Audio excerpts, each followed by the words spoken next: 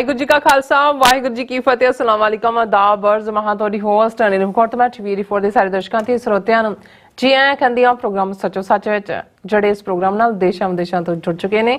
Khalsa affair centre ਦੇ ਸੰਚਾਲਕ doctor Amarjit Singh ਰੂਸਾਨੀ ਤਰ੍ਹਾਂ ਸਟੂਡੀਓ ਵਿੱਚ ਮੇਰੇ ਨਾਲ ਸ਼ਾਮਲ ਨੇ। ਉਹਨਾਂ ਨਾਲ ਗੱਲਬਾਤ ਕਰਕੇ ਅੱਜ ਦੇ ਆਮ ਇਸ਼ੂਜ਼ ਉੱਪਰ ਉਹਨਾਂ ਤੋਂ ਉਹਨਾਂ ਦਾ ਤਬਸਰਾ ਜਾਣਦੇ ਹਾਂ।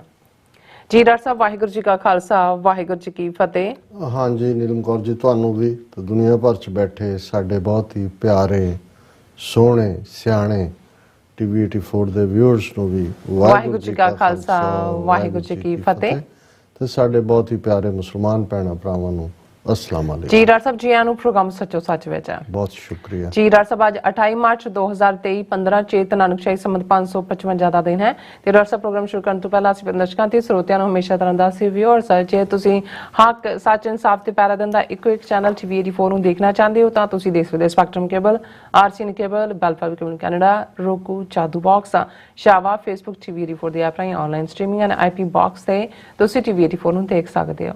ਵਿਊਅਰਸ ਜੇ ਤੁਸੀਂ ਟੀਵੀ 84 ਨਾਲ ਜਾਂ ਪ੍ਰੋਗਰਾਮ ਸੱਚੋ ਸੱਚ ਨਾਲ ਫੇਸਬੁੱਕ ਰਾਹੀਂ ਜੁੜੇ ਤਾਂ ਇਸ ਨੂੰ ਵੱਧ ਲਾਈਕ ਕਰੋ ਤੇ ਸ਼ੇਅਰ ਕਰੋ ਅਤੇ ਨਾਲ ਹੀ YouTube ਤੇ ਸਬਸਕ੍ਰਾਈਬ ਵੀ ਕਰੋ।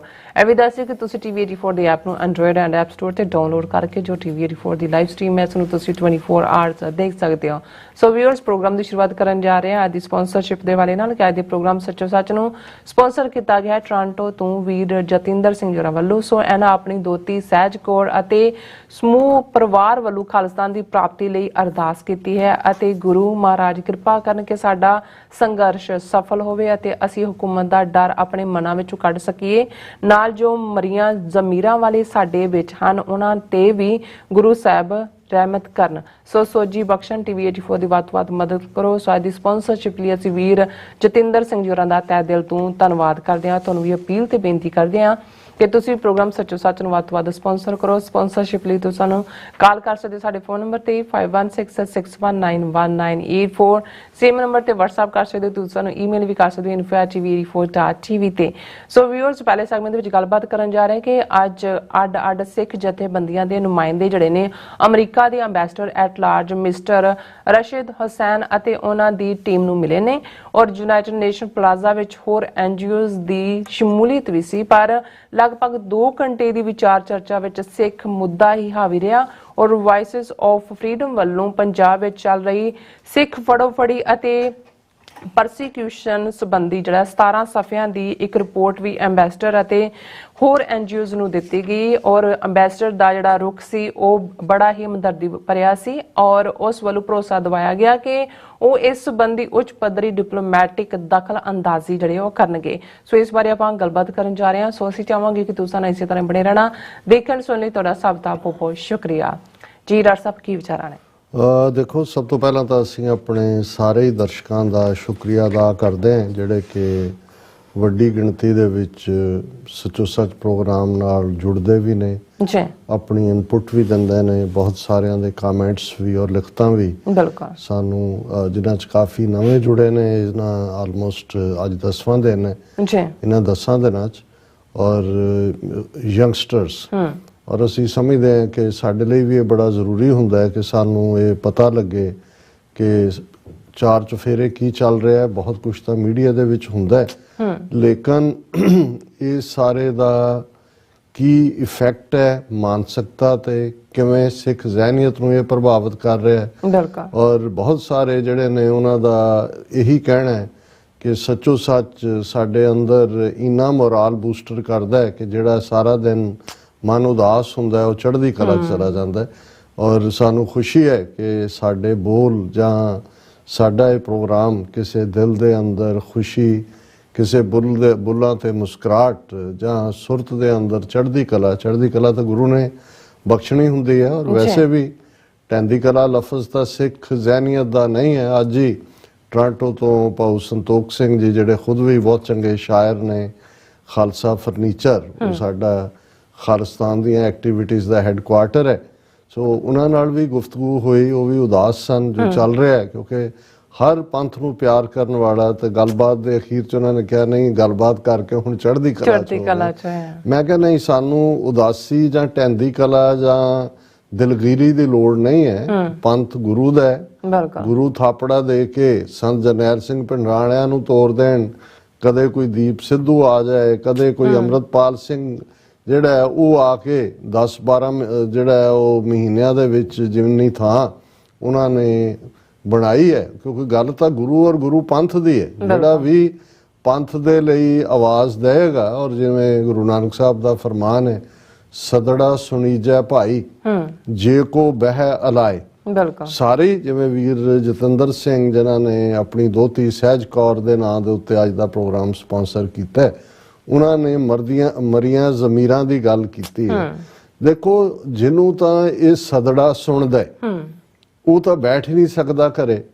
ਜਾਗਦੀ ਜ਼ਮੀਰ ਹਰ ਇੱਕ ਦੀ ਹੋਣੀ ਵੀ ਨਹੀਂ ਹੈ, ਕਿਉਂਕਿ ਬਹੁਤ ਸਾਰਾ ਜਦੋਂ ਗੁਰੂ ਸਾਹਿਬ ਨੇ ਇਹ ਵੀ ਯਾਦ ਦਹਾਨੀ ਕਰਵਾਈ ਕਿ ਜਗ ਮੈਂ ਉੱਤਮ ਕਾਢੀਏ ਬਿਰਲੇ ਕਈ ਕੇ, ਕਿ ਜਿਹੜੇ ਉੱਤਮ ਨੇ ਉਹ ਜਾਂ ਕੋਟਨ ਮੈਂ ਨਾਨਕ ਕਹੂ ਨਾਰਾਇਣ ਜੈ ਚੀਤ, ਕਿ ਕਰੋੜਾਂ ਦੇ ਵਿੱਚ ਕੋਈ ਹੁੰਦਾ ਜਿਹਨੂੰ ਰੱਬ ਭੁੱਲਦਾ ਨਹੀਂ ਹੈ, ਰੱਬ ਯਾਦ ਹੁੰਦਾ ਹੈ। ਔਰ ਉੱਤਮ ਕੈਟਾਗਰੀ ਦੇ ਵਿੱਚ ਉੱਤਮ ਉਹੀ ਹੈ ਜਿਹਨੂੰ ਦੁਨਿਆਵੀ ਕੋਈ ਮੋਹ ਦੀ ਪਕੜ ਨਹੀਂ ਹੈ, ਕੋਈ ਹੋਰ ਉਸ ਦਾ ਜਿਹੜਾ ਉਹ ਮਕਸਦ ਨਹੀਂ ਹੈ, ਜਾਂ ਲੋਭ ਨਹੀਂ ਹੈ, ਜਾਂ ਉਸ ਦਾ ਕੋਈ ਹੋਰ ਗਰਜ਼ ਨਹੀਂ ਜੁੜੀ ਹੋਈ। ਉਹ ਸਿਰਫ ਤੇ ਸਿਰਫ ਨਿਸ਼ਕਾਮਤਾ ਨਾਲ ਸੱਚ ਹੱਕ ਇਨਸਾਫ ਦੇ ਰਸਤੇ ਤੇ ਤੁਰਦਾ।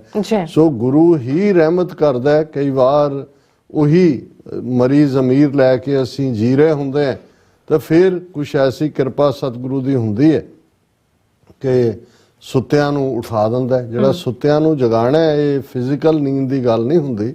ਜਦੋਂ ਬਾਰ-ਬਾਰ ਕਬੀਰ ਸਾਹਿਬ ਜਾਂ ਦੂਸਰੇ ਭਗਤ ਜਨਾਂ ਦੀ ਬਾਣੀ 'ਚ ਕਿ ਤੂੰ ਗਾਫਲ ਹੈ, ਤੂੰ ਕਿਉਂ ਸੁੱਤਾ ਹੈ, ਤੂੰ ਜਾਗ। ਹੁਣ ਇਹ ਜਾਗਣ ਦੀ ਗੱਲ ਨੀਂਦ 'ਚੋਂ ਜਾਗਣ ਦੀ ਨਹੀਂ ਹੈ ਜਿਹੜੀ ਦੁਨਿਆਵੀ ਨੀਂਦ ਹੈ, ਇਹ ਉਸ ਅੰਦਰੂਨੀ ਮਰੀ ਜ਼ਮੀਰ ਨੂੰ ਜਗਾਉਣ ਦੀ ਹੈ। ਔਰ ਅਸੀਂ ਸਮਝਦੇ ਹਾਂ ਕਿ ਸਤਿਗੁਰੂ ਦੀ ਰਹਿਮਤ ਦੇ ਨਾਲ ਜਿਸ ਦੇ ਸਿਰ ਤੇ ਗੁਰੂ ਹੱਥ ਰੱਖਣ ਉਸ ਤੋਂ ਸੇਵਾ ਲੈ ਲੈਂਦੇ ਨੇ। ਔਰ ਇਹ ਗੁਰੂ ਕਲਗੀਧਰ ਪਾਤਸ਼ਾਹ ਦਾ ਪੰਥ ਹੈ। ਇਹ ਉਹ ਇਸ ਬਾਗ ਦੇ ਮਾਲੀ ਨੇ। ਅਸੀਂ ਜਦੋਂ ਸ਼ਾਇਰਾਂ ਦੀ ਜ਼ਬਾਨ ਦੇਖਦੇ ਹਾਂ ਤਾਂ ਉਹ ਬਾਗਵਾਨ ਜਿਹੜੇ ਨੇ ਮਾਲੀ ਨੇ। ਔਰ ਗੁਰੂ ਸਾਹਿਬ ਦਾ ਤਾਂ ਆਪਣਾ ਫਰਮਾਨ ਹੈ, ਪੰਥ ਖਾਲਸਾ ਖੇਤੀ ਮੇਰੀ ਹਉ ਸੰਭਾਲ ਕਰੋ ਤਿਸ ਕੇਰੀ, ਕਿ ਮੇਰੀ ਖੇਤੀ ਹੈ, ਮੇਰਾ ਆਪਣਾ ਪੰਥ ਹੈ, ਮੇਰਾ ਲਾਡਲਾ ਪੰਥ ਹੈ। ਔਰ ਜਿਵੇਂ ਪੰਥ ਪ੍ਰਕਾਸ਼ ਦੀਆਂ ਤੁਕਾਂ ਅਸੀਂ ਦੁਹਰਾਈਆਂ ਸੀ ਕਿ ਗੁਰੂ ਸਾਹਿਬ ਲਾੜ ਦੇ ਵਿੱਚ ਪੰਥ ਨੂੰ ਧੰਨ ਖਾਲਸਾ, ਧੰਨ ਪੁੱਤਰ, ਧੰਨ ਪੰਥ ਕਹਿ ਰਹੇ ਨੇ।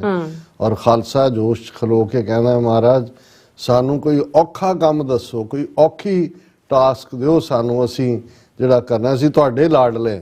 ਹੁਣ ਇਵੇਂ ਹੀ ਹੈ ਇਹ ਰਿਸ਼ਤਾ। ਸੋ ਮੈਂ ਸਮਝਦਾ ਹਾਂ ਵੀ ਅਸੀਂ ਘੱਲੂਘਾਰਿਆਂ ਦੇ ਇਤਿਹਾਸ ਦੇ ਜੋ ਵਾਰਸ ਹੈ, ਅਸੀਂ ਉਹਨਾਂ ਹਾਲਾਤਾਂ 'ਚ ਵੀ ਨਿਕਲੇ ਜਦੋਂ ਪੰਜਾਬ 'ਚ ਮਹੀਨਿਆਂ ਬੱਧੀ ਜਿਹੜਾ ਹੈ ਉਹ ਢੰਡੋਰੇ ਸ਼ਹਿਰਾਂ ਦੇ ਵਿੱਚ ਵੱਡਿਆਂ 'ਚ ਦਿੱਤੇ ਜਾਂਦੇ ਸੀ ਕਿ ਭਾਈ ਸਿੱਖ ਮੁਕਾ ਦਿੱਤੇ ਨੇ, ਔਰ ਕੋਈ ਜਿਹੜੀ ਹੈ ਉਹਨਾਂ ਦਾ ਨਾਮੋ ਨਿਸ਼ਾਨ ਨਹੀਂ ਸੀ। ਉਹਨਾਂ ਜ਼ਮਾਨਿਆਂ 'ਚ ਹੀ ਬਾਬਾ ਬੋਤਾ ਸਿੰਘ, ਬਾਬਾ ਗਰਜਾ ਸਿੰਘ ਨਿਕਲੇ। ਉਹਨਾਂ ਜ਼ਮਾਨਿਆਂ 'ਚ ਹੀ ਕੋਈ ਕੱਲਾ ਕਾਰਾ ਕਿਤੇ ਰਾਹ ਜਾਂਦਾ ਵੀ ਜਦੋਂ ਉਸ ਨੂੰ ਲੱਗਦਾ ਸੀ ਕਿ ਭਾਈ ਨਹੀਂ ਮੇਰੇ ਲਈ ਜੇ ਮੱਸਾ ਰੰਗੜ ਆ ਕੇ ਬੈਠਾ ਜਾਂ ਦੂਜਾ, ਉਹਨਾਂ ਨੂੰ ਇਹੀ ਸੀ ਕਿ ਭਾਈ ਹੁਣ ਇੱਥੇ ਸਾਨੂੰ ਕਿਹਦੀ ਪਰਵਾਹ ਹੈ, ਕੌਣ ਹੈ ਸਾਨੂੰ ਜਿਹੜਾ ਚੈਲੰਜ ਕਰ ਸਕਦਾ। ਤੇ ਫਿਰ ਉਹ ਸੈਂਕੜਿਆਂ ਮੀਲਾਂ ਤੋਂ ਸੁੱਖਾ ਸਿੰਘ, ਮਤਾਬ ਸਿੰਘ ਆ ਜਾਂਦੇ ਨੇ, ਖੰਡਾ ਖੜਕਾਉਂਦੇ ਨੇ ਔਰ ਦੱਸਦੇ ਨੇ ਕਿ ਭਾਈ ਇਸ ਗੁਰੂ ਦੇ ਸਿੱਖ ਜਿਉਂਦੇ ਨੇ। ਸੋ ਮੈਂ ਸਮਝਦਾ ਵੀ ਇਹ ਤਾਂ ਕਿਹਦੇ ਪਾਣੀ ਹਾਰ ਨੇ ਜਿਨ੍ਹਾਂ ਦੇ ਹੱਥ 'ਚ ਅੱਜ ਹਕੂਮਤ ਹੈ, ਜਿਨ੍ਹਾਂ ਨੇ 1000 ਸਾਲ ਦੀ ਗੁਲਾਮੀ 'ਚ ਜੁੱਤੀਆਂ ਖਾਧੀਆਂ ਨੇ ਚਾਰੇ ਪਾਸਿਓਂ, ਬੇਈਮਾਨੀ, ਝੂਠ, ਧੋਖਾਧੜੀ ਔਰ ਕੋਈ ਇਨਸਾਫ ਨਾਂ ਦੀ ਚੀਜ਼ ਜਿਨ੍ਹਾਂ ਦੇ ਨੇੜੇ ਤੇੜੇ ਨਹੀਂ ਹੈ, ਝੂਠ ਦੇ ਉੱਤੇ ਮਬਨੀ ਇਹਨਾਂ ਦਾ ਸਾਰਾ ਕੰਮ ਹੈ। ਇਹ ਤਾਂ ਹਾਂ, ਜੇ ਕੋਈ ਸਿਸਟਮ ਸੱਚ ਤੇ ਆਧਾਰਿਤ ਹੋਏ, ਨਿਆਂ ਤੇ ਆਧਾਰਿਤ ਹੋਏ, ਉਸ ਸਿਸਟਮ ਨੂੰ ਤੋੜਨਾ ਜਾਂ ਉਸ ਸਿਸਟਮ ਨੂੰ ਡਿਸਟਰੋਏ ਕਰਨਾ ਔਖਾ ਹੁੰਦਾ ਹੈ। ਬੇਈਮਾਨ ਤਾਂ ਵੈਸੇ ਹੀ ਰੱਬ ਦੀ ਦਰਗਾਹ 'ਚ ਹੀ ਉਸ ਦੀ ਚਿੱਠੀ ਫਟੀ ਹੁੰਦੀ ਹੈ। ਬੇਈਮਾਨੀ, ਈਮਾਨ ਔਰ ਬੇਈਮਾਨ ਦੇ ਵਿੱਚ ਇਹੀ ਫਰਕ ਹੈ। ਰੱਬ ਦੇ ਲਈ ਅਸੀਂ ਜਦੋਂ ਇਮਾਨਦਾਰ ਲਫ਼ਜ਼ ਕਹਿੰਦੇ ਹਾਂ, ਔਰ ਇਹ ਵੀ ਅਸੀਂ ਕਹਿੰਦੇ ਜੀ ਸਾਡਾ ਰੱਬ ਦੇ ਉੱਤੇ ਈਮਾਨ ਹੈ, ਸੋ ਈਮਾਨ ਉੱਥੋਂ ਹੀ ਨਿਕਲਦਾ। ਸੋ ਜਿਨ੍ਹਾਂ ਦੀ ਵਿਹਾਰ 'ਚ ਬੇਈਮਾਨੀ ਹੈ, ਜਿਨ੍ਹਾਂ ਦੇ ਇਸ਼ਕ 'ਚ ਬੇਈਮਾਨੀ ਹੈ, ਇਹਨਾਂ ਦਾ ਤਾਂ ਜੋ ਬ੍ਰਾਹਮਣ ਨੇ ਬਣਾ ਦਿੱਤਾ ਉਹ ਬਣ ਗਿਆ। ਸੋ ਇਹਨਾਂ ਨੂੰ ਸਾਨੂੰ ਪਰਵਾਹ ਕਰਨ ਦੀ ਲੋੜ ਨਹੀਂ ਹੈ। ਰਾਦਰ ਇਹਨਾਂ 38-39 ਸਾਲਾਂ 'ਚ ਜੇ ਜੂਨ 84 ਤੋਂ ਅਸੀਂ ਦੇਖੀਏ ਤੇ ਖਾਲਸਾ ਸਟਰੋਂਗ ਹੋ ਕੇ ਨਿਕਲਿਆ। ਅੱਜ ਦੁਨੀਆ ਦੇ 130 ਤੋਂ ਜ਼ਿਆਦਾ ਮੁਲਕਾਂ 'ਚ ਖਾਲਸੇ ਦੇ ਝੰਡੇ ਝੂਲਦੇ ਨੇ। ਜੀ 4 ਵੱਡੇ ਮੁਲਕ ਅਮਰੀਕਾ, ਕੈਨੇਡਾ, ਆਸਟ੍ਰੇਲੀਆ, ਯੂਕੇ ਇਸ ਵੇਲੇ ਸਿੱਖ ਤਾਕਤ ਦਾ ਇਸ ਕਦਰ ਜਿਹੜਾ ਗੜ ਬਣੇ ਹੋਏ ਨੇ ਕਿ ਭਾਰਤੀ ਹਕੂਮਤ ਉਹਨਾਂ ਦੇ ਸਫੀਰਾਂ ਨੂੰ, ਉਹਨਾਂ ਦੇ ਐਂਬੈਸਡਰਸ ਨੂੰ, ਇਨਵਾਇਜ਼ ਨੂੰ ਸੱਦ ਕੇ ਪ੍ਰੋਟੈਸਟ ਕਰ ਰਹੀ ਹੈ। ਔਰ ਪਿਛਲੇ 10 ਦਿਨਾਂ 'ਚ ਜਿਸ ਕਿਸਮ ਦਾ ਪ੍ਰੋਟੈਸਟ ਦਾ ਸਿਲਸਿਲਾ ਦੁਨੀਆ ਭਰ ਦੇ ਵਿੱਚ ਆਪ ਮੁਹਾਰੇ ਨੌਜਵਾਨਾਂ ਦੇ ਰਾਹੀਂ ਹੈ, ਤੁਸੀਂ ਜਿਨ੍ਹਾਂ ਥਾਵਾਂ ਤੇ ਪ੍ਰੋਟੈਸਟ ਹੋ ਰਹੇ ਨੇ, ਈਵਨ ਮੈਂ ਵੀ 35-40 ਸਾਲ ਇੱਥੇ ਇੱਕ ਐਕਟਿਵਿਸਟ ਹੋਣ ਦੇ ਨਾਤੇ ਵੀ ਮੈਨੂੰ ਨਹੀਂ ਸੀ ਕਿ ਵੀ ਇੱਥੇ ਵੀ ਕੋਈ ਖਲੋ ਸਕਦਾ ਨੇ। ਸੋ ਸਾਨੂੰ ਪਰਵਾਹ ਕਰਨ ਦੀ ਲੋੜ ਨਹੀਂ ਹੈ। ਬਾਕੀ ਜਿਉਂ ਗੱਲ ਅੱਗੇ ਤੁਰੇਗੀ ਅਸੀਂ ਅੱਜ ਦੇ ਪ੍ਰੋਗਰਾਮ ਦੇ ਵਿੱਚ ਵੀ ਬਾਕੀ ਇਸ਼ੂਜ਼ ਨੂੰ ਡਿਸਕਸ ਕਰਾਂਗੇ। ਪਰ ਇਸ ਤੋਂ ਪਹਿਲਾਂ ਕਿ ਇਹ ਅੱਜ ਦੀ ਜਿਹੜੀ ਬੜੀ ਇੰਪੋਰਟੈਂਟ ਮੀਟਿੰਗ ਸੀ ਉਸ ਬਾਰੇ ਮੈਂ ਜ਼ਿਕਰ ਕਰਾਂ। ਉਹਨਾਂ ਨੇ ਭਾਈ ਜਤਿੰਦਰ ਸਿੰਘ ਹੋਰਾਂ ਨੇ ਆਪਣੀ ਦੋਤੀ ਸਹਿਜ ਕੌਰ ਦਾ ਉਹਦੇ ਹੱਥ 'ਚ ਖਾਲਿਸਤਾਨ ਦੇ ਝੰਡੇ ਨੇ। ਔਰ ਜਦੋਂ ਮੈਂ ਇਹ ਕਹਿੰਦਾ ਕਿ ਭਾਈ ਸਾਡੀ ਇਹ ਖੁਸ਼ਕਿਸਮਤੀ ਹੈ ਕਿ ਅਸੀਂ ਆਪਣੇ ਪੀਰੀਅਡ ਦੇ ਵਿੱਚ ਹੀ ਤੀਸਰੀ ਜਨਰੇਸ਼ਨ ਦੇ ਹੱਥਾਂ 'ਚ ਵੀ ਝੰਡੇ ਦੇਖ ਰਹੇ ਹਾਂ, ਬਿਲਕੁਲ, ਤਾਂ ਇਸ ਗੱਲ ਦਾ ਫਖਰ ਔਰ ਮਾਣ ਵੀ ਹੁੰਦਾ। ਔਰ ਉਹ ਸਾਡੇ ਮੇਰੇ ਖਿਆਲ ਹੈ ਜੇ ਉਹਦੀ ਚਲਾ ਰਹੇ ਨੇ, ਦਿਖਾ ਰਹੇ ਦੋ ਦਿਖਾ ਅਸੀਂ ਇਸ ਨੂੰ ਗੱਲਬਾਤ ਨੂੰ ਕੰਟੀਨਿਊ ਕਰਦੇ ਹਾਂ। ਅੱਛਾ, ਅਸੀਂ ਕੱਲ ਦੇ ਪ੍ਰੋਗਰਾਮ 'ਚ ਇਹ ਦੱਸਿਆ ਸੀ ਕਿ ਕਿਵੇਂ ਅੱਜ ਇੱਕ ਸਵੇਰੇ 9 ਵਜੇ UN ਪਲਾਜ਼ਾ ਦੇ ਵਿੱਚ ਮੀਟਿੰਗ ਜਿਹਦੇ 'ਚ NGOs ਬਹੁਤ ਸਾਰੀਆਂ ਦੀ ਸ਼ਮੂਲੀਅਤ ਹੋਣੀ ਸੀ ਕੱਲ ਦੇ ਮੁਤਾਬਕ।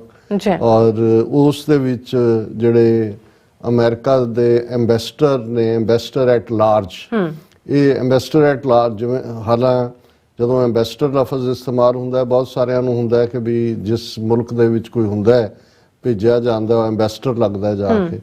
ਪਰ ਅਮਰੀਕਾ ਦੇ ਵਿੱਚ ਜਿਸ ਅਮਰੀਕਾ ਦੀਆਂ ਫਾਊਂਡੇਸ਼ਨਸ ਰਿਲੀਜੀਅਸ ਫਰੀडम ਦੇ ਉੱਤੇ ਖੜੀਆਂ ਨੇ, ਕਿਉਂਕਿ ਜਿਹੜੇ ਸਾਡੇ ਦੂਸਰੇ ਮੁਲਕਾਂ 'ਚ ਬੈਠੇ ਵੀਰ ਭੈਣਾਂ ਨੇ ਉਹਨਾਂ ਨੂੰ ਦੇ ਗਿਆਤ ਲਈ ਦੱਸਦੇ ਹੀ ਹੈ ਕਿ ਅਮਰੀਕਾ ਦੀ ਬੇਸ਼ੱਕ ਅਮਰੀਕਾ ਦੇ ਵਿੱਚ ਨੇਟਿਵ ਅਮਰੀਕਨਸ ਜਿਨ੍ਹਾਂ ਨੂੰ ਅੱਜ ਕਿਹਾ ਜਾਂਦਾ ਹੈ, ਪਹਿਲਾਂ ਰੈੱਡ ਇੰਡੀਅਨਸ ਕਿਹਾ ਜਾਂਦਾ ਸੀ, ਉਹ ਉਹਨਾਂ ਦੇ ਕਬੀਲੇ ਅੱਡ-ਅੱਡ, ਕੋਈ ਚੈਰੋਕੀ, ਕੋਈ ਦੂਸਰੇ ਥਾਂ ਫੈਲੇ ਹੋਏ ਸੀ। ਕੋਈ ਅਮਰੀਕਾ ਜਿਵੇਂ ਅੱਜ ਇੱਕ ਯੂਨੀਫਾਈਡ ਕੰਟਰੀ ਹੈ, ਹਾਈਵੇਜ਼ ਨੇ, ਫਰੀਵੇਜ਼, ਔਰ ਦੂਸਰਾ ਸਟੇਟਾਂ ਇਵੇਂ ਵੀ ਨਹੀਂ ਸੀ। ਇਵਨ 1776 ਤੱਕ ਵੀ 13 ਸਟੇਟਾਂ ਸੀ, ਕਾਲੋਨੀ ਸੀ, ਬ੍ਰਿਟਿਸ਼ ਵੀ ਆ ਗਏ, ਫ੍ਰੈਂਚ ਦੇ ਕਬਜ਼ੇ 'ਚ ਵੀ ਮੇਨ ਵਰਗੀਆਂ ਸਟੇਟਾਂ ਫ੍ਰੈਂਚ ਦੇ ਕੋਲ ਸੀ।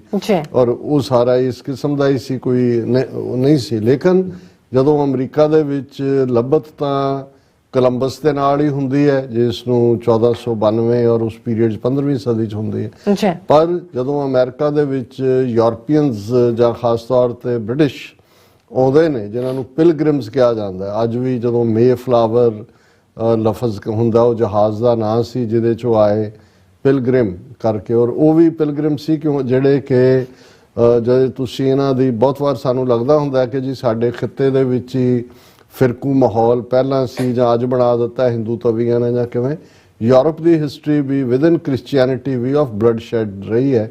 ਔਰ ਉਹਦੇ 'ਚ ਵੀ ਕੈਥੋਲਿਕ ਵਰਸਸ ਪ੍ਰੋਟੈਸਟੈਂਟ ਔਰ ਫਿਰ ਅੱਡ-ਅੱਡ ਜਿਹੜੀਆਂ ਇਹਨਾਂ ਦੀਆਂ ਡਿਨੋਮੀਨੇਸ਼ਨਸ ਨੇ। ਯੂਕੇ ਦੇ ਵਿੱਚ ਤਾਂ ਇੱਕ ਜਿਹੜੀ ਉਹਨਾਂ ਦੀ ਕੁਈਨ ਜਿਹਨੂੰ ਬਲੱਡੀ ਮੈਰੀ ਕਹਿੰਦੇ ਨੇ, ਜਿਸ ਦਾ ਨਾਂ ਹੀ, ਉਹਦੇ ਬਹੁਤ ਜ਼ਿਆਦਾ ਪਰਸੀਕਿਊਸ਼ਨ ਕੀਤੀ ਉਸ ਨੇ। ਫਿਰ ਦੂਸਰਿਆਂ ਦਾ ਆਇਆ, ਬਾਅਦ ਚਰਚ ਆਫ ਇੰਗਲੈਂਡ ਬਣ ਗਿਆ। ਹੁਣ ਤਾਂ ਯੂਕੇ ਨਾ ਪ੍ਰੋਟੈਸਟੈਂਟ ਹੈ ਨਾ ਕੈਥੋਲਿਕ ਹੈ, ਉਹਨਾਂ ਦਾ ਰਾਜਾ ਜਾਂ ਰਾਣੀ ਹੁਣ ਚਾਰਲਸ ਹੈ, ਉਹੀ ਹੈਡ ਆਫ ਐਂਗਲੀਕਨ ਚਰਚ ਵੀ ਹੈ।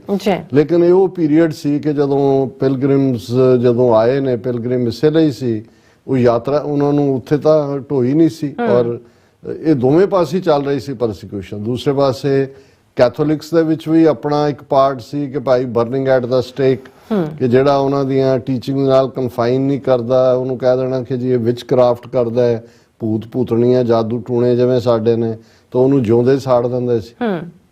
ਸੋ ਇਹ ਉੱਥੋਂ ਭੱਜ ਕੇ ਹੀ ਉਹ ਪਹਿਲਾ ਗਰੁੱਪ ਜਿਹੜਾ ਆਇਆ, ਜਿਨ੍ਹਾਂ ਨੂੰ ਪਿਲਗ੍ਰਿਮਸ ਕਿਹਾ ਜਾਂਦਾ ਹੈ, ਮੇ ਫਲਾਵਰ 'ਚ ਆਇਆ। ਅਮਰੀਕਾ ਦੇ ਨੇਟਿਵਸ ਨੇ ਉਹਨਾਂ ਨੂੰ ਵੈਲਕਮ ਕੀਤਾ, ਭੁੱਖੇ ਪਿਆਸੇ, ਉਹਨਾਂ ਨੂੰ ਆਲੂ ਖਾਣ ਨੂੰ ਦਿੱਤੇ, ਉਹਨਾਂ ਨੂੰ ਇੱਥੇ ਟਰਕੀ ਜਿਹੜਾ ਥੈਂਕਸਗਿਵਿੰਗ ਦੇ ਉੱਤੇ ਖਾਸ ਡਿਸ਼ ਹੁੰਦੀ ਹੈ ਉਹ ਹੁੰਦਾ ਸੀ ਇੱਥੋਂ ਦਾ ਮੇਨ ਬਰਡ, ਉਹ ਉਹਨਾਂ ਨੂੰ ਦਿੱਤਾ।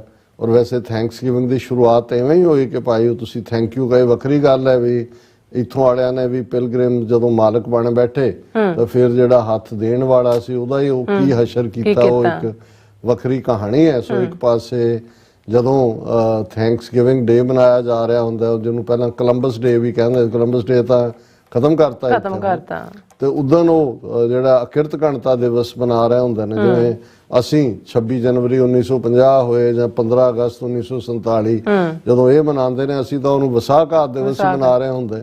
ਸੋ ਇਹ ਇਸ ਦੇ ਨਾਲ, ਲੇਕਿਨ ਇਸ ਸਭ ਚੋਂ ਇਹ ਹੋਇਆ ਵੀ ਅਮਰੀਕਾ ਆਪਣੀਆਂ ਤਕਲੀਫਾਂ ਚੋਂ ਨਿਕਲਿਆ। ਉਹਨਾਂ ਦੇ ਬ੍ਰਿਟਿਸ਼ ਜਿਹੜੀ ਹੈ ਅਸੀਂ ਪਾਰਟ ਨੂੰ ਦੇਖਦੇ ਹਾਂ ਕਿ ਵੀ 13 ਕਾਲੋਨੀਜ਼ ਨੇ ਇਕੱਠੇ ਹੋ ਕੇ, ਅਸੀਂ ਪਿਛਲੇ ਦਿਨਾਂ 'ਚ ਪੈਟਰਿਕ ਹੈਨਰੀ ਦੀ ਸਟੇਟਮੈਂਟ ਡਿਸਕਸ ਕੀਤੀ ਸੀ, ਗਿਵ ਮੀ ਲਿਬਰਟੀ ਔਰ ਗਿਵ ਮੀ ਡੈਥ, ਕਿ ਬ੍ਰਿਟਿਸ਼ ਤੋਂ ਕਿਵੇਂ ਲੈਣ ਦੇ ਲਈ ਆਜ਼ਾਦੀ 13 ਕਾਲੋਨੀਜ਼ ਇਕੱਠੀਆਂ ਹੋਈਆਂ। ਅਗਲੇ 4-5 ਸਾਲ ਅਮਰੀਕਾ, ਜਿਹਨੂੰ ਰੈਵੋਲੂਸ਼ਨਰੀ ਵਾਰ ਕਿਹਾ ਜਾਂਦਾ, ਫਿਰ ਇੱਕ ਸਦੀ ਬਾਅਦ ਲਗਭਗ 1860ਵਿਆਂ ਦੇ ਵਿੱਚ ਅਮਰੀਕਾ ਦੇ ਵਿੱਚ ਆਪਣੀ ਸਿਵਲ ਵਾਰ ਹੁੰਦੀ ਹੈ, ਜਿਹੜੀ ਸਲੇਵਰੀ ਦੇ ਇਸ਼ੂ ਤੇ ਸੀ, ਨਾਰਥ ਵਰਸਸ ਸਾਊਥ, ਉਹਦੇ 'ਚ ਵੀ ਹਜ਼ਾਰਾਂ ਲੋਕ ਮਰਦੇ ਨੇ। ਪਰ ਇੱਕ ਗੱਲ, ਜਦੋਂ ਉਸ 1776 ਦੀ ਫਰੀडम 4-5 ਸਾਲ ਚੱਲੀ ਜੰਗ ਤੋਂ ਬਾਅਦ ਅਮਰੀਕਾ ਆਜ਼ਾਦ ਹੁੰਦਾ ਹੈ ਔਰ ਆਲਮੋਸਟ 10-11 ਸਾਲ ਬਾਅਦ ਉਹਦਾ ਕਨਸਟੀਟਿਊਸ਼ਨ ਫਾਈਨਲ ਹੁੰਦਾ ਹੈ, ਤੇ ਇੱਕ ਗੱਲ ਬੜੀ ਕਲੀਅਰ ਸੀ ਔਰ ਅਸੀਂ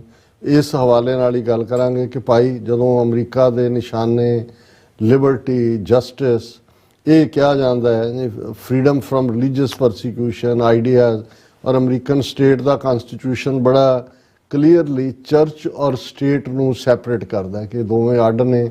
ਧਰਮ ਦੇ ਮਾਮਲਿਆਂ 'ਚ ਸਰਕਾਰ ਦੀ ਦਖਲਅੰਦਾਜ਼ੀ ਨਹੀਂ ਹੈ ਔਰ ਸਰਕਾਰ ਜਿਹੜੀ ਹੈ ਉਹ ਧਰਮ ਦੇ ਮਾਮਲਿਆਂ 'ਚ ਨਹੀਂ ਦਖਲਅੰਦਾਜ਼ੀ ਕਰ ਸਕਦੀ। ਧਰਮ ਵਾਲੇ ਜਿਹੜੇ ਨੇ, ਜਿਵੇਂ ਪੋਪ ਸੀ, ਪੋਪ ਦੋਨਾਂ ਨੂੰ ਹੈਡ ਕਰਦਾ ਸੀ ਔਰ ਇਸੇ ਲਈ ਬਹੁਤ ਵਾਰ ਜਦੋਂ ਅਸੀਂ ਕਾਨਸੈਪਟ ਜਿਹੜਾ ਉਹ ਦਿੰਦੇ ਆ ਮੀਰੀ ਪੀਰੀ ਦਾ, ਤੇ ਕਿਉਂਕਿ ਕ੍ਰਿਸਚੀਅਨ ਵਰਲਡ ਦੇ ਵਿੱਚ ਉਸ ਦੀ ਇੱਕ ਆਪਣੀ ਇੰਟਰਪ੍ਰੀਟੇਸ਼ਨ ਹੈ, ਤੇ ਕਈ ਵਾਰ ਉਹਨੂੰ ਸਮਝਣ ਤੋਂ ਉਹਨਾਂ ਨੂੰ, ਜਾਂ ਅਸੀਂ ਕਹਿੰਦੇ ਹਾਂ ਜੀ ਸਾਡੇ 'ਚ ਰਿਲੀਜਨ ਐਂਡ ਪੋਲਿਟਿਕਸ ਇਕੱਠੀ ਹੈ, ਤੇ ਉਹਨਾਂ ਨੂੰ ਇੱਕਦਮ ਉਹ ਪੋਪ ਯਾਦ ਆਉਂਦਾ ਔਰ ਉਹਨਾਂ ਨੂੰ ਲੱਗਦਾ ਵੀ ਨਹੀਂ ਇਹ ਕੀ ਹੈ, ਕਿਉਂਕਿ ਉਹ ਤੋਂ ਤਾਂ ਛੁਟਕਾਰਾ ਪਾਇਆ ਉਹਨਾਂ ਨੇ। ਹਾਲਾਂਕਿ ਸਾਡਾ ਕਾਨਸੈਪਟ ਆਲ ਟੂਗੈਦਰ ਜਦੋਂ ਅਸੀਂ ਅਕਾਲ ਤਖਤ ਦੀ ਗੱਲ ਕਰਦੇ ਹਾਂ, ਉਹ ਇੱਕ ਬਿਲਕੁਲ ਡਿਫਰੈਂਟ ਹੈ। ਕੋਈ ਵੀ ਇੱਕ ਬੰਦੇ ਦੇ ਹੱਥ ਪੋਪ ਤਾਂ ਇੱਕ ਪੂਰੀ ਆਪਣੇ ਆਪ 'ਚ ਜਿਹੜਾ ਇੱਕ ਅਵਤਾਰ ਬਣਿਆ ਹੋਇਆ ਸੀ। ਹੁਣ ਵੀ ਜਿਹੜੇ ਕੈਥੋਲਿਕ ਨੇ 1.25 ਬਿਲੀਅਨ 1.5 ਬਿਲੀਅਨ ਕਦਾ ਤੁਸੀਂ ਦੇਖੋ ਕਿਵੇਂ ਉਹਨਾਂ ਦੇ ਲਈ ਅੱਜ ਵੀ ਉਹੀ ਹੈ, ਪਰ ਉਹਨਾਂ ਦੀ ਛੋਟੀ ਜਿਹੀ 2 ਮਾਈਲ ਦੇ ਵਿੱਚ ਰਹਿ ਗਈ ਸਟੇਟ ਹੈ, ਸਟੇਟ ਆਫ ਵੈਟੀਕਨ। ਲੇਕਿਨ ਅਮਰੀਕਨਾਂ ਨੇ ਇਸ ਗੱਲ ਨੂੰ ਯਕੀਨੀ ਬਣਾਇਆ ਕਿ ਆਪਣੇ ਕਨਸਟੀਟਿਊਸ਼ਨ ਦੇ ਵਿੱਚ ਕਿ ਇਹ ਜਿਹੜੀ ਮਜ਼ਹਬੀ ਆਜ਼ਾਦੀ ਹੈ। ਫਿਰ ਜਿਹੜਾ ਨਹੀਂ ਵੀ ਮੰਨਦਾ ਕਿਸੇ ਨੂੰ, ਉਹ ਹਾਲਾਂ ਵੈਲਿਊਜ਼, ਕ੍ਰਿਸਚੀਅਨ ਵੈਲਿਊਜ਼, ਉਹਨੂੰ ਜੂਡੋ ਕ੍ਰਿਸਚੀਅਨ ਵੈਲਿਊਜ਼ ਕਹਿੰਦੇ ਰਹੇ ਨੇ। ਔਰ ਅੱਜ ਵੀ ਅਮਰੀਕਾ ਦਾ ਪ੍ਰੈਜ਼ੀਡੈਂਟ ਜਦੋਂ ਸਹੁੰ ਚੁੱਕਦਾ, ਉਹ ਬਾਈਬਲ ਦੇ ਉੱਤੇ ਹੀ ਹੱਥ ਰੱਖ ਕੇ ਚੁੱਕਦਾ। ਲੇਕਿਨ ਅਸੀਂ ਇਹ ਦੇਖਦੇ ਹਾਂ ਕਿ ਜੇ ਦੁਨੀਆ 'ਚ ਸੈਂਕੜਿਆਂ ਐਥਨੀਸਿਟੀਜ਼, ਬੈਕਗਰਾਊਂਡ ਦੇ ਲੋਕ ਆ ਕੇ ਅਮਰੀਕਾ 'ਚ land of opportunity, dream land ਆਪਣੀ ਜ਼ਿੰਦਗੀ ਸ਼ੁਰੂ ਕਰਦੇ ਨੇ। ਹੁਣ ਇੱਥੇ ਤਾਂ ਕੋਈ ਉਹ ਨਹੀਂ ਰਾਈਟਿੰਗ ਹੋ ਰਹੀ ਹੁੰਦੀ, ਤਾਜ਼ੀਆ ਵੀ ਨਿਕਲ ਰਿਹਾ ਹੁੰਦਾ ਹੈ, ਸ਼ੀਆਂ ਦਾ ਸਾਡਾ ਜਲੂਸ ਵੀ, ਸਿੱਖਾਂ ਦਾ ਨਗਰ ਕੀਰਤਨ ਵੀ ਨਿਕਲ ਰਿਹਾ ਹੁੰਦਾ ਹੈ, ਹਿੰਦੂਆਂ ਦੀ ਪਰੇਡ ਵੀ ਨਿਕਲ ਰਹੀ ਹੁੰਦੀ ਹੈ, ਚੀਨੀਆਂ ਦੀ ਆਪਣਾ ਨਿਊ ਈਅਰ ਵੀ ਨਿਕਲ ਰਿਹਾ ਹੁੰਦਾ ਹੈ। ਉੱਥੇ ਹੀ ਨਾਲ ਨਾਲ ਉਹੀ ਲਾਅ ਜਿਹੜੇ ਚੈਰਿਟੀ ਦੇ ਨੇ, ਉਹ ਮੰਦਰ, ਮਸਜਿਦ, ਗੁਰਦੁਆਰਾ, ਚਰਚ, ਸਿਨਾਗੋਗ ਸਾਰਿਆਂ ਦੇ ਉੱਤੇ ਅਪਲਾਈ ਹੁੰਦੇ ਨੇ। ਉਵੇਂ ਹੀ ਤੁਹਾਨੂੰ ਰਾਹਤ ਮਿਲਦੀ ਹੈ ਟੈਕਸ ਦੇ ਵਿੱਚ ਜੇ ਤੁਸੀਂ ਡੋਨੇਟ ਕਰਦੇ ਹੋ। ਸੋ ਇਹ ਅਮਰੀਕਾ ਦਾ ਇੱਕ ਬਿਊਟੀਫੁਲ ਪਾਰਟ ਹੈ ਕਿ ਭਾਈ ਜਿਹੜੇ ਅੱਡ-ਅੱਡ ਥਾਵਾਂ ਵਾਲੇ ਜੋ ਮਰਜ਼ੀ ਕਲੇਮ ਕਰਨ, ਅੱਜ ਵੀ ਜਦੋਂ ਕੋਈ ਕਿਤੇ ਜਾ ਕੇ ਆਉਂਦਾ ਜਾਂ ਕਹਿੰਦਾ ਜੀ ਅਮਰੀਕਾ ਵਰਗਾ ਕੋਈ ਮੁਲਕ ਨਹੀਂ ਹੈ। ਬਾਕੀ ਫੋਰਨ ਪਾਲਿਸੀ ਕੀ ਹੈ, ਉਹ ਇੱਕ ਡਿਫਰੈਂਟ ਕੰਟੈਕਸਟ ਹੈ। ਇਸ ਲਈ ਅਮਰੀਕਾ 'ਚ ਇਹ ਗੱਲ ਹਮੇਸ਼ਾ ਇੰਪੋਰਟੈਂਟ ਰਹੀ, ਵਿਚਾਰਾਂ ਦਾ ਪ੍ਰਗਟਾਵਾ, freedom of expression, first amendment ਕਰਕੇ, ਹਥਿਆਰਾਂ ਦਾ ਔਰ ਇਹ ਅਨਫੋਰਚੂਨੇਟ ਹੁਣ 2 ਦਿਨ ਪਹਿਲਾਂ ਹੀ ਨੈਸ਼ਵਿਲ ਦੇ ਵਿੱਚ ਜਿਹੜੀ ਟ੍ਰੈਜਡੀ ਹੋਈ ਕਿ ਇੱਕ 26-27 ਸਾਲ ਦੀ ਔਰਤ ਨੇ ਕਿਵੇਂ ਜਿਹਦੇ ਕੋਲ 8-9 ਹਥਿਆਰ ਸੀ, ਉਹਨੇ ਕਿੰਨੇ ਬੱਚੇ ਔਰ ਐਡਲਟ ਮਾਰੇ ਔਰ ਬਾਅਦ 'ਚ ਉਹਨੂੰ ਪੁਲਿਸ ਨੇ ਆ ਕੇ ਮਾਰਿਆ। ਹੁਣ ਹਥਿਆਰਾਂ ਦੀ ਇਸ ਕਦਰ ਖੁੱਲੀ ਨੁਮਾਇਸ਼, ਔਰ ਉਹਨਾਂ ਜਿਹੜੀਆਂ ਤੁਸੀਂ ਸਟੇਟਾਂ 'ਚ ਦੇਖੋਗੇ ਜਿੱਥੇ ਨੈਸ਼ਵਿਲ ਔਰ ਟੈਕਸਾਸ ਜਾਂ ਦੂਜਾ, ਉੱਥੇ ਤਾਂ ਜਿਵੇਂ ਗੋਭੀ ਦਾ ਢੇਰ ਲੱਗਾ ਹੁੰਦਾ, ਐਵੇਂ ਹਥਿਆਰਾਂ ਦੇ ਮੇਲੇ ਲੱਗੇ ਹੁੰਦੇ ਨੇ, ਆਮ ਲੋਕ, ਮਲਟੀਪਲ ਵੈਪਨਸ ਹੁੰਦੇ ਨੇ। ਲੇਕਿਨ ਕਿਉਂਕਿ ਜਦੋਂ ਮਿਲੀਸ਼ੀਆ ਲੜਿਆ ਜਿਹੜਾ ਉਹ ਬ੍ਰਿਟਿਸ਼ ਕਲੋਨੀਅਲਸ ਦੇ ਖਿਲਾਫ, ਤੇ ਉਹੀ ਆਰਮੀ ਤਾਂ ਹੈ ਨਹੀਂ ਸੀ, ਰੈਗ ਟੈਗ ਮਲੀਸ਼ੀਆ ਹੀ ਸੀ। ਇਸ ਲਈ ਸੈਕੰਡ ਅਮੈਂਡਮੈਂਟ ਕਨਸਟੀਟਿਊਸ਼ਨ ਦੀ 'ਚ ਬਣਾ ਦਿੱਤਾ ਗਿਆ ਕਿ ਹਥਿਆਰ ਰੱਖਣ ਦਾ, ਔਰ ਤਾਂ ਕਿ ਜਦੋਂ ਸਟੇਟ ਵੀ ਫੇਲ ਹੋ ਜਾਏ ਤੁਹਾਨੂੰ ਪ੍ਰੋਟੈਕਸ਼ਨ ਦੇਣ 'ਚ ਤੁਹਾਡੇ ਕੋਲ ਆਪਣਾ ਰਾਈਟ ਟੂ ਵੇਅਰ ਆਰਮਸ, ਤੁਹਾਨੂੰ ਬੇਸਿਕ ਰਾਈਟ ਦਿੱਤੇ ਹੋਏ ਨੇ। ਕਿਉਂਕਿ ਇਹ ਕਨਸਟੀਟਿਊਸ਼ਨ ਤੋਂ ਬਾਅਦ ਫਿਰ ਜਦੋਂ ਬਿਲ ਆਫ ਰਾਈਟਸ ਆਏ ਉਹਦੇ ਨਾਲ ਉਹਨੂੰ ਫਿਰ ਫੋਰਟੀਫਾਈ ਕੀਤਾ ਗਿਆ। ਹੁਣ ਇਸ ਸਭ ਦੇ ਚਲਦਿਆਂ 1997-98 ਤੱਕ ਪਹੁੰਚਦੇ ਆ ਇਹ ਫਿਰ ਜਿੱਥੇ ਅਮਰੀਕਾ ਖੁਦ ਰਿਲੀਜੀਅਸ ਫਰੀडम ਦਾ ਹੱਕ ਦਿੰਦਾ ਹੈ, ਔਰ ਜਦੋਂ ਇਹ ਸੁਪਰ ਪਾਵਰ ਦੇ ਤੌਰ ਤੇ ਉੱਭਰਿਆ, ਫਿਰ ਇਹਨਾਂ ਨੇ ਇਹ ਵੀ ਦੇਖਿਆ ਕਿ ਭਾਈ ਅਸੀਂ ਜਿਹੜਾ ਉਹ ਗਾਰਡ ਵੀ ਬਣਨਾ ਹੈ ਕਿ ਦੁਨੀਆ 'ਚ ਕਿੱਥੇ ਰਿਲੀਜੀਅਸ ਫਰੀडम ਹੈ, ਕਿੱਥੇ ਜਿਹੜਾ ਕਿਸੇ ਘੱਟ ਗਿਣਤੀ ਨੂੰ ਉਹਦੇ ਧਰਮ ਦੇ ਆਧਾਰ ਦੇ ਉੱਤੇ ਜਿਹੜਾ ਉਹ ਵਿਤਕਰਾ ਕੀਤਾ ਜਾਂਦਾ ਹੈ। ਸੋ 1998 ਦੇ ਵਿੱਚ ਇਹ ਜਿਹੜਾ US ਸਰਫ, ਜਿਸ ਨੂੰ ਕਿਹਾ ਜਾਂਦਾ United States commission on international religious freedom, ਇਹ ਹੋਂਦ ਦੇ ਵਿੱਚ ਆਇਆ। ਬਾਈ ਪਾਰਟੀਸਨ ਦੋਨੋਂ ਤਰ੍ਹਾਂ ਦੇ ਜਿਹੜੇ ਨੇ ਕਾਂਗਰਸਮੈਨ ਉਸ ਦਾ ਹਿੱਸਾ ਨੇ, ਔਰ ਇਸ ਰਾਹੀਂ ਫਿਰ ਫਰਦਰ ਅਮਰੀਕਾ ਦਾ ਸਟੇਟ ਡਿਪਾਰਟਮੈਂਟ ਆਪਣੀ ਰਿਪੋਰਟ ਜਾਰੀ ਕਰਦਾ ਹੈ, ਉਹਨਾਂ ਦਾ ਇੱਕ ਅੱਡ ਰਿਲੀਜੀਅਸ ਡਿਪਾਰਟਮੈਂਟ ਉਹ ਆਪਣਾ ਕਰਦਾ ਹੈ, ਫਿਰ US ਸਰਫ ਆਇਆ। ਫਿਰ ਉਸ ਤੋਂ ਬਾਅਦ ਇਹ ਮਹਿਸੂਸ ਕੀਤਾ ਗਿਆ ਕਿ ਭਾਈ ਚਾਰੇ ਪਾਸੇ ਕੋਆਰਡੀਨੇਟ ਕਰਨ ਦੇ ਲਈ ਇੱਕ ਐਂਬੈਸਡਰ ਐਟ ਲਾਰਜ ਵੀ ਹੋਣਾ ਚਾਹੀਦਾ ਹੈ, ਜਿਹੜਾ ਕਿ ਮੁੱਢਲੇ ਤੌਰ ਦੇ ਉੱਤੇ ਇੰਟਰਨੈਸ਼ਨਲ ਰਿਲੀਜੀਅਸ ਫਰੀडम ਕਿ ਬਈ ਬਾਕੀ ਥਾਵਾਂ ਤੇ ਕੀ ਚੱਲ ਰਿਹਾ ਹੈ, ਰਿਲੀਜਨ ਤੇ ਬੇਸਡ ਪਰਸੀਕਿਊਸ਼ਨ ਜਾਂ ਕੋਈ ਰੁਕਾਵਟਾਂ ਨੇ। ਸੋ ਉਸ ਚੋਂ ਐਂਬੈਸਡਰ ਐਟ ਲਾਰਜ ਜਿਹੜੀ ਇੱਕ ਪਾਵਰਫੁਲ ਇੰਸਟੀਟਿਊਸ਼ਨ ਹੈ, ਉਸ ਦਾ ਜਿਹੜਾ ਹੈ ਉਹ ਅਹੁਦਾ ਨਿਕਲਿਆ। ਔਰ ਪ੍ਰੈਜ਼ੀਡੈਂਟ ਬਾਈਡਨ ਦੇ ਐਡਮਿਨਿਸਟ੍ਰੇਸ਼ਨ ਨੇ ਮਿਸਟਰ ਰਸ਼ਦ ਹੁਸੈਨ ਜਿਹੜੇ ਨੇ ਉਹਨਾਂ ਨੂੰ ਐਂਬੈਸਡਰ ਐਟ ਲਾਰਜ ਨੋਮੀਨੇਟ ਕੀਤਾ ਸੀ। ਸੋ ਇਹ ਜਿਹੜੀ ਸਾਡੀ NGOs ਦੇ ਨਾਲ ਮੀਟਿੰਗ ਜਿਹੜੀ ਹੈ ਐਂਬੈਸਡਰ ਐਟ ਲਾਰਜ ਦੀ ਹੋਈ, UN ਪਲਾਜ਼ਾ ਦੇ ਵਿੱਚ ਹੋਈ। ਲਗਭਗ 2 ਘੰਟੇ ਚੱਲੀ ਇਸ ਮੀਟਿੰਗ 'ਚ ਅੱਡ-ਅੱਡ ਜਿਹੜੀਆਂ ਨੇ ਉਹ NGOs ਸਨ, ਜਿਹੜੇ ਇਸ਼ੂ ਵੀ ਡਿਸਕਸ ਹੋਏ। ਹਾਲਾਂਕਿ ਇਸ 2 ਘੰਟੇ ਦੀ ਮੀਟਿੰਗ 'ਚ ਕਿਉਂਕਿ ਸਿੱਖਾਂ ਦੀਆਂ ਆਲਮੋਸਟ 4 ਆਰਗੇਨਾਈਜੇਸ਼ਨਸ ਆਪਣੇ ਤੌਰ ਤੇ ਉਹਨਾਂ ਦੇ ਸੱਦੇ ਦੇ ਉੱਤੇ ਆਈਆਂ ਹੋਈਆਂ ਸੀ, ਜਿਨ੍ਹਾਂ 'ਚ ਵਰਲਡ ਸਿੱਖ ਪਾਰਲੀਮੈਂਟ ਸੀ, ਜਿਹਦੇ 'ਚ ਯੂਨਾਈਟਿਡ ਸਿੱਖਸ ਸੀ, ਜਿਹਦੇ 'ਚ ਸਿੱਖ ਲਾਇਰਸ ਐਸੋਸੀਏਸ਼ਨ ਸੀ, ਔਰ ਵਾਇਸਸ ਫਾਰ ਫਰੀडम। ਔਰ ਵਾਇਸਸ ਫਾਰ ਫਰੀडम ਨੇ ਤਾਂ ਇਸ ਮੌਕੇ ਦੇ ਉੱਤੇ ਆਪਣੀ ਖਾਸ ਰਿਪੋਰਟ ਜਿਹੜੀ ਕਿ 4 ਪ੍ਰੋਮੀਨੈਂਟ 5 ਅਟਾਰਨੀਜ਼ ਨੇ ਤਿਆਰ ਕੀਤੀ, ਮੈਂ ਉਹਨਾਂ ਦਾ ਜ਼ਿਕਰ ਕਰਾਂਗਾ। ਪਰ ਉਸ ਤੋਂ ਪਹਿਲਾਂ ਜਿਹੜੇ ਇਸ਼ੂ ਅੱਡ-ਅੱਡ NGOs ਨੇ ਜਿਹੜੇ ਨੇ ਐਂਬੈਸਡਰ ਐਟ ਲਾਰਜ ਨਾਲ ਡਿਸਕਸ ਕੀਤੇ, ਉਹਨਾਂ 'ਚ ਜ਼ਾਹਰ ਹੈ ਜੋ ਇਜ਼ਰਾਈਲ 'ਚ ਚੱਲ ਰਿਹਾ ਹੈ, ਜੈਰੂਸ਼ਲਮ ਔਰ ਆਕੂਪਾਈਡ ਟੈਰੀਟਰੀਜ਼ ਔਰ ਫਲਸਤੀਨੀਆਂ ਦਾ ਮੁੱਦਾ। ਫਿਰ ਇਸੇ ਤਰ੍ਹਾਂ ਜੰਮੂ ਐਂਡ ਕਸ਼ਮੀਰ ਜਿਹੜਾ 2 ਜਿਹੜੀਆਂ ਨੇ ਬੀਬੀਆਂ NGOs ਜਿਹੜੀਆਂ ਇਸਲਾਮਿਕ ਹਿਜਾਬ ਪਹਿਨਿਆ ਹੋਇਆ ਸੀ, ਜਿਨ੍ਹਾਂ ਨੇ ਪਹਿਰਾਵੇ 'ਚ ਸਨ, ਉਹਨਾਂ ਨੇ ਬੜੀ ਖੂਬਸੂਰਤੀ ਨਾਲ ਆਰਟੀਕੂਲੇਟ ਕੀਤਾ ਕਿ ਭਾਈ 5 ਅਗਸਤ 2019 ਤੋਂ ਬਾਅਦ ਉੱਥੇ ਕੀ ਚੱਲ ਰਿਹਾ ਹੈ, ਔਰ G20 ਦੀਆਂ ਮੀਟਿੰਗਸ ਦੇ ਕੁਝ ਸੈਸ਼ਨ ਉੱਥੇ ਉਹ ਰੱਖਣਾ ਚਾਹੁੰਦੀ ਹੈ ਇੰਡੀਅਨ ਗਵਰਨਮੈਂਟ ਔਰ ਅਮਰੀਕਾ, ਔਰ ਉਹ ਕਿੱਥੇ ਹੈ ਜਿਨ੍ਹਾਂ ਨੇ ਉਹਨਾਂ ਨੇ ਮੈਂਸ਼ਨ ਕੀਤਾ ਕਿ 18 ਕਿ 19 ਰੈਜ਼ੋਲੂਸ਼ਨ UN ਦੇ ਨੇ, ਡਿਸਪਿਊਟਡ ਟੈਰੀਟਰੀ ਹੈ, ਔਰ ਪੂਰਾ ਉੱਥੇ ਇੰਟਰਨੈਟ ਬੰਦ ਤੋਂ ਲੈ ਕੇ ਉਹਨਾਂ ਕਿਹਾ ਬੀਬੀ ਨੇ ਕਿ ਵੀ ਜੋ ਕੁਝ ਅੱਜ ਪੰਜਾਬ 'ਚ ਚੱਲ ਰਿਹਾ ਇਹੀ 2019 ਤੋਂ ਬਾਅਦ ਇਮੀਡੀਏਟਲੀ ਕਸ਼ਮੀਰ ਦੇ ਵਿੱਚ ਚੱਲਿਆ। ਇਸੇ ਤਰ੍ਹਾਂ ਵੀਗਰ ਮੁਸਲਮਾਨ ਚੀਨ ਦੇ ਵਿੱਚ, ਕਿਉਂਕਿ ਉਹਦੇ 'ਚ ਅਮਰੀਕਾ ਦਾ ਵੀ ਇੰਟਰਸਟ ਹੁੰਦਾ ਹੈ, ਚੀਨ ਨੂੰ ਭੰਨਣਾ ਹੁੰਦਾ, ਔਰ ਉਹਦੇ 'ਚ 1-2 ਨੁਮਾਇੰਦੇ ਜਿਹੜੇ ਨੇ ਕਿ ਭਾਈ ਉਹਨਾਂ ਪ੍ਰਤੀ ਉਹਨਾਂ ਨੂੰ ਇੱਥੇ ਰਿਫਿਊਜੀ ਸਟੇਟਸ ਮਿਲੇ ਆਂਦਿਆਂ ਨੂੰ, ਔਰ ਦੂਸਰਾ ਇਹ ਵੀ ਇਸ਼ੂ ਜਿਹੜਾ ਹੈ ਉਹ ਕਾਫੀ ਸੀ। ਫਿਰ ਇੱਕ NGO ਰੈਸ਼ਨਲ ਅਪਰੋਚ, ਜਿਹੜੇ ਕਿਸੇ ਧਰਮ ਨੂੰ ਨਹੀਂ ਮੰਨਦੇ, ਲੌਜਿਕ ਜਾਂ ਰੈਸ਼ਨੈਲਿਟੀ ਦਾ, ਉਹ ਆਪਣੀ ਜਿਹੜੀ ਇਹ ਗੱਲ ਉਹਨਾਂ ਨੇ ਕੀਤੀ।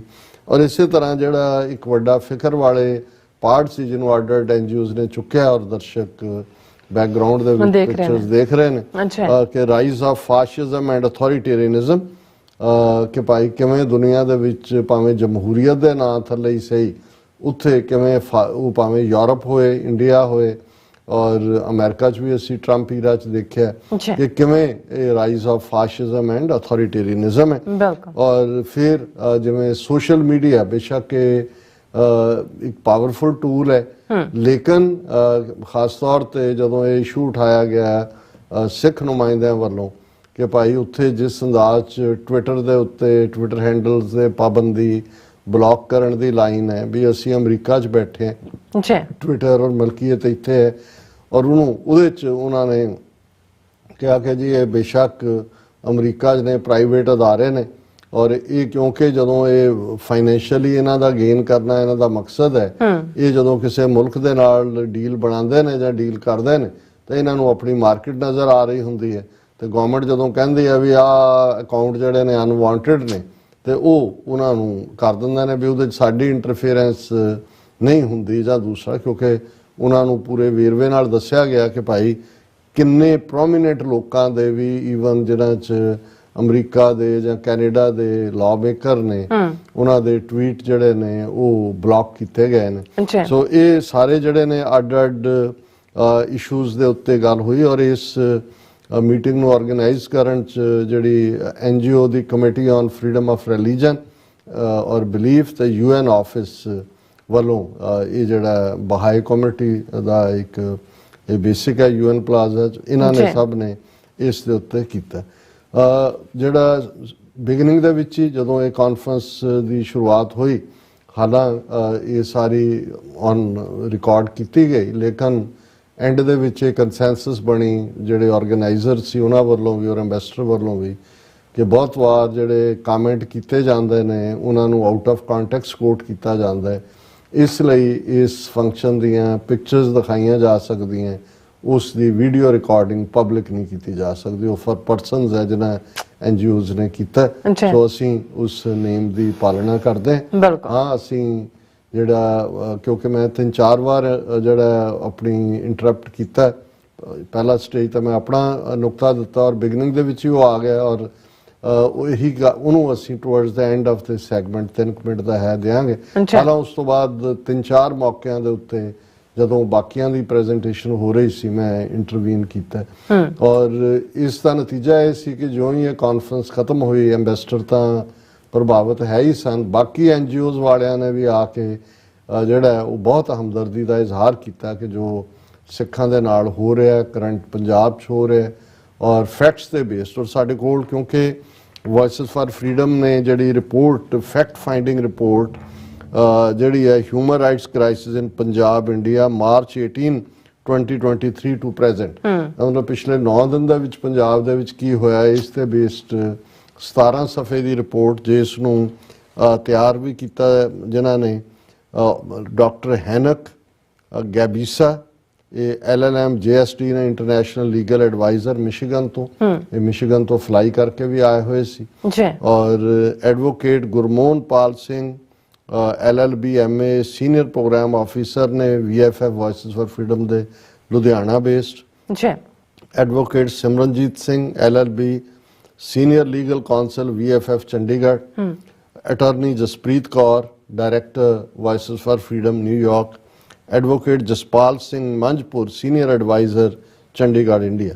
ਔਰ ਇਹਦੇ 'ਚ ਕੋਈ ਸ਼ੱਕ ਨਹੀਂ ਹੈ ਕਿ ਇਹਦੇ 'ਚ ਜਿਹੜਾ ਡਾਟਾ ਪਹਿਲੀ ਸਟੇਜ ਤੇ ਜਸਪਾਲ ਸਿੰਘ ਮੰਝਪੁਰ ਹੋਰਾਂ ਨੇ ਕੰਪਾਈਲ ਕਰਕੇ ਦਿੱਤਾ ਸੀ, ਉਹ ਬੜਾ ਯੂਜ਼ਫੁਲ ਸੀ ਡਾਟਾ, ਔਰ ਇਸ ਦੇ ਜਿਹੜੇ ਕੰਟੈਂਟ ਵੀ ਨੇ ਇਵੇਂ ਹੀ ਡਿਵਾਈਡ ਕੀਤੇ ਗਏ ਕਿ ਭਾਈ ਮੈਥੋਡੋਲੋਜੀ ਕੀ ਹੈ, ਪਿਛਲੇ 10 ਦਿਨ 'ਚ ਕੀ ਚੱਲ ਰਿਹਾ ਹੈ, ਫਰੀडम ਆਫ ਅਸੈਂਬਲੀ ਦੇ ਉੱਤੇ ਕਿਵੇਂ ਰੋਕ ਲਾਈ ਗਈ ਹੈ, ਆਰਬਿਟਰੇਰੀ ਮਾਸ ਡਿਟੈਂਸ਼ਨਸ ਕਿਵੇਂ ਵੱਡੀ ਗਿਣਤੀ 'ਚ ਸੈਂਕੜਿਆਂ ਦੀ ਗਿਣਤੀ ਚੁੱਕ ਕੇ ਔਰ ਉਹ ਕਾਲਾ ਪਾਣੀ ਡਿਬਰੂਗੜ੍ਹ ਭੇਜਿਆ ਜਾ ਰਿਹਾ, ਆਰਬਿਟਰੇਰੀ ਡਿਟੈਂਸ਼ਨ ਕੀ ਹੈ, reasonable fear of lack of free and fair trial, justice delayed is justice denied, ਕਿ ਭਾਈ ਉਹ ਤਾਂ ਪਤਾ ਹੀ ਨਹੀਂ ਲੱਗ ਰਿਹਾ ਕਿੱਥੇ ਕੀ ਹੈ। ਔਰ ਅੱਜ ਹੀ ਜਦੋਂ ਉਹਨਾਂ ਦੇ ਸਗੋਂ ਇਹ ਜਿਹੜੇ ਡਾਕਟਰ ਹੈਨਕ ਗੈਬੀਸਾ ਇਹ ਸਾਡੇ ਨਾਲ ਹੀ TV 84 ਦੇ ਦਫ਼ਤਰ ਆਏ, ਕਿਉਂਕਿ ਆਲਮੋਸਟ ਅਸੀਂ 3 ਵਜੇ ਆਏ, ਔਰ ਉਦੋਂ ਹੀ ਇੱਕ ਕਾਲ ਕੈਲੀਫੋਰਨੀਆ ਤੋਂ ਆਈ ਕਿ ਕਿਵੇਂ ਇੱਕ ਸਿੰਘ ਜਿਹੜੇ UP ਦੇ ਰਹਿਣ ਵਾਲੇ ਨੇ, ਫੋਟੋਗ੍ਰਾਫਰ ਸਨ, ਉਹ ਅੰਮ੍ਰਿਤਪਾਲ ਸਿੰਘ ਉਹਨਾਂ ਦੀ ਖਾਲਸਾ ਵਹੀਰ ਨਾਲ, ਔਰ ਉਹ ਆਪਣੇ UP ਦੇ ਜਿੱਥੇ ਵੀ ਉਹ ਰਹਿੰਦੇ ਨੇ ਉੱਥੋਂ ਉਹ ਪੌਂਡੀਚੇਰੀ ਜਾ ਰਹੇ ਸੀ, ਔਰ ਉਹਨਾਂ ਨੂੰ ਨਿਜ਼ਾਮੂਗੜ੍ਹ ਸਟੇਸ਼ਨ ਦੇ ਉੱਤੇ ਜਿਹੜਾ ਹੈ ਉਹ ਉਤਾਰ ਲਿਆ ਗਿਆ, ਔਰ ਉਹ ਜਦੋਂ ਪਹੁੰਚੇ ਨਹੀਂ ਡੈਸਟੀਨੇਸ਼ਨ ਤੇ ਉਹ ਬਾਅਦ ਜਦੋਂ ਉਹਨਾਂ ਨੇ ਕਨਫਰਮ ਕੀਤਾ ਤੇ ਰੇਲਵੇ ਨੇ ਕਿਹਾ ਜੀ ਆਹ ਟਿਕਟ ਨੰਬਰ, ਆਹ ਸੀਟ ਨੰਬਰ, ਇਸ ਤੋਂ ਜਿਹੜਾ ਉਹਨਾਂ ਨੇ ਪੈਸੇਂਜਰ ਪੁਲਿਸ ਲੈ ਗਈ ਸੀ। 18 ਘੰਟੇ ਬੀਤ ਚੁੱਕੇ ਨੇ, ਹੁਣ ਜਦੋਂ ਮੈਂ ਗੱਲ ਕਰ ਰਿਹਾ 4 ਘੰਟੇ ਵਿੱਚ ਹੋਰ ਜੋੜ ਲਓ, ਉਸ ਦੀ ਵੇਅਰ ਅਬਾਊਟ ਨਹੀਂ ਸੀ ਪਤਾ। ਔਰ ਇਸ ਮਾਮਲੇ 'ਚ ਯੂਨਾਈਟਿਡ ਸਿੱਖਸ ਨੇ ਬਹੁਤ ਚੰਗਾ ਕੰਮ ਕੀਤਾ, ਉਹਨਾਂ ਨੇ ਆਪਣਾ ਨੰਬਰ ਦੇ ਕੇ ਜੋ ਤੁਸੀਂ ਗੂਗਲ ਕਰਕੇ ਲੱਭ ਸਕਦੇ ਹੋ ਕਿ ਜਿਨ੍ਹਾਂ ਦੇ ਵੀ ਇੱਥੋਂ ਵਾਲਿਆਂ ਦੇ ਮਿਸਿੰਗ ਨੇ, ਪਤਾ ਨਹੀਂ ਲੱਗ ਰਿਹਾ ਕਿੱਥੇ ਨੇ, ਉਹ ਹੈਲਪਲਾਈਨ ਦੇ ਥੱਲੇ, ਔਰ ਚੰਡੀਗੜ੍ਹ ਵੀ ਵਕੀਲਾਂ ਦਾ ਪੈਨਲ, ਔਰ ਦਿੱਲੀ 'ਚ ਵੀ। ਸੋ ਇਹ ਸਾਰੇ ਜਿਹੜੇ ਇਸ਼ੂ ਨੇ ਇਹਨਾਂ ਨੂੰ ਬੜੀ ਜਿਹੜਾ ਜੋ ਵੀ ਪ੍ਰੈਜੈਂਟੇਸ਼ਨ ਦੇ ਵਿੱਚ ਦਿੱਤਾ ਜਾ ਸਕਦਾ ਸੀ, ਵੌਇਸਸ ਫਾਰ ਫਰੀडम ਦੇ ਨੁਮਾਇੰਦਿਆਂ ਨੇ ਵੀ ਦਿੱਤਾ। ਮੈਂ ਵਰਲਡ ਸਿੱਖ ਪਾਰਲੀਮੈਂਟ ਦੇ ਬਿਹਾਫ ਤੇ ਮੈਂ ਤਾਂ ਇਹੀ ਕਿਹਾ, ਮੈਂ ਕਿਹਾ ਜੀ ਅਸੀਂ ਸਿੱਖ ਕੌਮ ਹਰ ਵੇਲੇ ਅੱਗੇ ਹੈ। ਕੋਵਿਡ ਹੋਏ, ਆਸਟ੍ਰੇਲੀਆ ਦੇ ਵਿੱਚ ਫਲੱਡਸ ਹੋਣ, ਵਾਈਲਡ ਫਾਇਰਸ ਹੋਣ, ਔਰ ਸੁਨਾਮੀ ਹੋਏ, ਕੈਟਰੀਨਾ ਹੋਏ, ਇੱਥੇ ਜਿਸ ਕਦਰ ਜਿਹੜਾ ਅਰਥਕੁਏਕ ਪਾਕਿਸਤਾਨ ਔਰ ਕਸ਼ਮੀਰ, ਹਰ ਥਾਂ ਸਿੱਖ ਪਹਿਲਾਂ ਪਹੁੰਚੇ ਨੇ ਔਰ ਆਪਣੇ ਆਪ ਨੂੰ ਆਨਲਾਈਨ ਲਿਆਂਦਾ ਹੈ ਇਨਸਾਨੀਅਤ ਦੀ ਸੇਵਾ ਲਈ।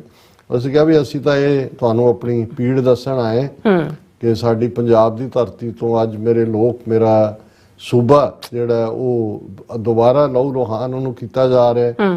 ਆਲਰੇਡੀ ਅਸੀਂ ਇੱਕ ਤੋਂ ਬਾਅਦ ਇੱਕ ਨਸਲਕੁਸ਼ੀ ਚੋਂ ਨਿਕਲੇ ਔਰ ਅਸੀਂ ਇਹੀ ਕਿ ਤੁਸੀਂ ਰਿਪੋਰਟਾਂ ਕੱਢਦੇ ਹੋ, US ਸਰਫ ਨੇ ਕੱਢੀ ਕਿ ਸਟੇਟ ਡਿਪਾਰਟਮੈਂਟ ਨੇ ਕੱਢੀ, ਇੰਡੀਆ ਨੂੰ, ਮੈਂ ਕਿਹਾ ਜੀ ਇਹ ਮੈਟਰ ਨਹੀਂ ਕਰਦਾ। ਅਸੀਂ 30 ਸਫ਼ਿਆਂ ਦੀ ਕੱਢੀ ਕਿ 40 ਦੀ ਕੱਢੀ, ਅਸੀਂ ਇਹ ਸਮਝਦੇ ਹਾਂ ਕਿ ਭਾਈ ਇਹ ਜਿਹੜਾ ਉਹੀ ਮਾਹੌਲ ਅੱਜ ਇੰਡੀਆ ਦੇ ਵਿੱਚ ਹੈ ਜਿਹੜਾ 1930s ਦੇ ਵਿੱਚ ਨਾਜ਼ੀਆਂ ਨੇ ਕ੍ਰੀਏਟ ਕੀਤਾ ਸੀ। ਉਦੋਂ ਵੀ ਮੈਂ ਕਿਹਾ ਕਿ ਜੀ ਆਹ 2 ਦਿਨ ਪਹਿਲਾਂ ਦਾ ਉਹ ਦਿਨ ਸੀ 1933 ਦਾ, ਜਦੋਂ 35,000 ਬੰਦੇ ਨੇ ਨਿਊਯਾਰਕ ਦੇ ਵਿੱਚ ਪ੍ਰੋਟੈਸਟ ਕੀਤਾ ਸੀ ਕਿ ਜਰਮਨੀ ਦੇ ਵਿੱਚ ਕੀ ਹੋ ਰਿਹਾ। ਪਰ ਉਦੋਂ ਇੱਥੇ ਲਾਅ ਮੇਕਰ ਬੈਠੇ ਸੀ ਕਿ ਵੀ ਸਾਨੂੰ ਇਸ ਦੇ ਨਾਲ ਕੀ ਕੁਝ ਨਹੀਂ ਹੋ ਰਿਹਾ। ਦੇਖੋ ਜਰਮਨ 'ਚ ਟ੍ਰੇਨਾਂ ਬੜੇ ਟਾਈਮ ਸਿਰ ਚੱਲ ਰਹੀਆਂ, ਬਾਜ਼ਾਰਾਂ ਦੇ ਵਿੱਚ ਬੜੀ ਰੌਣਕ ਹੈ, ਲੋਕ ਬੜੇ ਚੁਸਤ ਹੋ ਕੇ ਆਪਣੇ ਵਕਤ ਸਿਰ ਆਪਣੇ ਕੰਮਾਂ ਤੇ ਪਹੁੰਚਦੇ ਨੇ। ਔਰ ਹੁਣ ਤੁਸੀਂ ਕਹਿੰਦੇ ਹੋ ਕਿ ਜੀ ਨੈਵਰ ਅਗੇਨ ਔਰ ਲੈਸਟ ਵੀ ਫੋਰਗੇਟ, ਮੈਂ ਕਿਹਾ ਵੀ ਉਹੀ ਪਾਰਟ ਪੰਜਾਬ 'ਚ ਸਾਡੀ ਕੌਮ ਦੀ ਨਸਲਕੁਸ਼ੀ ਦਾ ਆਲਰੇਡੀ ਸਾਨੂੰ ਉਸ ਮੁਹਾਣੇ ਤੇ ਢੱਕ ਦਿੱਤਾ ਗਿਆ। ਔਰ ਇਹ ਸਾਰੇ ਨੂੰ ਜਿਹੜਾ ਅਸੀਂ ਇੱਥੇ ਇਹੀ ਕਰ ਸਕਦੇ ਹਾਂ, ਹੋਰ ਤਾਂ ਸਾਡੇ ਕੋਲ ਕੋਈ ਨਹੀਂ ਹੈ। ਲੇਕਿਨ ਐਂਬੈਸਡਰ ਦਾ ਰਵੱਈਆ ਵੀ ਬੜਾ ਹਮਦਰਦੀ ਭਰਿਆ ਸੀ। ਔਰ ਜਿਵੇਂ ਮੈਂ ਕਿਹਾ ਕਿ ਬਾਕੀ NGOs ਨੇ ਵੀ, ਔਰ ਬਾਅਦ 'ਚ ਜਿਹੜੀ ਸਾਡੀ ਕਸ਼ਮੀਰਨ ਭੈਣ ਸੀ ਉਹਨੇ ਜਦੋਂ ਆਪਣੀ ਪ੍ਰੈਜੈਂਟੇਸ਼ਨ ਦਿੱਤੀ, ਉਹਨੇ ਬਾਰ-ਬਾਰ ਸਾਡੀ ਪ੍ਰੈਜੈਂਟੇਸ਼ਨ ਦਾ ਹਵਾਲਾ ਦਿੱਤਾ। ਔਰ 2-3 ਹੋਰ ਵੀ, ਯਾਨੀ ਇਹ ਸੀ ਕਿ ਮੀਟਿੰਗ ਦੀ ਬਿਗਨਿੰਗ ਤੋਂ ਹੀ ਪੰਜਾਬ ਦਾ ਇਸ਼ੂ, ਸਿੱਖਾਂ ਦਾ ਇਸ਼ੂ ਹਾਵੀ ਸੀ।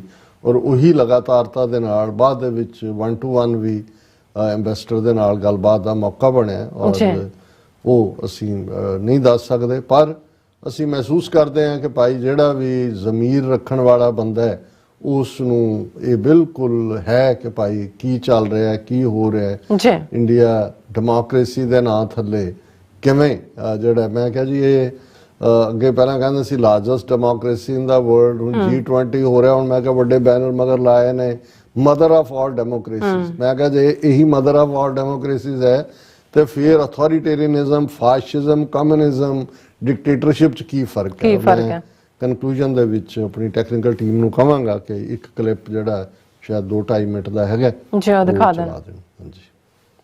Strategic partner and all we are concerned what is happening to the Uyghurs in China and other minorities. Our heart goes with them. I met a delegation of Ukrainian members of parliament just a couple of weeks in Washington DC. We are standing with them. The first United Sikhs organization was there to help them. But our concern is that we being a small minority, less than 2% in Indian population, of India's population, always in the forefront for serving the humankind during the COVID, during the fires in Australia, during hurricane, during tsunami, everywhere. But there is no voice of ours anywhere. Even when India banned BBC's documentary, 2-part documentary on what was Modi's role in 2002, when State Department spokesman was asked about it, he said, "Oh, I haven't seen the documentary." And later after, no reaction. So our concern is, will we be waiting for the reports, what is 30 pages added or 25 pages added, or something real will be done? And I am fearing that people in Punjab are facing, we have been pushed in that direction. Genocide of the, another genocide of the Sikhs is imminent, the way things are. So we want that something effective should be done. India shouldn't get away with being with the label of largest democracy on this planet, and now in the G20 conclave we are mother of all democracies. If this can happen into the democracy, what does then autocracy or communism or fascism mean? Yeah, no, I share your concerns. Mir's constitutional status was done away with a piece of paper, and then what is happening to Dalits, and one by one the same scenario as a quote of Rabbi in German said, that they came after this, and then I was silent as I was not the one. The similar thing is happening in India, and I think some aggressive stance is needed, reports and all. We are glad our delegation met with State Department last week to tell them what is happening in Punjab right now. They assured us that we are taking up at that higher level, but I think we trust you that certainly at the government level few things are behind the curtain, but something needs to be done. Otherwise Punjab, my people, are being thrown into another 6 genocide as was in the 1980s. Thank you so much. And we have quite a few hands that are up, so I'm going to take.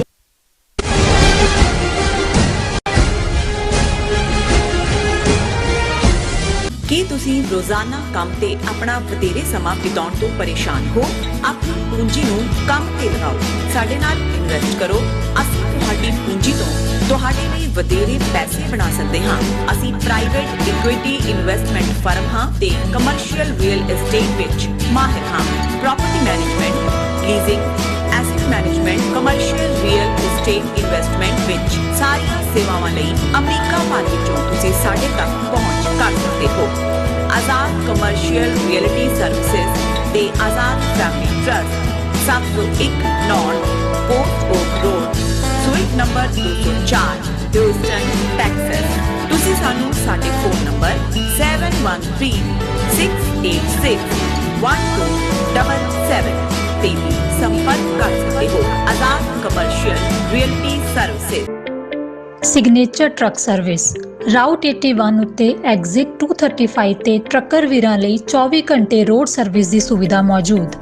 Heavy duty repair, oil change, ਪੁਰਾਣੇ ਅਤੇ ਨਵੇਂ tyre, computer diagnostic, DPF cleaning, brake service ਜਾਂ ਰਸਤੇ ਵਿੱਚ ਆਈ ਹਰ ਤਰ੍ਹਾਂ ਦੀ repair professional team ਵੱਲੋਂ ਕੀਤੀ ਜਾਂਦੀ ਹੈ। ਬ੍ਰੇਕਫਾਸਟ, ਲੰਚ ਅਤੇ ਡਿਨਰ ਲਈ ਪੰਜਾਬੀ ਢਾਬੇ ਦਾ ਆਨੰਦ ਵੀ ਮਾਣੋ। ਡਰਾਈਵਰ ਅਤੇ ਟਰੱਕ ਆਪਰੇਟਰ ਵੀਰ ਡਿਸਪੈਚ ਦੀ ਸਰਵਿਸ ਲਈ ਸਾਡੇ ਨਾਲ ਸੰਪਰਕ ਕਰਨ। Signature truck service 58 triangle drive, Weyers Cave, Virginia 24486।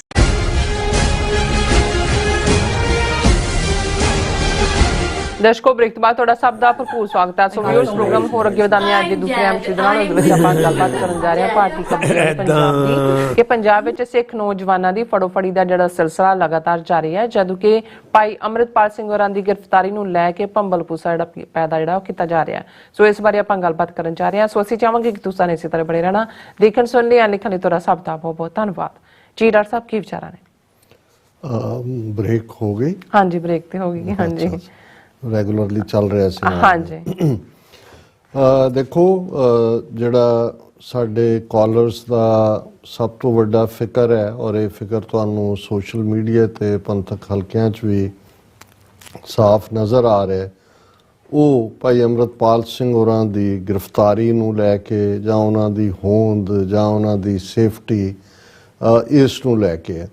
ਔਰ ਇਸ ਗੱਲ ਦੇ ਲਈ ਭੰਬਲ ਭੂਸਾ ਏਜੰਸੀਆਂ ਨੇ ਬਰਾਬਰ ਬਣਾਇਆ ਹੋਇਆ, ਔਰ ਖਬਰਾਂ ਇੰਨੀਆਂ ਕਨਫਲਿਕਟਿੰਗ ਨੇ ਸਾਰੇ ਪਾਸਿਓਂ ਕਿ ਜਿਹੜੇ ਮਾਹਿਰ ਨੇ ਇਹ ਸਾਰੇ ਦੌਰੇ, ਜਿਨ੍ਹਾਂ ਨੇ 80s ਦਾ ਦੌਰ ਵੀ ਦੇਖਿਆ ਹੋਇਆ ਹੈ, ਉਹਨਾਂ ਦੇ ਵਿੱਚ ਵਕੀਲ ਵੀ ਔਰ ਪੱਤਰਕਾਰ ਵੀ, ਉਹ ਵੀ ਜਿਹੜੇ ਨੇ ਇਸ ਮਾਮਲੇ ਦੇ ਵਿੱਚ ਪਹੁੰਚ ਚੱਕੇ ਨੇ। ਉਹਨਾਂ ਨੂੰ ਇਹ ਸਮਝ ਨਹੀਂ ਆਉਂਦੀ ਹੈ ਕਿ ਵੀ ਇਹ ਖੇਡ ਕੀ ਹੈ।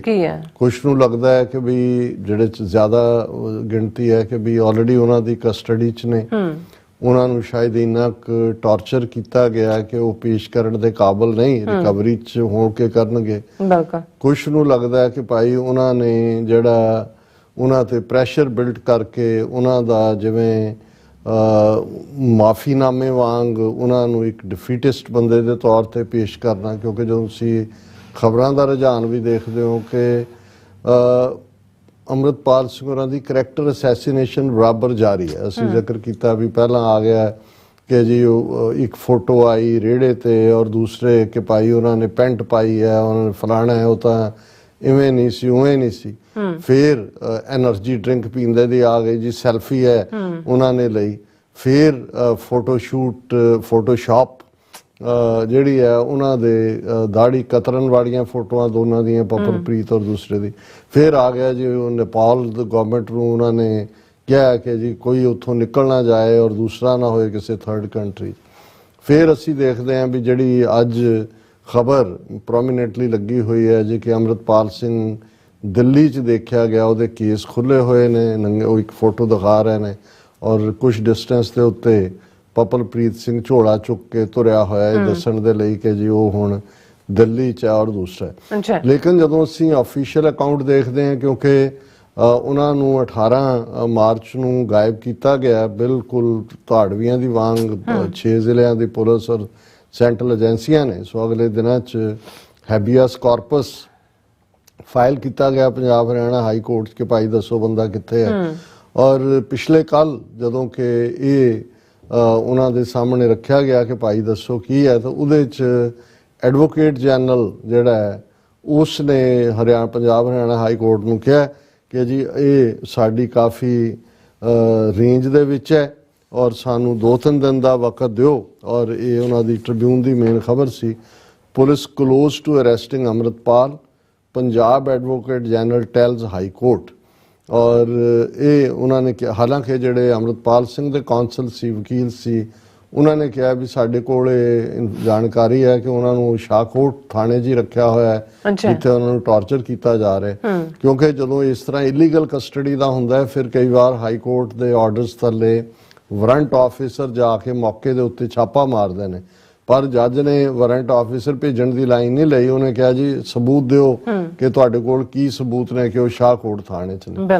ਲੇਕਿਨ ਅਟਾਰਨੀ ਜਨਰਲ ਨੇ ਜਿਹੜਾ ਉਹ ਇਹ ਕਿਹਾ, the state was close to arresting fugitive Amritpal even as the petitioner seeking his release said he was in illegal custody at Shahkot police station, वही जो मैं डिस्कस किया है। और ये ਜਦੋਂ ਫਿਰ ਅਟਾਰਨੀ ਜਨਰਲ ਕਹਿੰਦਾ ਕਿ ਫਰਦਰ ਉਹਨੂੰ ਗ੍ਰਿਲ ਨਾ ਕਰਨ, ਉਹ ਕਹਿੰਦਾ Punjab was passing through a sensitive stage and national security was involved as such the arguments address should be limited to the contentions raised in the habeas corpus petition. ਕਹਿੰਦੇ ਹੋਰ ਸਵਾਲ ਨਾ ਪੁੱਛੋ, ਇਹਦੇ ਨਾਲ ਜਿਹੜੀ ਨੇਸ਼ਨ ਦੀ ਜਿਹੜੀ ਹੈ ਸਿਕਿਉਰਿਟੀ ਸੇਫਟੀ ਉਹਨੂੰ ਹੋਏਗਾ। ਸੋ ਹਾਈਡ ਕਰ ਰਹੇ ਨੇ। ਫਿਰ ਅੱਜ ਜਿਹੜਾ ਸੋਰਸ ਤਾਂ ਮੈਨੂੰ ਨਹੀਂ ਪਤਾ, ਲੇਕਿਨ ਇਹ ਸੋਸ਼ਲ ਮੀਡੀਆ ਤੇ ਸਾਨੂੰ ਬਹੁਤ ਸਾਰਿਆਂ ਨੇ ਫਾਰਵਰਡ ਕੀਤਾ। ਉਹਦੀ ਹੈਡਲਾਈਨ ਹੈ ਕਿ ਵੀ ਇਹ ਕੋਈ ਪਹਿਲਾਂ ਪਰਮਿੰਦਰ ਸਿੰਘ ਬਰਿਆਣਾ ਪੱਤਰਕਾਰ ਨੇ, ਉਹਨਾਂ ਦੀ ਜਾਣਕਾਰੀ ਸੀ, ਫਿਰ ਤਾਜ਼ਾ ਜਾਣਕਾਰੀ ਔਰ ਇਹ ਹੈ ਕਿ ਹੁਸ਼ਿਆਰਪੁਰ ਵਾਲੇ ਸਿੰਘ ਤਕੜੇ ਹੋਵੋ, ਅੰਮ੍ਰਿਤਪਾਲ ਸਿੰਘ ਦਾ ਮੁਕਾਬਲਾ ਬਣਾਉਣ ਦੀ ਤਿਆਰੀ ਕਰ ਰਹੇ ਨੇ ਪੁਲਿਸ ਵਾਲੇ। ਔਰ ਉਹਨਾਂ ਨੇ ਕਿਹਾ ਕਿ ਕਾਊਂਟਰ ਇੰਟੈਲੀਜੈਂਸ ਦੀ ਟੀਮ ਨੇ ਅੰਮ੍ਰਿਤਪਾਲ ਸਿੰਘ ਪ੍ਰਧਾਨ ਵਾਰਸ ਪੰਜਾਬ ਦੇ ਅਤੇ ਉਹਨਾਂ ਦੇ ਸਾਥੀਆਂ ਤੇ ਸ਼ੱਕ ਦੇ ਆਧਾਰ ਤੇ ਇਨੋਵਾ ਕਾਰ ਦਾ ਪਿੱਛਾ ਕੀਤਾ। ਦੋਸ਼ੀ ਕਾਰ ਗੁਰਦੁਆਰਾ ਭਾਈ ਚੰਚਲ ਸਿੰਘ ਵਾਲਾ ਵਿਖੇ ਛੱਡ ਕੇ ਫਰਾਰ ਹੋ ਗਏ। ਦੱਸਿਆ ਗਿਆ ਕਿ ਅੱਜ ਯਾਨੀ 28 ਮਾਰਚ ਸ਼ਾਮ ਨੂੰ ਕਾਊਂਟਰ ਇੰਟੈਲੀਜੈਂਸ ਦੀ ਟੀਮ ਨੇ ਇੱਕ ਚਿੱਟੇ ਰੰਗ ਦੀ ਇਨੋਵਾ ਕਾਰ, ਨੰਬਰ ਅੱਗੇ ਨੰਬਰ ਹੈ ਕਾਰ ਦਾ, ਉਹਦਾ ਪਿੱਛਾ ਕੀਤਾ ਜੋ ਫਗਵਾੜਾ ਤੋਂ ਹੁਸ਼ਿਆਰਪੁਰ ਆ ਰਹੀ ਸੀ। ਸ਼ੱਕ ਹੈ ਕਿ ਇਸ ਵਿੱਚ ਅੰਮ੍ਰਿਤਪਾਲ ਸਿੰਘ ਤੇ ਉਸ ਦੇ ਸਾਥੀ ਕਾਰ ਵਿੱਚ ਸਵਾਰ ਹੋ ਸਕਦੇ ਹਨ। ਪਤਾ ਲੱਗਣ ਤੇ ਉਹਨਾਂ ਦਾ ਪਿੱਛਾ ਕੀਤਾ ਜਾ ਰਿਹਾ ਹੈ। ਉਪਰੋਕਤ ਸ਼ੱਕੀ ਕਾਰ ਗੁਰਦੁਆਰਾ ਭਾਈ ਚੰਚਲ ਸਿੰਘ ਵਾਲਾ ਵਿਖੇ ਛੱਡ ਕੇ ਉਹ ਅੱਗੇ ਨਿਕਲ ਗਏ ਨੇ ਔਰ ਨਵਾਂ ਮੋੜਾਂ ਵਾਲਾ PS ਮੇਟੀਆਣਾ ਛੱਡ ਕੇ ਫਰਾਰ ਹੋ ਗਏ। ਪੁਲਿਸ ਪਿੰਡ ਤੇ ਆਸ-ਪਾਸ ਦੇ ਇਲਾਕੇ 'ਚ ਉਹਨਾਂ ਦੀ ਭਾਲ ਕਰ ਰਹੀ ਹੈ। ਹੁਣ ਤੱਕ ਕੋਈ ਸੁਰਾਗ ਨਹੀਂ। ਸੋ ਇਹ ਵੀ ਬਹੁਤ ਵਾਰ ਜਦੋਂ ਇਸ ਕਿਸਮ ਦੇ ਛਾਪਿਆਂ ਛੁਪਿਆਂ ਦੀ ਲਾਈਨ ਹੁੰਦੀ ਹੈ, ਅਸਲ 'ਚ ਇਹ ਵੀ ਇਹ ਭੁਲੇਖਾ ਪਾਉਣ ਲਈ ਹੈ ਕਿ ਜੀ ਬੰਦਾ ਫਰਾਰ ਹੈ। ਲੇਕਿਨ ਇੱਕ ਸੋਰਸ ਜਿਹੜਾ ਅਸੀਂ 1% ਜਿਹਦੀ ਰੱਖੀ ਹੋਈ ਹੈ ਗੁੰਜਾਇਸ਼, ਉਹ ਉਹਨਾਂ ਦੇ ਸੁਰੱਖਿਅਤ ਹੋਣ ਦੀ ਗੱਲ ਕਰਦਾ ਹੈ, ਇਹਨਾਂ ਦੀ ਪਕੜ 'ਚੋਂ ਬਾਹਰ ਹੋਣ ਦੀ ਗੱਲ ਕਰਦਾ ਹੈ। ਸੋ ਕਿੰਨੀ ਕੁ ਦੇਰ ਇਹ ਸਾਰਾ ਜਿਹੜਾ ਮਾਈਸ ਐਂਡ ਕੈਟ ਡਰਾਮਾ ਇਹਨਾਂ ਦਾ ਚੱਲੇਗਾ। ਔਰ ਇਸ ਦੇ ਉੱਤੇ ਅਸੀਂ ਦੇਖ ਰਹੇ ਹਾਂ ਕਿ ਦੂਜੇ ਪਾਸੇ ਜਿਹੜਾ ਨੌਜਵਾਨਾਂ ਦੀ ਫੜੋਫੜੀ ਦਾ ਸਿਲਸਿਲਾ ਬਰਾਬਰ ਜਾਰੀ। ਆਲਰੇਡੀ ਪਿਛਲੇ ਸੈਗਮੈਂਟ 'ਚ ਮੈਂ ਦੱਸਿਆ ਕਿ ਈਵਨ ਨਿਜ਼ਾਮੂਪੁਰ ਦਿੱਲੀ ਤੋਂ ਇੱਕ ਨੌਜਵਾਨ ਫੋਟੋਗ੍ਰਾਫਰ ਜੀ। ਜਿਹਨੇ ਖਾਲਸਾ ਵਹੀਰ ਦੀ ਕਵਰੇਜ ਕੀਤੀ ਸੀ 3-4 ਮਹੀਨੇ, ਬਿਲਕੁਲ ਉਸ ਨੂੰ ਅਮਨਦੀਪ ਸਿੰਘ ਯੂਪੀ ਦਾ ਰਹਿਣ ਵਾਲਾ, ਉਹਦੇ ਫਾਦਰ ਦੀ ਪਹਿਲਾਂ ਹੀ ਡੈਥ ਹੋ ਗਈ ਸੀ, ਉਹਨੂੰ ਚੁੱਕਿਆ ਹੋਇਆ ਹੈ ਔਰ ਪਿਛਲੇ 22 ਘੰਟੇ ਤੋਂ ਉਸ ਦਾ ਕੋਈ ਪਤਾ ਨਹੀਂ ਹੈ। ਹੋਰ ਵੀ ਨੌਜਵਾਨਾਂ ਨੂੰ ਚੁੱਕਿਆ ਜਾ ਰਿਹਾ ਔਰ ਜਿਹੜੇ ਟਵੀਟ ਨੇ ਹੁਣ ਈਵਨ ਇੱਕ ਅੱਛਾ ਸੋਰਸ ਸੀ, ਮੈਂ ਵੀ BBC ਪੰਜਾਬੀ ਦੇ ਉੱਤੇ ਜਿਹੜਾ ਹੈ ਉਹ ਰਿਲਾਈ ਕਰਦਾ ਸੀ, ਜਿਵੇਂ ਅਕਾਲ ਤਖਤ ਸਾਹਿਬ ਵਿਖੇ ਜਿਹੜਾ ਜਥੇਬੰਦੀਆਂ ਦਾ ਇਕੱਠ ਹੋਇਆ ਉਹਦੀ ਵੀ ਲਾਈਵ ਕਵਰੇਜ ਸੀ ਔਰ ਅੱਜ ਉਹਨਾਂ ਨੇ BBC ਦੀ ਇਕਨੋਮਿਕ ਟਾਈਮਸ ਨੇ ਇਹ ਖਬਰ ਲਾਈ ਹੈ, Amritpal Singh case BBC Punjabi Twitter account withheld, ਕਿ ਉਹਨਾਂ ਦੇ ਵੀ ਟਵਿੱਟਰ ਅਕਾਊਂਟ ਨੂੰ BBC ਪੰਜਾਬੀ ਦੇ ਉਹਨਾਂ ਨੇ ਰੋਕ ਦਿੱਤਾ ਔਰ ਇਹ now BBC news Punjabi Twitter handle blocked in India. The government is afraid of the media that criticizes the government and exposes the government. It seems as if undeclared emergency is being imposed in India, especially in Punjab. फिर SGPC ਹੁਣ ਜਦੋਂ ਇਕੱਠ ਹੋਇਆ, SGPC ਨੇ ਜੋ programme ਦਿੱਤੇ acting ਜਥੇਦਾਰ ਨੇ ਉਸ ਨੂੰ ਟਵੀਟ ਕੀਤਾ। ਅੱਜ ਜਿਹੜਾ SGPC ਦਾ ਟਵਿੱਟਰ ਅਕਾਊਂਟ ਵੀ ਬਲੌਕ ਕਰ ਦਿੱਤਾ ਗਿਆ ਔਰ ਇਹਦੇ ਤੇ ਜਿਹੜਾ ਉਹਨਾਂ ਨੇ SGPC ਨੇ ਸਟੇਟਮੈਂਟ ਵੀ ਦਿੱਤੀ ਹੈ। Instead of acting against Twitter handles doing vicious vile hateful false propaganda against minority Sikhs, SGPC and Sikh Code of Conduct, government asked Twitter platform to withhold a tweet of constitutional Sikh body in which we raised complaint against hate spreading machine, ਕਿ ਵੀ ਬਜਾਏ ਜਿਹੜੇ ਉਹ ਹੇਟਫੁਲ propaganda ਦੂਜਾ ਕਰ ਰਹੇ ਨੇ ਉਹਨਾਂ ਨੂੰ ਰੋਕਣ ਦੇ ਉਹਨਾਂ ਨੇ SGPC ਦਾ ਜਿਹੜਾ ਅਕਾਊਂਟ ਹੈ ਉਹਨੂੰ ਰੋਕ ਦਿੱਤਾ ਹੈ। ਇਹ ਉਹਨਾਂ ਦੇ ਪ੍ਰਧਾਨ ਹਰਜਿੰਦਰ ਸਿੰਘ ਧਾਮੀ ਹੋਰਾਂ ਨੇ ਕਿਹਾ ਕਿ we strongly criticize government of India's action to suppress voice of Sikh body. He asked government to act against those promoting discord among communities irrespective of their community backgrounds ਔਰ ਉਹਨਾਂ ਨੇ ਇਹ ਬਾਕੀ ਮਿਨਿਸਟਰੀਜ਼ ਨੂੰ ਵੀ ਟੈਗ ਕੀਤਾ ਔਰ ਇਸ ਦੇ ਨਾਲ ਉਹਨਾਂ ਦਾ ਜਿਹੜਾ ਹੀਟਫੁਲ ਪਾਰਟ ਹੈ ਨਾਲ ਉਹ ਪਾਕਿਸਤਾਨ ਨਾਲ ਜੋੜਨ ਦਾ ਉਹ ਵੀ ਜਾਰੀ ਹੈ। ਪਾਕਿਸਤਾਨ ਹਾਈ ਕਮਿਸ਼ਨ ਆਪਣੇ ਫੌਜੀ ਅਧਿਕਾਰੀਆਂ ਨੂੰ ਭੇਜ ਰਿਹਾ ਅੰਮ੍ਰਿਤਪਾਲ ਸਿੰਘ ਨਾਲ ਜੁੜੀ ਹਰ ਜਾਣਕਾਰੀ ਕਿ ਜੀ ਜਿਹੜਾ ਦਿੱਲੀ ਸਥਿਤ ਪਾਕਿਸਤਾਨ ਹਾਈ ਕਮਿਸ਼ਨ ਹੈ ਉਹ ਜਿਹੜੀ ਜਾਣਕਾਰੀ ਹੈ ਹਰ ਨਾਲ ਦੀ ਨਾਲ ਪਾਕਿਸਤਾਨੀ ਅਦਾਰਿਆਂ ਨੂੰ ਆਲਾ ਅਧਿਕਾਰੀਆਂ ਨੂੰ ਭੇਜ ਰਿਹਾ ਔਰ ਉਹਨਾਂ ਨੇ ਜਿਹੜਾ ਇਸ ਨੂੰ ਫਿਰ ਉਸੇ ਤਰ੍ਹਾਂ ਹੀ ਜੋੜਨ ਦੀ ਕੋਸ਼ਿਸ਼ ਕੀਤੀ। ਇਸ ਦੇ ਉੱਤੇ ਮੈਂ ਸਮਝਦਾ ਹਾਂ ਵੀ ਡਾਕਟਰ ਧਰਮਵੀਰ ਗਾਂਧੀ ਜਿਹੜੇ ਕਿ ਕਾਫੀ ਹੁਣ ਤਾਂ ਸਾਬਕਾ MP ਨੇ, ਪਟਿਆਲੇ ਤੋਂ MP ਰਹੇ, TV84 ਤੇ ਵੀ ਅਸੀਂ ਉਹਨਾਂ ਨੂੰ ਇੰਟਰਵਿਊ ਕਰਦੇ ਰਹੇ। ਹਾਲਾਂਕਿ ਇਹਦੇ 'ਚ ਵੀ ਕੋਈ ਸ਼ੱਕ ਨਹੀਂ ਕਿ ਉਹ ਨਾਸਤਕ ਨੇ, ਰੱਬ 'ਚ ਯਕੀਨ ਨਹੀਂ ਰੱਖਦੇ ਔਰ ਇਹਦੇ 'ਚ ਵੀ ਕੋਈ ਸ਼ੱਕ ਨਹੀਂ ਕਿ ਨਾ ਉਹ ਹਿੰਦੂ ਰਾਸ਼ਟਰ ਦੇ ਹਾਮੀ ਨੇ ਨਾ ਉਹ ਖਾਲਿਸਤਾਨ ਦੇ ਹਾਮੀ ਨੇ, ਪਰ ਇੱਕ ਇਹਦੇ ਬਾਵਜੂਦ ਇੱਕ ਇਮਾਨਦਾਰ ਪੰਜਾਬੀ ਦੇ ਤੌਰ ਤੇ ਬ੍ਰਾਹਮਣਵਾਦ ਨੂੰ ਚੰਗੀ ਤਰ੍ਹਾਂ ਸਮਝਦੇ ਨੇ। ਪੰਜਾਬ ਦੇ ਲੋਕ ਪਾਣੀਆਂ ਦਾ ਹੱਕ ਹੋਏ, ਦੂਜਾ ਇਸੇ ਲਈ ਬਣੇ ਹੋ MP ਆਮ ਆਦਮੀ ਪਾਰਟੀ ਦੀ ਟਿਕਟ ਤੇ ਸੀ, ਲੇਕਿਨ ਬਹੁਤ ਜਲਦੀ ਵਿਦਨ ਮੰਥਸ ਉਹਨਾਂ ਨੇ ਕੇਜਰੀਵਾਲ ਨੂੰ ਚੈਲੰਜ ਕਰਤਾ ਵੀ ਇਹ ਤੇਰਾ ਅਥੋਰੀਟੇਰੀਅਨਿਜ਼ਮ ਔਰ ਇਸ ਕਿਸਮ ਦਾ, ਔਰ ਉਹਨਾਂ ਨੇ ਆਪਣਾ ਸਟੈਂਡ ਪੂਰਾ ਉਹਨਾਂ ਨੇ ਟਰਮ ਕੀਤੀ ਕਾਇਮ ਰੱਖਿਆ ਔਰ ਉਹਨਾਂ ਨੇ ਜੋ ਪੰਜਾਬ ਦੀ ਸਿਚੁਏਸ਼ਨ ਦੇ ਉੱਤੇ ਕਿਹਾ, ਮੈਂ ਸਮਝਦਾ ਵੀ ਇਹ ਇੱਕ ਟਰੂ ਐਨਾਲਿਸਿਸ ਹੈ ਕਿ ਜਿਹਨੂੰ ਕਹਿੰਦੇ ਨੇ ਕਿ ਵੀ ਕਹੀਂ ਪੇ ਹੈ ਆਂਖੇ ਕਹੀਂ ਪੇ ਨਿਸ਼ਾਨ, ਵੀ ਕਿਤੇ ਉਹਨਾਂ ਨੇ ਕਿਹਾ ਹੱਦ ਹੋ ਗਈ ਯਾਰ, ਜਿਵੇਂ ਪੰਜਾਬ ਵਿੱਚ ਹੋਰ ਕੋਈ ਮੁੱਦਾ ਹੀ ਨਹੀਂ, ਉਹਨਾਂ ਨੇ ਪੰਜਾਬੀ ਚ ਟਵੀਟ ਕੀਤਾ। ਇੱਕ ਨੂੰ ਖਾਲਿਸਤਾਨ ਦੇ ਨਾਂ ਤੇ ਪੰਜਾਬ ਦੀ ਗੈਰ ਸਿੱਖ ਵਸੋਂ ਨੂੰ ਭੈਭੀਤ ਕਰਕੇ ਭਾਰਤੀ ਜਨਤਾ ਪਾਰਟੀ ਦੀ ਗੋਦ ਬਿਠਾਉਣ ਲਈ ਵਰਤਿਆ ਜਾ ਰਿਹਾ। ਦੂਜੇ ਕੋਲੋਂ ਜੇਲ੍ਹ ਅੰਦਰੋਂ ਹੀ ਖਾਲਿਸਤਾਨ ਵਿਰੁੱਧ ਬਿਆਨ, ਇਹ ਲਾਰੈਂਸ ਬਿਸ਼ਨੋਈ ਬਿਆਨ ਅਤੇ ਇੱਕ ਰਾਸ਼ਟਰਵਾਦੀ ਦੇਸ਼ ਭਗਤ ਹੋਣ ਦਾ ਪ੍ਰਵਚਨ ਦਵਾ ਕੇ ਪੰਜਾਬੀ ਸਿਆਸਤ ਅਤੇ ਸਮਾਜ ਨੂੰ ਘਚੋਲੇ, ਵੰਡੀਆਂ, ਡਰ ਅਤੇ ਫਿਰਕਾ ਪ੍ਰਸਤੀ ਦੀ ਪੁੱਠ ਚਾੜਨ ਦੀਆਂ ਡੂੰਘੀਆਂ ਸਾਜ਼ਿਸ਼ਾਂ ਹੋ ਰਹੀਆਂ ਹਨ। ਬਿਲਕੁਲ 2024 ਚੋਣਾਂ ਤੱਕ ਇਹਨਾਂ ਦੋਵੇਂ ਬਿਰਤਾਂਤਾਂ ਨੂੰ ਹਵਾ ਦੇ ਕੇ ਪੰਜਾਬ ਨੂੰ ਖਰੂਦੀ ਰਾਜ ਤੇ ਦੇਸ਼ ਦੀ ਏਕਤਾ ਅਖੰਡਤਾ ਲਈ ਖਤਰਾ ਹੋਣ ਦੀ ਪਰਸੈਪਸ਼ਨ ਧਾਰਨਾ ਪੈਦਾ ਕਰਕੇ ਪੰਜਾਬ ਅਤੇ ਖਾਸ ਕਰਕੇ ਸਿੱਖਾਂ ਨੂੰ ਡਿਮਿਨਾਈਜ਼ ਕਰਕੇ ਕੁੱਟਿਆ ਵੀ ਜਾ ਸਕਦਾ ਹੈ ਤੇ ਇਸ ਸਬਕ ਦੇ ਸਿਰ ਤੇ ਦੇਸ਼ ਵਿੱਚੋਂ ਵੋਟਾਂ ਦੀ ਭਰਵੀਂ ਫਸਲ ਵੱਢਣ ਦੀ ਸਕੀਮ ਵੀ ਹੋ ਸਕਦੀ ਹੈ।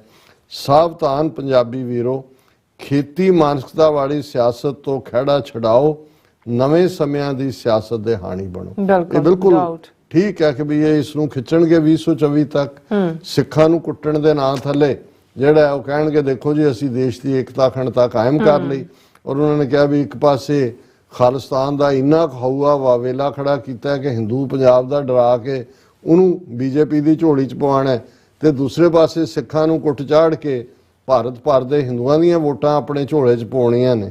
ਇਸ ਦੇ ਉੱਤੇ ਹੀ ਕਿਸੇ ਨੇ ਜਦੋਂ 80ਵਿਆਂ ਦੇ ਵਿੱਚ ਜੋ ਕੁਝ ਕਾਂਗਰਸ ਕਰ ਰਹੀ ਸੀ ਉਸ ਬਾਰੇ ਕਿਹਾ ਸੀ ਕਿ ਲੋਕ ਲਾਸ਼ਾਂ ਗਿਣ ਰਹੇ ਨੇ, ਇਹ ਵੋਟਾਂ ਗਿਣ ਰਹੇ ਜੀ। ਡਾਕਟਰ ਸਾਹਿਬ ਤੁਹਾਡਾ ਬਹੁਤ ਬਹੁਤ ਸ਼ੁਕਰੀਆ। ਇਸ ਵਕਤ ਨੇ ਬ੍ਰੇਕ ਵਿਊਅਰਸ ਤੁਸੀਂ ਇਸੇ ਤਰ੍ਹਾਂ ਬਣੇ ਰਹਿਣਾ। ਮਿਲਦੇ ਹਾਂ ਛੋਟੇ ਜਿਹੇ ਵਕਫੇ ਤੋਂ ਬਾਅਦ।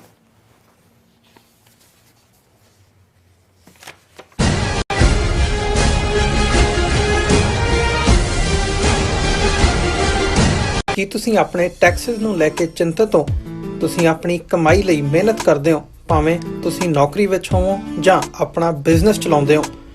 ਜਦੋਂ ਟੈਕਸ ਭਰਨ ਦਾ ਸਮਾਂ ਆਉਂਦਾ ਹੈ ਤਾਂ ਤੁਹਾਨੂੰ ਇੱਕ ਭਰੋਸੇਯੋਗ ਟੈਕਸ ਅਕਾਊਂਟੈਂਟ ਦੀ ਲੋੜ ਹੈ ਜੋ ਟੈਕਸ ਬੈਲੈਂਸ ਦਾ ਤੁਹਾਡੇ ਪੱਖ ਵਿੱਚ ਜਾਣਾ ਯਕੀਨੀ ਬਣਾਵੇ।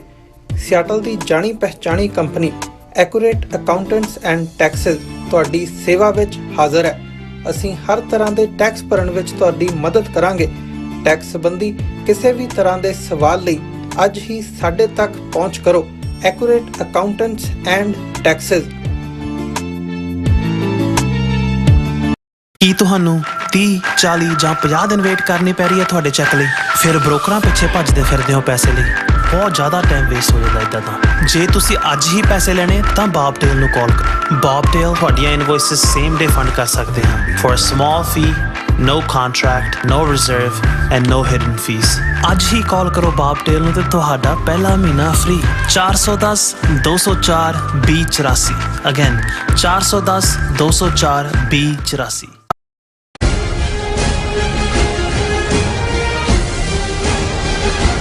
Viewers welcome back on programme. So viewers Punjab ਦੇ ਚੀਫ ਮਿਨਿਸਟਰ ਦੀ ਗੱਲਬਾਤ ਕਰਨ ਜਾ ਰਹੇ ਹਾਂ ਕਿ ਤਾਕਤ ਦੇ ਨਸ਼ੇ ਵਿੱਚ ਚੂਰ ਪੰਜਾਬ ਦੇ ਸ਼ਰਾਬੀ ਮੁੱਖ ਮੰਤਰੀ ਭਗਵੰਤ ਮਾਨ ਵੱਲੋਂ ਅਕਾਲ ਤਖ਼ਤ ਸਾਹਿਬ ਤੇ ਹੋਏ ਪੰਥਕ ਇਕੱਠ ਤੋਂ ਬਾਅਦ ਅਕਾਲ ਤਖ਼ਤ ਸਾਹਿਬ ਦੇ ਐਕਟਿੰਗ ਜਥੇਦਾਰ ਗਿਆਨੀ ਹਰਪ੍ਰੀਤ ਸਿੰਘ ਵੱਲੋਂ ਦਿੱਤੇ ਅਲਟੀਮੇਟਮ ਦਾ ਜਿਹੜਾ ਮਜ਼ਾਕ ਹੈ ਉਹ ਉਡਾਇਆ ਗਿਆ ਹੈ। ਸੋ ਇੱਕ ਸ਼ਰਾਬ ਦਾ ਨਸ਼ਾ ਹੀ ਮਾਨ ਨਹੀਂ ਕਿ ਸਤਾ ਦੇ ਨਸ਼ੇ ਨੇ ਕੋਕਟਲ ਬਣਾ ਕੇ ਉਸ ਨੂੰ ਹਿੰਦੂਤਵੀ ਤਾਕਤਾਂ ਦਾ ਮੋਹਰਾ ਬਣਾ ਛੱਡਿਆ। ਸੋ ਇਸ ਬਾਰੇ ਆਪਾਂ ਗੱਲਬਾਤ ਕਰਨ ਜਾ ਰਹੇ ਹਾਂ। ਸੋ ਅਸੀਂ ਚਾਹਾਂਗੇ ਕਿ ਤੁਸੀਂ ਇਸੇ ਤਰ੍ਹਾਂ ਬਣੇ ਰਹਿਣਾ, ਦੇਖਣ ਸੁਣ ਲਈ ਐਂਡ ਲਿਖਣ ਲਈ ਤੁਹਾਡਾ ਸਭ ਦਾ ਬਹੁਤ ਬਹੁਤ ਧੰਨਵਾਦ ਜੀ। ਡਾਕਟਰ ਸਾਹਿਬ ਕੀ ਕਹਿਣਾ ਚਾਹੋਗੇ?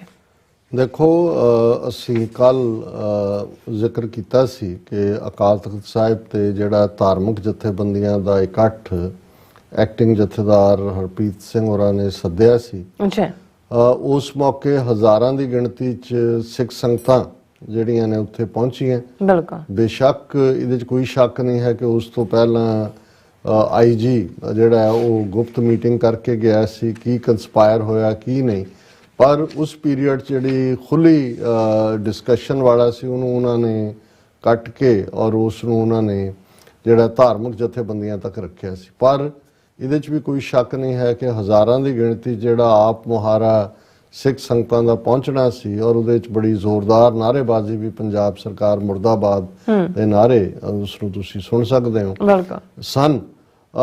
ਜੋ ਵੀ ਫੈਸਲਾ ਹਾਲਾਂ ਅਸੀਂ ਉਸ ਨੂੰ ਜਦੋਂ ਡੀਕੋਡ ਦੇ ਨਾਂ ਥੱਲੇ ਡਿਸਕਸ ਕੀਤਾ ਸੀ ਤਾਂ ਅਸੀਂ ਕਿਹਾ ਵੀ ਇਹਦੇ 'ਚੋਂ ਕੁਝ ਬਹੁਤਾ ਨਿਕਲਣ ਵਾਲਾ ਨਹੀਂ ਹੈ, ਲੇਕਿਨ ਫਿਰ ਵੀ ਸਾਨੂੰ ਕੁਝ ਵੀਰਾਂ ਨੇ ਕੁਝ ਭੈਣਾਂ ਨੇ ਕਿਹਾ ਵੀ ਜੀ ਥੋੜਾ ਜਿਹਾ ਹੱਥ ਹੌਲਾ ਰੱਖੋ ਇਹਨਾਂ ਤੇ ਵੀ ਚਲੋ ਕੋਈ ਨਹੀਂ, ਐਟਲੀਸਟ ਇੱਕ ਸਾਡੇ ਕੋਲ ਪਲੇਟਫਾਰਮ ਅਕਾਲ ਤਖ਼ਤ ਦਾ ਹੈ, ਜੇ ਉੱਥੋਂ ਕੁਝ ਨਿਕਲਦਾ ਜਾਂ ਦੂਜਾ। ਮੈਂ ਕਿਹਾ ਜੀ ਵੀ ਗੱਲ ਤਾਂ ਅਲਟੀਮੇਟਲੀ ਕੋਈ ਸੋਲਿਡ ਨਜ਼ਰ ਆਈ ਨਹੀਂ ਹੈ। 24 ਘੰਟੇ ਦਾ ਅਲਟੀਮੇਟਮ ਜ਼ਰੂਰ ਦਿੱਤਾ ਹੈ, ਲੇਕਿਨ ਉਸ ਤੋਂ ਬਾਅਦ ਕੋਈ ਮੋਰਚਾ ਕੋਈ ਧਰਨਿਆਂ ਨੂੰ ਵੀ ਉਹਨਾਂ ਨੇ ਨੈਗੇਟ ਕੀਤਾ। ਮੋਰਚੇ ਦੀ ਤਾਂ ਗੱਲ ਵਹੀਰ ਦੀ ਗੱਲ ਜ਼ਰੂਰ ਕੀਤੀ, ਉਹ ਵੀ ਅਸੀਂ ਕਾਫਲਾ ਬਣਾ ਕੇ ਜਾਵਾਂਗੇ, ਸਾਰਿਆਂ ਦਾ ਕਰਾਂਗੇ, ਕਦੋਂ ਹੋਏਗਾ। ਸੋ ਰਾਦਰ ਅਸੀਂ ਉਸ ਤੋਂ ਕੋਈ ਇਹ ਨਹੀਂ ਸੀ ਦੇਖ ਰਹੇ ਕਿ ਕੋਈ ਸੋਲਿਡ ਉਸ ਚੋਂ ਕੋਈ ਪ੍ਰੋਗਰਾਮ ਨਿਕਲਿਆ ਜਾਂ ਨਿਕਲੇਗਾ, ਲੇਕਿਨ ਇਹਦੇ ਬਾਵਜੂਦ ਤੁਸੀਂ ਹੰਕਾਰ ਦਾ ਇੱਕ ਪਾਸੇ ਤਾਂ ਸ਼ਰਾਬੀ ਬੰਦਾ ਉਹੀ ਅੱਧੀ ਮੱਤ ਮਾਰੀ ਹੁੰਦੀ ਹੈ ਜਿਸ ਨੂੰ ਗੁਰੂ ਸਾਹਿਬ ਨੇ ਵੀ ਕਿਹਾ ਕਿ ਭਾਈ ਇਹ ਮੱਤ ਦੇ ਵਿੱਚ ਆ ਕੇ ਬਰਲੂ ਵੜ ਜਾਂਦਾ ਹੈ, ਉਲਟਾ ਹੁੰਦਾ ਹੈ। ਔਰ ਤਾਕਤ ਦਾ ਨਸ਼ਾ ਕੀ ਹੈ, ਮੈਨੂੰ ਉਹ ਯਾਦ ਆਇਆ ਹਬੀਬ ਜ਼ਾਲਬ ਪਾਕਿਸਤਾਨ ਦੇ ਰੈਵੋਲੂਸ਼ਨਰੀ ਸ਼ਾਇਰ ਹੋਏ ਨੇ। ਹਾਲਾਂ ਉਹਨਾਂ ਦਾ ਸੰਬੰਧ ਡਿਸਟ੍ਰਿਕਟ ਹੁਸ਼ਿਆਰਪੁਰ ਨਾਲ ਸੀ 47 ਤੋਂ ਪਹਿਲਾਂ, ਬਾਅਦ 'ਚੋਂ ਲਾਹੌਰ ਗਏ ਔਰ ਉਹਨਾਂ ਨੇ ਬੜੇ ਬੇਖੌਫ ਕਿਸਮ ਦੇ ਸ਼ਾਇਰ, ਉਹਨਾਂ ਨੇ ਅਯੂਬ ਖਾਨ ਨੂੰ ਵੀ ਚੈਲੰਜ ਕੀਤਾ ਜਦੋਂ ਅਯੂਬ ਖਾਨ ਨੇ ਪਹਿਲਾ ਕਨਸਟੀਟਿਊਸ਼ਨ ਆਪਣੇ ਤਰੀਕੇ ਦਾ ਬਣਾਇਆ ਐਗਜ਼ਿਸਟਿੰਗ ਨੂੰ ਕਰਕੇ, ਤੇ ਉਸਨੇ ਜਿਹੜਾ ਹਬੀਬ ਜ਼ਾਲਮ ਨੇ ਜਿਹੜਾ ਲਾਹੌਰ ਦੇ ਜਲਸਿਆਂ 'ਚ ਪੜ੍ਹਿਆ ਹੁੰਦਾ ਸੀ ਕਿ ਭਾਈ ਮੈਂ ਇਹ ਜਿਹੜਾ ਤੇਰਾ ਦਸਤੂਰ ਹੈ, ਇਸ दस्तूर को सुबह बेनूर को मैं नहीं जानता, मैं नहीं मानता। और ये एक इस किस्म के बेबाक शायर की शायरी ने ही वो सारे दा मिट्टी बना। पर जो जियाउल हक आया उही दौर दौरा और हबीब ज़ालिब दा वो शेर जड़ा मैनू हमेशा ही लगता है कि भाई ये पता नहीं कुछ माया का असर हुंदा है जां की कोई बुद्धि भ्रिष्ट हुंदी है कि ਜਿਹੜਾ ਵੀ ਹੰਕਾਰਿਆ ਹੋਇਆ ਰੂਲਰ ਹੈ ਔਰ ਜਿਸ ਕੁਰਸੀ ਤੇ ਇਹ ਬੈਠਾ ਹੈ ਭਗਵੰਤ ਮਾਨ, ਉਸ ਦੇ ਵਿੱਚ ਉੱਤੇ ਪ੍ਰਤਾਪ ਸਿੰਘ ਕੈਰੋਂ ਦਾ ਕੀ ਹਸ਼ਰ ਹੋਇਆ। ਪ੍ਰਤਾਪ ਸਿੰਘ ਕੈਰੋਂ ਨੇ ਜਿਹੜੇ ਬਾਰੇ ਸੀ ਕਿ ਆਇਰਨ ਫਿਸਟ ਦੇ ਨਾਲ ਉਹ ਜਿਹਨੂੰ ਮਰਜ਼ੀ ਐਕਸੀਅਨ ਨੂੰ ਓਵਰਸੀਅਰ ਬਣਾ ਦੇ, ਜਿਹੜੇ ਮਰਜ਼ੀ ਓਵਰਸੀਅਰ ਨੂੰ ਐਕਸੀਅਨ ਬਣਾ ਦੇ, ਇਵੇਂ ਉਹ ਰੂਲ ਕਰਦਾ ਸੀ ਕੈਰੋਂ। ਔਰ ਨਹਿਰੂ ਨੇ ਰੱਖਿਆ ਹੋਇਆ ਸੀ ਕੈਰੋਂ ਨੂੰ ਪੰਜਾਬ 'ਚ ਸਿੱਖਾਂ ਨੂੰ ਕੁੱਟ ਚਾੜਨ ਲਈ। ਕੈਰੋਂ ਦੇ ਜ਼ਮਾਨੇ 'ਚ ਪੰਜਾਬੀ ਸੂਬਾ ਜ਼ਿੰਦਾਬਾਦ ਲਫ਼ਜ਼ ਦੇ ਉੱਤੇ ਵੀ ਪਾਬੰਦੀ ਲੱਗ ਗਈ ਸੀ। ਬਠਿੰਡਾ ਜੇਲ੍ਹ ਦੇ ਵਿੱਚ ਗੋਲੀ ਚਲਾ ਕੇ ਉਹਨਾਂ ਨੇ ਉਹਨੂੰ ਮਾਰਿਆ ਸੀ। ਉਹਨੇ ਕਿਹਾ ਸੀ ਜੀ ਮੈਂ ਨਹੀਂ ਬਣਨ ਦਿੰਦਾ। ਨਹਿਰੂ ਨੂੰ ਵੀ ਸੀ ਵੀ ਨਹਿਰੂ ਦਾ ਉਹਨੂੰ ਖੁੱਲ੍ਹੀ ਛੁੱਟੀ ਦਿੱਤੀ ਹੋਈ ਸੀ, ਭਾਵੇਂ ਉਹਦੇ ਮੁੰਡੇ ਪੂਰੇ ਬਦਮਾਸ਼ੀ ਤੇ ਉਤਰੇ ਹੁੰਦੇ ਸੀ, ਗੁਰਿੰਦਰ ਕੈਰੋਂ ਔਰ ਸੁਰਿੰਦਰ ਕੈਰੋਂ। ਅੱਛਾ, ਲੇਕਿਨ ਅਲਟੀਮੇਟਲੀ ਕੁਰਸੀਓਂ ਵੀ ਉਹ ਲੱਥਾ ਔਰ ਉਸੇ ਹੀ ਪ੍ਰਤਾਪ ਸਿੰਘ ਕੈਰੋਂ ਦਾ ਮਰਡਰ ਵੀ ਹੋਇਆ। ਉਹ ਦਿੱਲੀ ਤੋਂ ਪੰਜਾਬ ਆ ਰਿਹਾ ਸੀ, ਉਹਦੀ ਵਜ੍ਹਾ ਕਰਕੇ ਉਹਦਾ ਪੀਏ ਨਾਲ ਧਰਮਪਾਲ ਕੇ ਕੌਣ ਸੀ ਉਹਦਾ ਵੀ, ਉਹਦੇ ਡਰਾਈਵਰ ਦਾ ਵੀ ਮਰਡਰ ਹੋਇਆ। ਸੋ ਇਹ ਪੰਜਾਬ ਦੇ ਵਿੱਚ ਜਾਂ ਭਾਰਤ 'ਚ ਜੇ ਕਹਿਣਾ ਹੋਵੇ ਕਿ ਗਾਂਧੀ ਤੋਂ ਬਾਅਦ ਦੂਸਰਾ ਹਾਈ ਲੈਵਲ ਮਰਡਰ ਸੀ। ਫਿਰ ਜੇ ਤੁਸੀਂ 90ਾਂ ਦੇ ਦੌਰ 'ਚ ਦੇਖੋ ਬੇਅੰਤਾ ਬੁੱਚੜ ਜਿਹਨੇ 50,000 ਤੋਂ ਜ਼ਿਆਦਾ ਸਿੱਖ ਨੌਜਵਾਨ ਮਾਰੇ, ਲੇਕਿਨ ਜਦੋਂ ਉਸ ਦਾ ਅੰਤ ਹੋਇਆ ਰਾਵਣ ਦਾ 31 ਅਗਸਤ 1995 ਨੂੰ, ਨਾਲ 15-16 ਸਿਪਾਹੀ ਵੀ ਉੜ ਗਏ ਜਿਹੜਾ ਆਤਮਘਾਤੀ ਬੰਬ ਦੇ ਨਾਲ।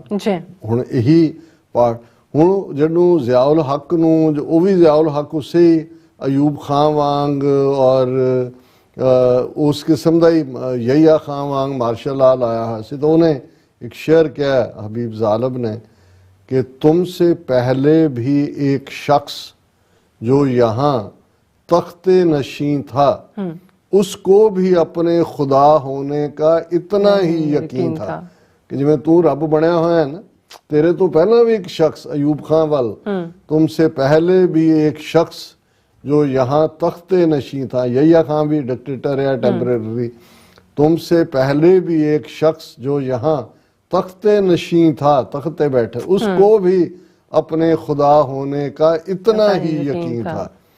हुण कि भी तेरे सिर ते वाल नहीं, शराब नाल तू रज्जिया हुंदा है, जाली जिहा ਉਹ ਜਿਵੇਂ ਜਾਦੂਗਰ ਬੰਗਾਲੀ ਆਉਂਦੇ ਹੁੰਦੇ ਸੀ ਤੇ ਉਹਨਾਂ ਦੇ ਸਿਰਾਂ ਤੇ ਵੀ ਪੱਗਾਂ ਹੁੰਦੀਆਂ ਸੀ, ਸੱਪ ਸੁੱਪ ਵੀ ਕੱਢਦੇ ਸੀ ਬੀਨ ਜਿਹੀ ਨਾਲ ਲਾ ਕੇ, ਉਦਾਂ ਦੀ ਤੇਰੀ ਕਰਤੂਤ ਹੈ। ਬੀਨ ਹੀ ਤੇਰੇ ਹੱਥ 'ਚ ਹੈ, ਉਹ ਤੇਰੀ ਜ਼ਬਾਨ ਹੀ ਬੀਨ ਵਾਂਗ ਹੁੰਦੀ ਹੈ। ਤੂੰ ਸੁਣਾ ਕੇ ਲਤੀਫੇ ਚੁਟਕਲੇ ਬਿਨਾਂ ਕਿਸੇ ਕਾਬਲੀਅਤ ਦੇ ਉਸ ਥਾਂ ਦੇ ਉੱਤੇ ਆ ਕੇ ਬੈਠੇ। ਭਗਤ ਸਿੰਘ ਦੇ ਨਾਂ ਨੂੰ ਵੀ ਵਰਤ ਰਹੇ, ਅੰਬੇਦਕਰ ਦੇ ਨੂੰ ਵੀ ਵਰਤ ਰਹੇ, ਔਰ ਆਪਣੇ ਟੱਬਰ ਦਾ ਵੀ ਜਲੂਸ ਕੱਢਿਆ ਹੋਇਆ ਉੱਥੇ ਰੰਗਲਾ ਪੰਜਾਬ ਬਣਾਉਣ ਦੇ ਨਾਂ ਥੱਲੇ। ਬਾਹਰ ਜਿਹੜਾ ਉਹ ਕੀ ਹੈ, ਮੈਂ ਹੁਣ ਉਹਦੇ 'ਚ ਕਈ ਵਾਰ ਮੈਂ ਗਰੇਜ਼ ਕਰਦਾ ਪਰਸਨਲ ਲਾਈਫ ਤੇ ਕਹਿਣ ਤੋਂ, ਲੇਕਿਨ ਜਦੋਂ ਇਸ ਕਿਸਮ ਦੇ ਜਿਹੜੇ ਬਦਕਾਰ ਕਿਸਮ ਦੇ ਲੋਕ ਜਿਨ੍ਹਾਂ ਦਾ ਕੋਈ ਨਾ ਆਪਣਾ ਰਹਿਣ ਸਹਿਣ ਹੈ ਨਾ ਦੂਜਾ, ਭਾਈ ਧਰਮ ਤਾਂ ਮਜ਼ਹਬ ਤਾਂ ਤੁਹਾਡਾ ਵਿਸ਼ਾ ਹੀ ਨਹੀਂ ਹੈ। ਤੁਸੀਂ ਵੈਸੇ ਹੀ ਜੇ ਤੁਹਾਡਾ ਪਿਓ ਕੇਜਰੀਵਾਲ ਹੈ, ਕੇਜਰੀਵਾਲ ਦਾ ਪਿਓ ਗਾਂਧੀ ਹੈ, ਤੇ ਤੁਸੀਂ ਗੁਰੂ ਗੋਬਿੰਦ ਸਿੰਘ ਦੇ ਤਾਂ ਪੁੱਤਰ ਹੀ ਨਹੀਂ ਹੈਗੇ। ਅਕਾਲ ਤਖਤ ਖਾਲਸਾ ਪੰਥ ਗੁਰੂ ਕੇ ਪੁੱਤਰਾਂ ਲਈ, ਅਕਾਲ ਤਖਤ ਸਾਡਾ ਤਖਤ ਹੈ, ਗੁਰੂ ਕੇ ਖਾਲਸੇ ਦਾ ਤਖਤ ਹੈ। ਇੱਥੇ ਫੈਸਲੇ ਹਾਂ ਸਾਡੇ ਵੀ ਕੰਸਰਨ ਨੇ, ਬਾਦਲ ਟੱਬਰ ਦਾ ਜਾਂ ਅਦਰਵਾਈਜ਼ ਕਿਸੇ ਦਾ ਕੀ ਰੋਲ ਹੁੰਦਾ, ਪਰ ਇਹ ਸਾਡਾ ਇੱਕ ਪੰਥ ਪਰਿਵਾਰ ਦਾ, ਤੁਸੀਂ ਤਾਂ ਪੰਥ ਦਾ ਹਿੱਸਾ ਨਹੀਂ ਹੈਗੇ। ਤੁਸੀਂ ਤਾਂ ਆਪਣੇ ਆਪ ਨੂੰ ਸਿੱਖ ਨਹੀਂ ਮੰਨਦੇ ਹੋ, ਹੈ ਹੀ ਨਹੀਂ ਹੋ। ਤੁਸੀਂ ਸਿੱਖ ਮੰਨਣਾ ਕੀ ਹੈ?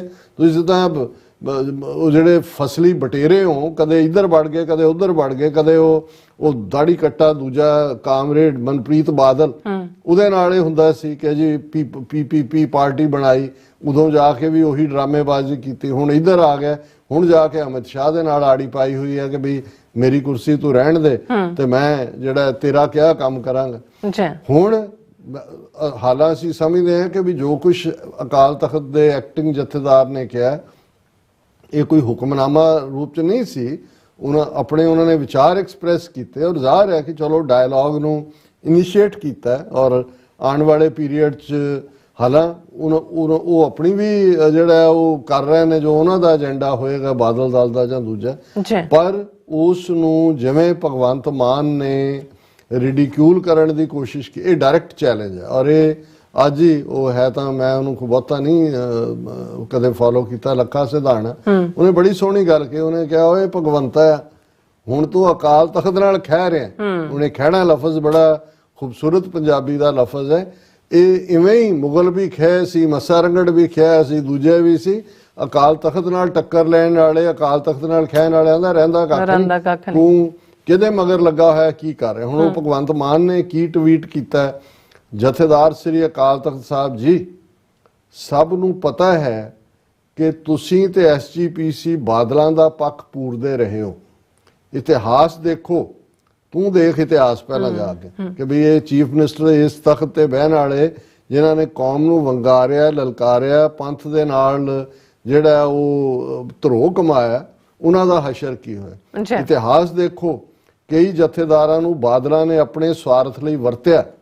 ਚੰਗਾ ਹੁੰਦਾ ਜੇ ਤੁਸੀਂ ਅਲਟੀਮੇਟਮ ਬੇਅਦਬੀ ਤੇ ਗਾਇਬ ਹੋਏ ਸ੍ਰੀ ਗੁਰੂ ਗ੍ਰੰਥ ਸਾਹਿਬ ਜੀ ਦੇ ਸਰੂਪਾਂ ਲਈ ਜਾਰੀ ਕਰਦੇ, ਨਾ ਕਿ ਹੱਸਦੇ ਵਸਦੇ ਲੋਕਾਂ ਨੂੰ ਭੜਕਾਉਣ ਲਈ। ਹੁਣ ਇਹ ਅਲਫਾਜ਼ ਇਸਤੇਮਾਲ ਕਰ ਰਿਹਾ ਕਿ ਭਾਈ ਉੱਥੇ ਜਿਹੜੇ ਸੈਂਕੜਿਆਂ ਨੌਜਵਾਨ ਜੇਲ੍ਹਾਂ 'ਚ ਨੇ, ਉਹਨਾਂ ਨੂੰ ਛਡਾਉਣ ਦੀ ਗੱਲ ਕਹਿਣਾ, ਹੱਸਦੇ ਵਸਦੇ ਲੋਕਾਂ ਨੂੰ ਭੜਕਾਉਣਾ ਔਰ ਕੌਮ ਦੀ ਪੰਥ ਦੀ ਗੱਲ ਕਰਨੀ ਜਿਹੜੀ ਹੈ ਉਹ ਉਸ ਦੇ ਉੱਤੇ ਵੀ ਜਿਹੜਾ ਇਹ ਕੱਲ ਨੂੰ ਅਸੀਂ ਤਾਂ ਕਹਿੰਦੇ ਹਾਂ ਕਿ ਭਾਈ ਅਰੈਸਟ ਕਰੋ, ਤੁਸੀਂ ਜਥੇਦਾਰ ਨੂੰ ਵੀ ਕਰੋ, ਬਾਕੀਆਂ ਨੂੰ ਵੀ ਕਰੋ। ਹੁਣ ਜਦੋਂ ਨੰਗੇ ਚਿੱਟੇ ਹੋ ਕੇ ਤੂੰ ਸ਼ਰਾਬੀਆ, ਤੂੰ ਖੇਡ ਅਮਿਤ ਸ਼ਾਹ ਦੀ, ਹਿੰਦੂ ਤਵੀਆਂ ਦੀ, ਪਹਿਲਾਂ ਵੀ ਉਹ ਘਟੀਆ ਕੇਜਰੀਵਾਲ ਬੇਈਮਾਨ ਜਿਹੜਾ ਅੰਨਾ ਹਜ਼ਾਰੇ ਨਾਲ ਵੀ ਉਹਨੇ ਧਰੋਹ ਕਮਾਇਆ, ਉੱਥੋਂ ਨਿਕਲਿਆ, ਉਹ ਹਿੰਦੂ ਤਵੀਆਂ ਦੇ ਏਜੰਡੇ ਤੇ ਤੁਸੀਂ ਕੰਮ ਕਰਦੇ ਆਏ ਹੋ। ਪਰ ਮੈਂ ਸਮਝਦਾ ਕਿ ਭਾਈ ਜਥੇਦਾਰ ਸਾਹਿਬ ਨੇ ਇਸ ਦਾ ਠੀਕ ਜਵਾਬ ਦਿੱਤਾ ਹੈ, ਹੰਬਲ ਵੇ ਨਾਲ ਬਟ ਵੈਰੀ ਫੋਰਸਫੁਲ। ਉਹਨਾਂ ਨੇ ਜਿਹੜਾ ਇਸ ਦੇ ਉੱਤੇ ਕਿਹਾ, ਭਗਵੰਤ ਮਾਨ ਜੀ, ਜਿਵੇਂ ਤੁਸੀਂ ਪੰਜਾਬ ਦੀ ਨੁਮਾਇੰਦਗੀ ਕਰਦੇ ਹੋ, ਉਸੇ ਤਰ੍ਹਾਂ ਮੈਂ ਵੀ ਆਪਣੀ ਕੌਮ ਦਾ ਨਿਮਾਣਾ ਜਿਹਾ ਨੁਮਾਇੰਦਾ ਹਾਂ।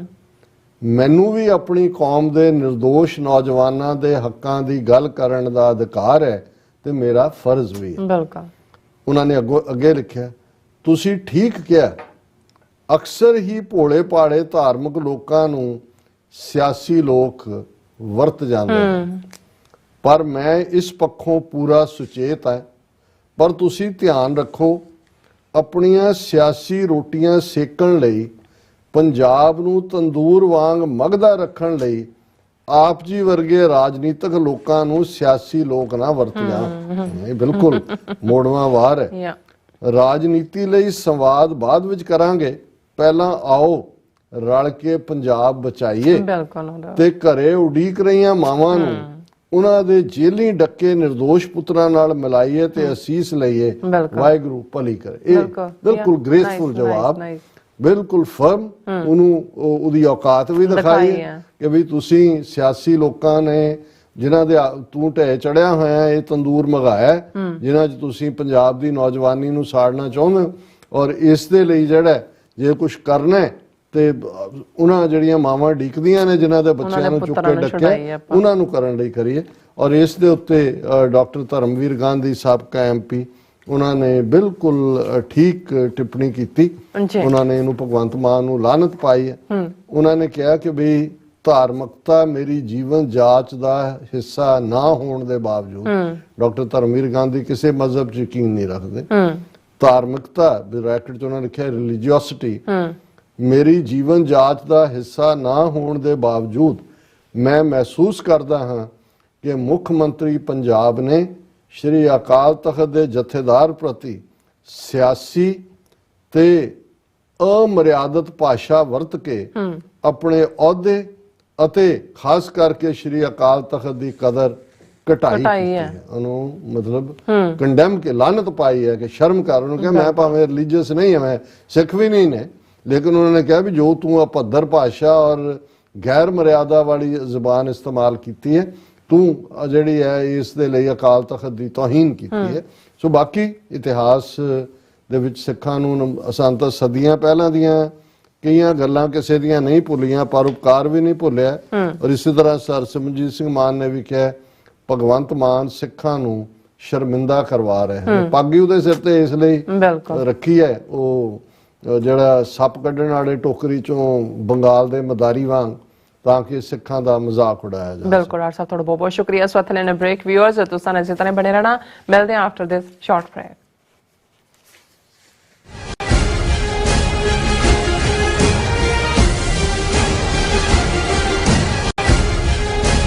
ਕੀ ਤੁਸੀਂ ਰੋਜ਼ਾਨਾ ਕੰਮ ਤੇ ਆਪਣਾ ਵਧੇਰੇ ਸਮਾਂ ਬਿਤਾਉਣ ਤੋਂ ਪਰੇਸ਼ਾਨ ਹੋ? ਆਪਣੀ ਪੂੰਜੀ ਨੂੰ ਕੰਮ ਤੇ ਲਗਾਓ, ਸਾਡੇ ਨਾਲ ਇਨਵੈਸਟ ਕਰੋ। ਅਸੀਂ ਤੁਹਾਡੀ ਪੂੰਜੀ ਤੋਂ ਤੁਹਾਡੇ ਲਈ ਵਧੇਰੇ ਪੈਸੇ ਬਣਾ ਸਕਦੇ ਹਾਂ। ਅਸੀਂ ਪ੍ਰਾਈਵੇਟ ਇਕੁਇਟੀ ਇਨਵੈਸਟਮੈਂਟ ਫਰਮ ਹਾਂ ਤੇ ਕਮਰਸ਼ੀਅਲ ਰੀਅਲ ਏਸਟੇਟ ਵਿੱਚ ਮਾਹਿਰ ਹਾਂ।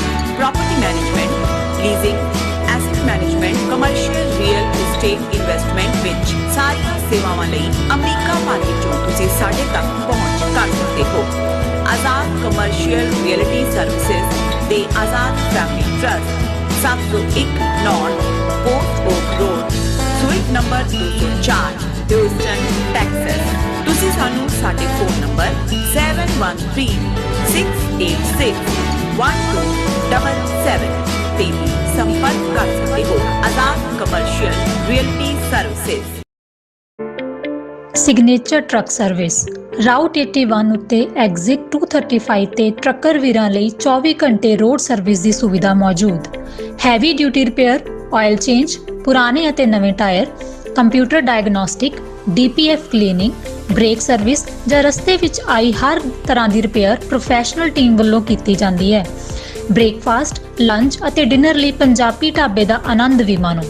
ਡਰਾਈਵਰ ਅਤੇ ਟਰੱਕ ਆਪਰੇਟਰ ਵੀਰ ਡਿਸਪੈਚ ਦੀ ਸਰਵਿਸ ਲਈ ਸਾਡੇ ਨਾਲ ਸੰਪਰਕ ਕਰਨ। Signature truck service 58 triangle drive, Weyers Cave, Virginia 24486।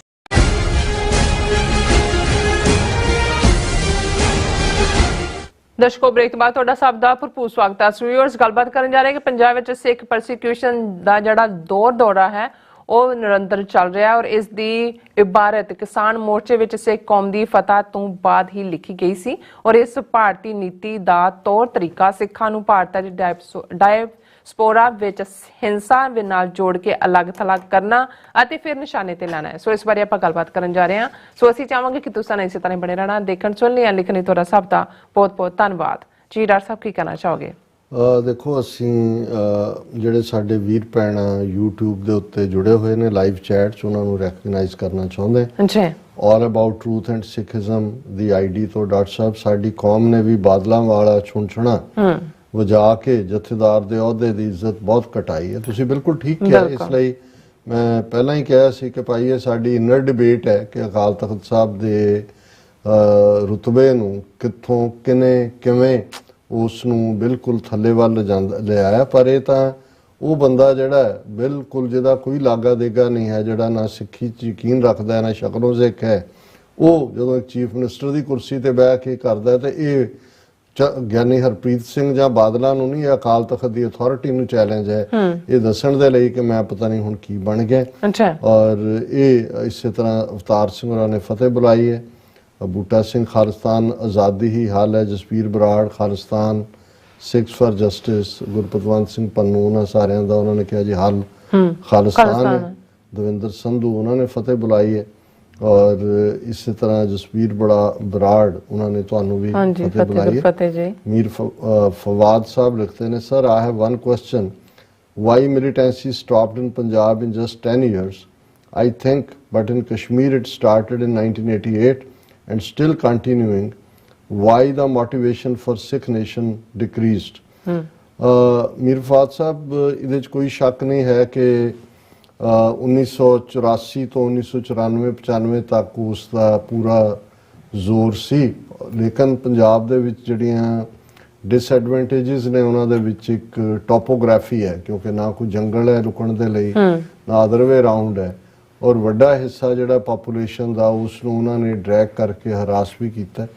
Secondly ਕਿਤੇ ਨਾ ਕਿਤੇ ਇੱਕ ਤਬਕੇ 'ਚ ਇਹ ਗੱਲ ਵੀ ਆਈ ਕਿ ਜੀ ਪੀਸਫੁਲ ਵੀ ਸਾਨੂੰ ਹੋਰ ਅਟੈਂਪਟ ਕਰਨਾ ਚਾਹੀਦਾ ਸੀ ਜਾਂ ਕਰਨਾ ਚਾਹੀਦਾ ਹੈ, ਲੇਕਿਨ ਇਹ ਵੀ ਨਹੀਂ ਹੈ ਕਿ ਭਾਈ ਗੱਲ ਮੁੱਕੀ ਹੈ। ਇਨ ਬਿਟਵੀਨ ਬੇਸ਼ੱਕ 1994 ਤੱਕ ਇਹਨਾਂ ਨੇ ਸਿੱਖ ਜੁਝਾਰੂ ਵੱਡੀ ਗਿਣਤੀ 50,000 ਦੇ ਕਰੀਬ ਸਿੱਖ ਨੌਜਵਾਨ ਮਾਰ ਦਿੱਤੇ ਸੀ, ਲੇਕਿਨ 31 ਅਗਸਤ 1995 ਨੂੰ ਬੇਅੰਤੇ ਨੂੰ ਸਜ਼ਾ ਯਾਫਤਾ ਕੀਤਾ ਗਿਆ ਚੀਫ ਮਿਨਿਸਟਰ ਨੂੰ। ਉਸ ਤੋਂ ਬਾਅਦ ਵੀ RSS ਦੇ ਬੰਦੇ ਜਿਹੜੇ ਪੰਜਾਬ ਦੇ ਵਿੱਚ ਰੁਲਦਾ ਹੋਏ, ਗੰਗਰੇਜਾ ਹੋਏ, ਮੈਂ ਹੁਣ ਡਿਟੇਲ 'ਚ ਨਹੀਂ ਜਾਵਾਂਗਾ। ਸੋ ਜਿਹੜੀ ਮਾਸ ਮਿਲੀਟੈਂਸੀ ਸੀ ਉਹਦੀ ਥਾਂ ਸੈਲੈਕਟਿਵ ਮਿਲੀਟੈਂਸੀ ਨੇ ਲੈ ਲਈ, ਔਰ ਉਹਦੇ 'ਚ ਅਸੀਂ ਦੇਖਦੇ ਹਾਂ ਕਿ ਵੀ ਹੁਣ ਇੱਕ ਵਾਰ ਫਿਰ ਇਹ ਅਟੈਂਪਟ ਹੈ ਪੀਸਫੁਲ ਤਰੀਕੇ ਨਾਲ, ਪਰ ਜੋ ਇਸ ਵੇਲੇ ਰਿਪਰੈਸਿਵ ਤਰੀਕੇ ਅਪਣਾਏ ਜਾ ਰਹੇ ਨੇ, ਮੁੰਡਿਆਂ ਨੂੰ ਭਗੌੜੇ ਕੀਤਾ ਜਾ ਰਿਹਾ ਘਰਾਂ 'ਚੋਂ, ਅਸੀਂ ਸਮਝਦੇ ਹਾਂ ਕਿ ਭਾਈ ਫਿਰ ਉਹ ਜਿਹੜਾ ਰਸਤਾ UN ਦਾ ਹੀ ਹੈ ਕਿ ਭਾਈ ਉਹਨਾਂ ਦਾ ਪ੍ਰੀਐਂਬਲ ਕਿ if a man is not to be compelled as a last resort to rebellion, his human rights must be protected by the rule of the law। ਉਹ ਕਿਰਪਾਨ ਗੁਰੂ ਨੇ ਸਾਡੇ ਗਾਤਰੇ ਪਾਈ ਹੋਈ ਹੈ, ਲੇਕਿਨ ਇਹ ਇੱਕ ਵੱਡਾ ਰੀਜ਼ਨ ਹੈ। ਔਰ ਇਸੇ ਤਰ੍ਹਾਂ ਜ਼ੁਬੈਰ याकूब साहब कहते हैं कि भारत माता का कहना है एक दिन जरूर इतना बोलो, जरूर बोलो सच के गुमां होने लगे। उन्होंने कुछ लिखा है बट मैं प्रॉपरली पढ़ नहीं पा रहा, और सोहन माल उन्होंने भी फतेह अर्ज की।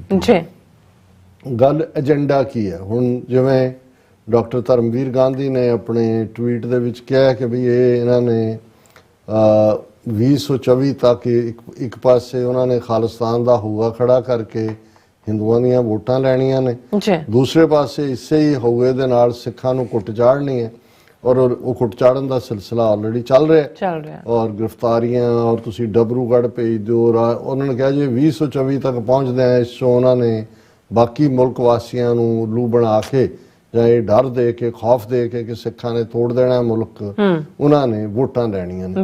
और ये इनफैक्ट जिहड़ा 23 फरवरी 2023 नूं जिहड़ियां पंथक जथेबंदियां गोष्ठी प्रोग्राम भाई दलजीत सिंह खालसा और उन्हां दी टीम वालों बाकियां दे नाल मिल के उन्होंने 23 फरवरी 2023 ਨੂੰ ਇਹ ਨੁਕਤੇ ਦਿੱਤੇ ਸੀ। ਉਹਨਾਂ ਨੇ ਕਿਹਾ ਵੀ ਚੱਲ ਕੀ ਰਿਹਾ, ਹੁਣ ਕੀ ਜਾ ਰਿਹਾ। Situation is so grim that it is foreseeable result will be isolation and targeting of Sikhs by Delhi ਦਰਬਾਰ, ਕਿ ਜਿਸ ਪਾਸੇ ਨੂੰ ਸਥਿਤੀ ਨੂੰ ਧੱਕਿਆ ਜਾ ਰਿਹਾ ਹੈ, ਇਹ ਨਜ਼ਰ ਆ ਰਿਹਾ ਹੈ ਕਿ ਅਲਟੀਮੇਟਲੀ ਸਿੱਖਾਂ ਨੂੰ ਅਲੱਗ ਥਲੱਗ ਕੀਤਾ ਜਾਏਗਾ ਔਰ ਫਿਰ ਜਿਹੜਾ ਉਹ ਨਿਸ਼ਾਨਾ ਬਣਾਇਆ ਜਾਏਗਾ। और ये 26 फरवरी 2023 ਨੂੰ ਜਿਹੜਾ ਉਹ ਉਹਨਾਂ ਨੇ ਸਾਰੇ ਨੂੰ ਰਿਲੀਜ਼ ਕੀਤਾ ਸੀ, ਔਰ ਉਹਨਾਂ ਨੇ ਕਿਹਾ ਵੀ ਜੋ ਵੀ ਪਹਿਲਾਂ ਵਾਪਰਿਆ ਹੁਣ ਉਹ ਪੰਜਾਬ ਦੇ ਵਿੱਚ ਨਜ਼ਰ ਆ ਰਿਹਾ ਜਿਹੜਾ ਹੌਲੀ ਹੌਲੀ ਕਨਸਟੈਂਟਲੀ ਬਿਲਡ ਕੀਤਾ ਗਿਆ, ਔਰ ਵੀ ਮਸਟ ਅੰਡਰਸਟੈਂਡ ਫੋਲੋਇੰਗ ਥਿੰਗਸ। ਉਹਨਾਂ ਨੇ ਕਿਹਾ ਕਿਉਂ ਸਿੱਖਾਂ ਨੂੰ ਹੁਣ ਇਹ ਵੀ ਸਵਾਲ ਪੁੱਛਿਆ ਜਾਂਦਾ ਵੀ ਇਹ ਕਿਉਂ ਦੁਬਾਰਾ ਹੋ ਗਿਆ। ਇੱਕ ਭਾਈ ਅੰਮ੍ਰਿਤਪਾਲ ਸਿੰਘ ਦਾ ਇੱਕ ਬਹਾਨਾ ਹੈ, ਲੇਕਿਨ ਰੀਜ਼ਨ ਜਿਹੜਾ ਇਸ ਚੋਂ ਉਹਨਾਂ ਨੇ ਕੱਢਿਆ ਸੀ ਕਿ seva by Sikhs during pandemic earned global reputation for Sikhs, कि कोविड च जिवें सिखां ने किया, और असीं अक्सर जिक्र करते हैं कि अप्रैल के खालसा साजना दिवस मौके 5 मुल्कां दे हैड ऑफ स्टेट्स ने सिखां नूं मुबारकबाद दित्ती सी।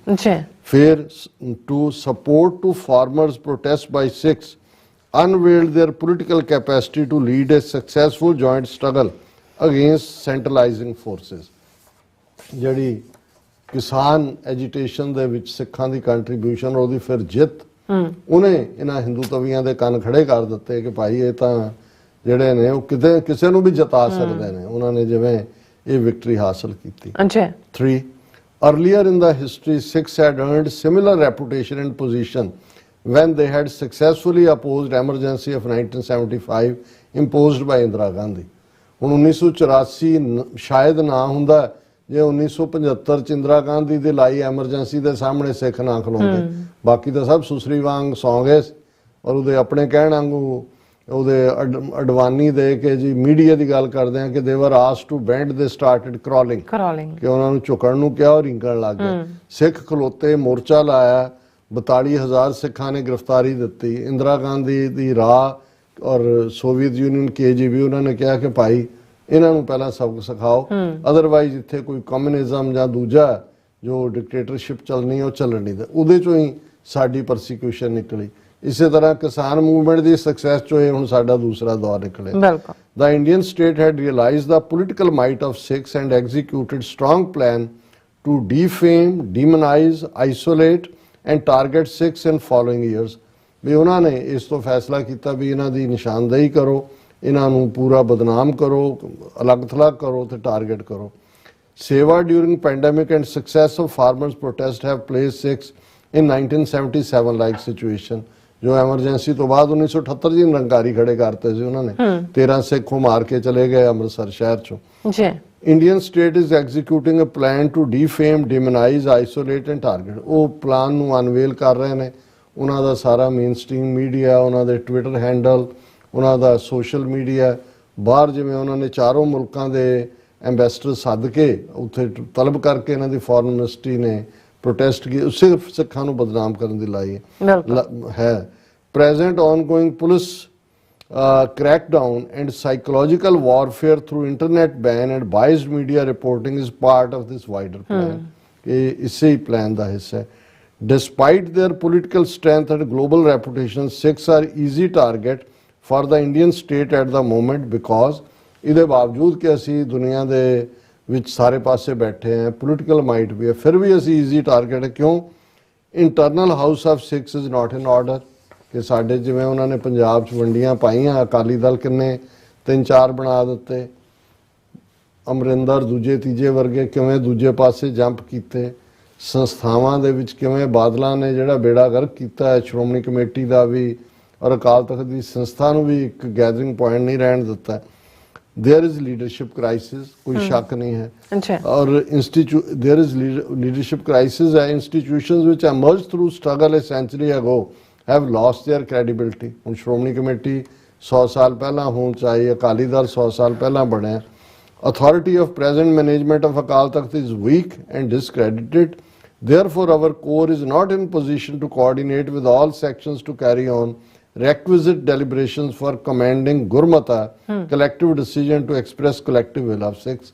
ਜਿਹੜਾ ਸਾਡਾ 18ਵੀਂ ਸਦੀ ਦਾ ਤੌਰ ਤਰੀਕਾ ਸੀ ਪੰਥ ਦਾ ਗੁਰਮਤਾ ਕਰਕੇ ਸਾਂਝੀ ਲੀਡਰਸ਼ਿਪ ਵਾਲਾ, ਉਸ ਨੂੰ ਡੂ ਅਵੇ ਕੀਤਾ ਗਿਆ। ਔਰ ਇਹ ਜਿਹੜੇ ਨੇ ਉਹਨਾਂ ਦਾ ਇਹ ਕਨਕਲੂਜਨ ਸੀ ਕਿ ਜਦੋਂ ਤੱਕ ਅਸੀਂ ਇਨਰ ਹਾਊਸ ਨੂੰ ਇਨ ਆਰਡਰ ਨਹੀਂ ਕਰਾਂਗੇ, ਇਹਨਾਂ ਚੈਲੰਜਸ ਨਾਲ ਅਸੀਂ ਲੜ ਨਹੀਂ ਸਕਦੇ। ਔਰ ਸਿੱਖਾਂ ਨੂੰ ਡੈਲੀਬਰੇਟ ਕਰਨਾ ਚਾਹੀਦਾ, ਇੰਟਰਨਲ ਡਾਇਲੋਗ ਮੈਕੈਨਿਜ਼ਮ। ਔਰ ਉਸ ਦੇ ਲਈ ਜਿਹੜਾ ਸਾਡਾ ਪੰਜ ਪ੍ਰਧਾਨੀ ਜੁਆਇੰਟ ਲੀਡਰਸ਼ਿਪ ਦਾ ਕਨਸੈਪਟ ਹੈ, ਉਸ ਨੂੰ ਸਾਨੂੰ ਲਿਆਉਣਾ ਚਾਹੀਦਾ।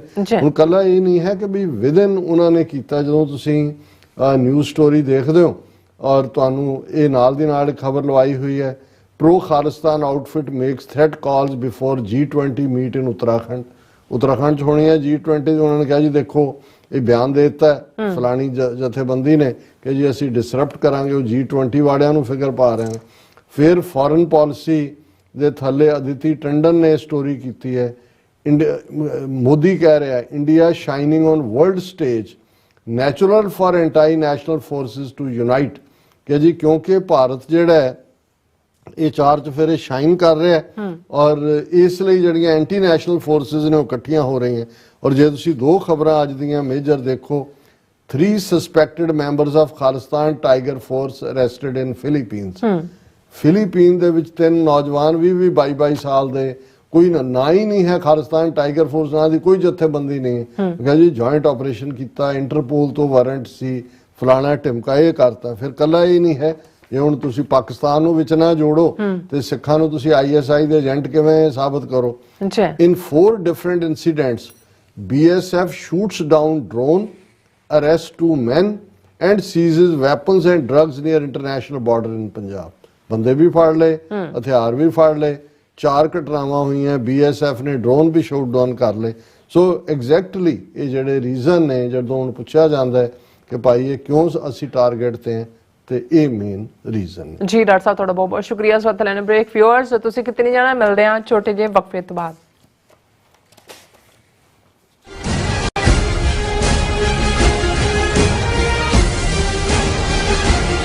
ਕੀ ਤੁਹਾਨੂੰ 30 40 ਜਾਂ 50 ਦਿਨ ਵੇਟ ਕਰਨੀ ਪੈ ਰਹੀ ਹੈ ਤੁਹਾਡੇ ਚੈੱਕ ਲਈ? ਫਿਰ ਬ੍ਰੋਕਰਾਂ ਪਿੱਛੇ ਭੱਜਦੇ ਫਿਰਦੇ ਹੋ ਪੈਸੇ ਲਈ। ਬਹੁਤ ਜ਼ਿਆਦਾ ਟਾਈਮ ਵੇਸਟ ਹੋ ਜਾਂਦਾ ਇੱਦਾਂ ਤਾਂ। ਜੇ ਤੁਸੀਂ ਅੱਜ ਹੀ ਪੈਸੇ ਲੈਣੇ ਤਾਂ ਬਾਬਟੇਲ ਨੂੰ ਕਾਲ ਕਰੋ। ਬਾਬਟੇਲ ਤੁਹਾਡੀਆਂ ਇਨਵੋਇਸਿਸ ਸੇਮ ਡੇ ਫੰਡ ਕਰ ਸਕਦੇ ਹਨ for a small fee, no contract, no reserve and no hidden fees। ਅੱਜ ਹੀ ਕਾਲ ਕਰੋ ਬਾਬਟੇਲ ਨੂੰ ਤੇ ਤੁਹਾਡਾ ਪਹਿਲਾ ਮਹੀਨਾ ਫ੍ਰੀ। 410 204 2084 ਅਗੇਨ 410 204 2084। ਕੀ ਤੁਸੀਂ ਆਪਣੇ ਟੈਕਸਿਸ ਨੂੰ ਲੈ ਕੇ ਚਿੰਤਤ ਹੋ? ਤੁਸੀਂ ਆਪਣੀ ਕਮਾਈ ਲਈ ਮਿਹਨਤ ਕਰਦੇ ਹੋ, ਭਾਵੇਂ ਤੁਸੀਂ ਨੌਕਰੀ ਵਿੱਚ ਹੋਵੋ ਜਾਂ ਆਪਣਾ ਬਿਜ਼ਨਸ ਚਲਾਉਂਦੇ ਹੋ। ਜਦੋਂ ਟੈਕਸ ਭਰਨ ਦਾ ਸਮਾਂ ਆਉਂਦਾ ਹੈ ਤਾਂ ਤੁਹਾਨੂੰ ਇੱਕ ਭਰੋਸੇਯੋਗ ਟੈਕਸ ਅਕਾਊਂਟੈਂਟ ਦੀ ਲੋੜ ਹੈ ਜੋ ਟੈਕਸ ਬੈਲੈਂਸ ਦਾ ਤੁਹਾਡੇ ਪੱਖ ਵਿੱਚ ਜਾਣਾ ਯਕੀਨੀ ਬਣਾਵੇ। ਸਿਆਟਲ ਦੀ ਜਾਣੀ ਪਛਾਣੀ company accurate accountants and taxes ਤੁਹਾਡੀ ਸੇਵਾ ਵਿੱਚ ਹਾਜ਼ਰ ਹੈ। ਅਸੀਂ ਹਰ ਤਰ੍ਹਾਂ ਦੇ ਟੈਕਸ ਭਰਨ ਵਿੱਚ ਤੁਹਾਡੀ ਮਦਦ ਕਰਾਂਗੇ। ਟੈਕਸ ਸੰਬੰਧੀ ਕਿਸੇ ਵੀ ਤਰ੍ਹਾਂ ਦੇ ਸਵਾਲ ਲਈ ਅੱਜ ਹੀ ਸਾਡੇ ਤੱਕ ਪਹੁੰਚ ਕਰੋ। Accurate accountants and Texas.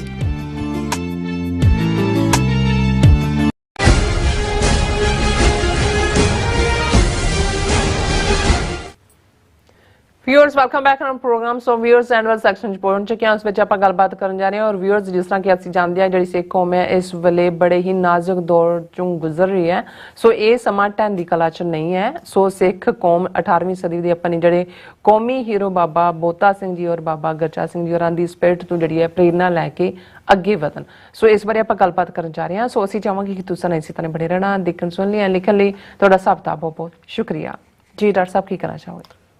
ਦੇਖੋ ਅਸੀਂ ਫੇਸਬੁੱਕ ਤੇ ਜਿਹੜੇ ਸਾਡੇ ਵਿਊਅਰਸ ਨੇ ਕਮੈਂਟ ਕੀਤੇ ਨੇ ਉਹਨਾਂ ਨੂੰ ਐਕਨੋਲਜ ਕਰਦੇ ਹਾਂ। ਭੈਣ ਜੀ ਕਰਨਜੀਤ ਕੌਰ ਲਿਖਦੇ ਨੇ, ਕੱਲ੍ਹ ਦੀ ਇਕੱਤਰਤਾ ਸਮੁੱਚੀ ਸਿੱਖ ਕੌਮ ਦੇ ਜਜ਼ਬਾਤਾਂ ਦੀ ਤਰਜਮਾਨੀ ਸੀ। ਇਸ ਇਕੱਤਰਤਾ ਵਿੱਚ ਬਾਦਲਾਂ ਦੇ ਵਿਰੋਧੀ ਵੀ ਸ਼ਾਮਲ ਸਨ। ਇਹ ਫੈਸਲੇ ਵੀ ਇਕੱਲੇ ਜਥੇਦਾਰ ਸਾਹਿਬ ਨੇ ਨਹੀਂ, ਸਮੂਹ ਸਿੱਖ ਜਥੇਬੰਦੀਆਂ ਤੇ ਸੰਗਤ ਨੇ ਲਏ ਹਨ। ਬਿਲਕੁਲ ਇਹ ਆਮ ਘਰ ਦੇ ਮੁੰਡੇ ਦਾ ਹੰਕਾਰ ਬੋਲ ਰਿਹਾ ਹੈ ਜਾਂ ਸਿੱਧਾ ਸਿੱਧਾ ਇਹ ਨਹੀਂ ਕਹਿ ਸਕਦਾ ਕਿ ਮੇਰੀ ਡੋਰ ਦਿੱਲੀ ਵਾਲਿਆਂ ਦੇ ਹੱਥ ਵਿੱਚ ਹੈ। ਫਿਰ ਪੰਥ ਨਾਲ ਮੱਥਾ ਲਾਉਣ ਵਾਲਿਆਂ ਦਾ ਹਸ਼ਰ ਵੀ ਯਾਦ ਕਰ ਲਵੀਂ। ਜੋ ਵੀ ਹੈ ਇਸ ਵੇਲੇ ਜੋ ਵੀ ਹੈ ਇਸ ਕੋਲੋਂ ਕਿਸੇ ਚੰਗੇ ਫੈਸਲੇ ਦੀ ਉਮੀਦ ਨਹੀਂ। ਪੰਥਕ ਜਥੇਬੰਦੀਆਂ ਨੂੰ ਅਗਲੇ ਸੰਘਰਸ਼ ਦੀ ਤਿਆਰੀ ਵਿੱਢ ਦੇਣੀ ਚਾਹੀਦੀ ਹੈ। ਭੈਣ ਜੀ ਕਰਨਜੋਤ ਕੌਰ ਜੀ ਤੁਸੀਂ ਬਿਲਕੁਲ ਠੀਕ ਫਰਮਾਇਆ। ਫਿਰ ਉਹਨਾਂ ਨੇ ਨਾਲ ਐਡ ਕੀਤਾ, ਸਿੱਖਾਂ ਦਾ ਆਪਣਾ ਰਾਜ ਅੰਗਰੇਜ਼ਾਂ ਨੇ ਧੋਖੇ ਨਾਲ ਖੋਹਿਆ ਸੀ। ਜੇ ਨਾ ਕਬਜ਼ਾ ਕਰਦੇ ਤਾਂ ਬਾਕੀ ਦਾ ਭਾਰਤ ਸ਼ਾਇਦ ਹਾਲੇ ਵੀ ਅੰਗਰੇਜ਼ਾਂ ਦਾ ਗੁਲਾਮ ਹੋਣਾ ਸੀ। ਵੰਡ ਵੇਲੇ ਸਿੱਖ ਤੀਸਰੀ ਧਿਰ ਸਨ। ਸਾਡੇ ਬਜ਼ੁਰਗਾਂ ਨੇ ਨਹਿਰੂ ਗਾਂਧੀ ਹੋਰਾਂ ਦੀਆਂ ਗੱਲਾਂ ਵਿੱਚ ਆ ਕੇ ਨਾਲ ਰਹਿਣਾ ਮੰਨ ਕੇ ਬਹੁਤ ਵੱਡੀ ਗਲਤੀ ਕੀਤੀ। ਬਿਲਕੁਲ। ਔਰ ਮੈਂ ਅਕਸਰ ਜਦੋਂ ਇਹ ਸ਼ੇਅਰ दोहराता है कि वो वक्त भी देखा तारीख की घड़ियों ने जब लम्हों ने खता की सदियों ने सजा पाई। 1984 ਕਹਿੰਦੇ ਨੇ ਸਿੰਘ ਸਾਹਿਬ ਫਿਊਚਰ ਦਾ ਕੀ ਪਲਾਨ ਹੋਣਾ ਚਾਹੀਦਾ ਹੈ ਸਿੱਖਾਂ ਦਾ ਪੰਜਾਬ ਵਿੱਚ, ਇਹ ਅਸੀਂ ਕਿਸੇ ਵੇਲੇ ਫਿਰ ਡਿਸਕਸ ਕਰਾਂਗੇ। ਇਸ ਵੇਲੇ ਵਕਤ ਦੀ ਵੀ ਘਾਟ ਹੈ। ਵੀਰ ਦਲਜੀਤ ਸਿੰਘ ਉਹਨਾਂ ਨੇ ਤੁਹਾਨੂੰ ਵੀ ਔਰ ਮੈਨੂੰ ਵੀ ਫਤਿਹ ਬੁਲਾਈ ਹੈ। Gurnam Singh great channel, always great programme. Gurnam Singh ji ਬਹੁਤ ਬਹੁਤ ਸ਼ੁਕਰੀਆ। ਔਰ ਉਹਨਾਂ ਨੇ ਕਿਹਾ ਕਿ ਮੋਹਰਾ ਨਹੀਂ ਹੱਥ ਠੋਕਾ ਅਮਿਤ ਸ਼ਾਹ ਦੀ ਬਾਂਦਰੀ ਜਿਹੜੀ ਡੁਗਡੁਗੀ ਤੇ ਨੱਚਦੀ ਹੈ। ਬਿਲਕੁਲ ਠੀਕ ਹੈ। ਉਹ ਤਾਂ ਇੱਕਦਮ ਯਾਦ ਆ ਜਾਂਦਾ ਵੀ ਡੁਗਡੁਗੀ ਤੇ ਬਾਂਦਰੀ ਕਿਵੇਂ ਨੱਚਦੀ। ਫਿਰ ਉਹਨਾਂ ਨੇ ਡਾਕਟਰ ਧਰਮਵੀਰ ਗਾਂਧੀ ਦੀ ਸ਼ਲਾਘਾ ਕੀਤੀ ਹੈ ਕਿ ਜਾਗਦੀ ਜ਼ਮੀਰ। ਸੋਹਣ ਸਿੰਘ ਮਾਲ ਉਹਨਾਂ ਨੇ ਕਿਹਾ ਕਿ ਜਥੇਦਾਰ ਹਵਾਰਾ ਕੁਝ ਨਹੀਂ ਬੋਲੇ। ਨਹੀਂ, ਉਹਨਾਂ ਦੀ ਜਥੇਦਾਰ ਹਵਾਰਾ ਦੀ ਕਾਫੀ ਡੀਟੇਲ ਸਟੇਟਮੈਂਟ ਸ਼ੁਰੂ 'ਚ ਹੀ ਆ ਗਈ ਸੀ ਇਸ ਦੇ ਉੱਤੇ। ਮਨਜੀਤ ਸਰਨ, every Sikh leader in Punjab, political, religious, panthak, no one standing with arrested youth. Only Guru Ji can help us. ਇਹ ਤੁਸੀਂ ਠੀਕ ਕਿਹਾ। ਸ਼ੁਰੂ ਦੇ ਵਿੱਚ ਸਾਰਿਆਂ ਦੇ ਵਿੱਚ ਇੱਕ ਭੈ ਜਿਹਾ ਜਾਂ ਦੂਸਰਾ ਸੀ। ਲੀਡਰਸ਼ਿਪ ਤਾਂ ਵੈਸੇ ਹੀ ਐਗਜ਼ਿਸਟ ਨਹੀਂ ਕਰਦੀ ਜਿਨ੍ਹਾਂ ਤੋਂ ਅਸੀਂ ਆਸ ਕਰਦੇ ਹਾਂ। ਉਹ ਤਾਂ ਸਾਨੂੰ ਪਹਿਲਾਂ ਹੀ ਪਤਾ ਕਿਹਦੀ ਖੇਡ ਰਹੇ ਨੇ। ਲੇਕਿਨ ਜਿਵੇਂ ਹਜ਼ਾਰਾਂ ਸਿੱਖ ਸੰਗਤਾਂ ਅਕਾਲ ਤਖਤ ਤੇ ਪਹੁੰਚੀਆਂ, ਇਹ ਸਾਡੀ ਸਟਰੈਂਥ ਹੈ। ਔਰ ਅਲਟੀਮੇਟਲੀ ਇਸੇ ਚੋਂ ਹੀ ਸਾਡੀ ਲੀਡਰਸ਼ਿਪ ਵੀ ਬਿਲਟ ਹੋਣੀ ਹੈ। ਔਰ ਫਿਰ ਬੌਬ ਸਿੰਘ ਹੋਰਾਂ ਨੇ ਲਿਖਿਆ ਵੀ ਮੈਂ ਤੁਹਾਡੇ ਫੋਨ ਨੰਬਰ ਤੇ ਕਾਲ ਕਰ ਰਿਹਾ ਸੀ ਪਰ ਕਿਸੇ ਨੇ ਜਵਾਬ ਨਹੀਂ ਦਿੱਤਾ। ਔਰ ਸਾਡੇ ਸਰ ਸਾਹਿਬ ਨੇ ਥੱਲੇ ਲਿਖਿਆ ਕਿ ਜੀ please send your number. Arjan Singh उन्होंने खालिस्तान जिंदाबाद, हरजिंदर सिंह, जस्सी सिंह, गुरदीप सिंह, हरमिंदर माल, दविंदर संधू, हरकमल सिंह दिओल, जगदीप सिंह संधू, गुरसिख ढिल्लों, भैन जी बलप्रीत कौर सरन और जावेद बाबर। फिर दलजीत सिंह उन्होंने लिखा है डॉक्टर साहब अकाल तख्त साहब के जत्थेदार जी ने 27 मार्च को कहा सी कि 5 लाख मुसलमान पंजाब विच आके वस चुके हैं, जो कि कोरा झूठ है। ये उन्होंने हिंदुत्वा के दबाव हेठ किया। जो भी बाहरले सूबियां ते लोकां नूं पंजाब विच वसाया जा रहा है, उन्हां विच बहुतायत विच बिहार ते यूपी के हिंदू हैं, मुसलमान तो बहुत घੱਟ हैं। वो सीधा भी कह सकते सी कि बाहरले सूबियां तो 5 लाख तो भी वध लोग पंजाब विच वस चुके हैं। जत्थेदार जी का यह बयान बहुत शक्की है ਅਤੇ एक दिन पहला IG पुलिस नाल मीटिंग वाल इशारा कर। दलजीत सिंह जी तुसीं बिल्कुल ठीक किया। मैं भी जदों सुनिया तो मैं बैक करके दोबारा देखा, मैनू लगता है कि ये स्लिप ऑफ टंग हो सकती है, क्योंकि उन्होंने अगे ये एलैबोरेट नहीं किया। हकीकत यह है कि जे ईवन जेडे यूपी बिहार वालियां चों मुसलमान आके वसन तो वो तो कोई हिंदुत्वियां का एजेंडा नहीं परस्यू करते। ये तुसीं बिल्कुल ठीक किया कि भाई ये किते ना किते ਜਿਹੜਾ ਹੈ ਉਸ ਪਾਰਟ ਨੂੰ ਵੀ ਔਰ ਉਹਨੂੰ ਓਪਨਿੰਗ ਦੇ ਵਿੱਚ ਹੀ ਮਾਈਗ੍ਰੇਸ਼ਨ ਦੇ ਇਸ਼ੂ ਦੀ ਗੱਲ ਕਰਨਾ, ਇਹ ਕੋਈ ਉਹਨਾਂ ਦੀ ਜਿਹੜੀ ਪ੍ਰੈਜੈਂਟੇਸ਼ਨ ਸੀ ਉਹਦੇ ਵਿੱਚ ਵੀ ਫਿੱਟ ਨਹੀਂ ਸੀ ਬਹਿੰਦਾ। ਔਰ ਇਹ ਫਿਰ ਗੁਰਨਾਮ ਸਿੰਘ ਹੋਰਾਂ ਨੇ ਕਿਹਾ ਇੱਕੋ ਇੱਕ ਪ੍ਰੋਗਰਾਮ ਜਿਹੜਾ ਆਪਣੇ ਨਾਮ ਤੇ ਪੂਰਾ ਢੁਕਦਾ ਹੈ ਸੱਚੋ ਸੱਚ। ਦਲਜੀਤ ਸਿੰਘ ਹੋਰਾਂ ਨੇ ਫਿਰ ਅੱਗੇ ਲਿਖਿਆ, ਪਰ ਮੈਂ ਹੁਣ ਮੀਰ ਫਵਾਦ ਸਾਹਿਬ ਦੀ ਲਿਖਤ ਜਿਹੜੀ ਉਹ ਲਾਸਟ पढ़ के फिर जानने। अस्सलाम वालेकुम, सत श्री अकाल डॉक्टर साहब, नीलम बाजी, सत श्री अकाल जी। भाई Amritpal Singh openly advocated for azadi of Punjab. In his speeches he talked about problems faced by Punjab, and he didn't even hesitate to directly tell the rulers like Shah about the injustices and oppression that is being done on Sikhs. Straightway he said there is one solution to the crisis, and that is the formation of a Sikh state. His own face attitude of talking about tyranny being done by Modi Shah government is proof of his impeccable bravery. बिल्कुल उन्होंने कहा कि उन्होंने अपना बिल्कुल clear रखा है और ये सच नूं मूँह ते कहना है, ये जिहड़ी असल बहादुरी है। There is a saying in Islam, a man once asked Prophet, peace be upon him, what is the best jihad? The Prophet said, a word of truth in front of tyrannical ruler. उन्होंने हजरत नबी साहब नूं coat करके कहा कि भी एक बार किसी ने मुहम्मद साहब नूं पूछा कि बेस्ट जिहाद की हुंदा, तो उन्हों का जवाब सी कि जदों किसी जालम बादशाह के सामने एक सचारा बंदा सच्चाई बोलने लई खलो जाता है या वो सच बोलता है, वो जिहाद है। अच्छा। और ये उन्होंने कहा कि फिर सोर्स भी उसका कोट किया है कि मसनद अहमद उन्होंने लिखत दा है, today we don't know about him, he was on path of हक। ये अमृतपाल सिंह के हवाले नाल कहा।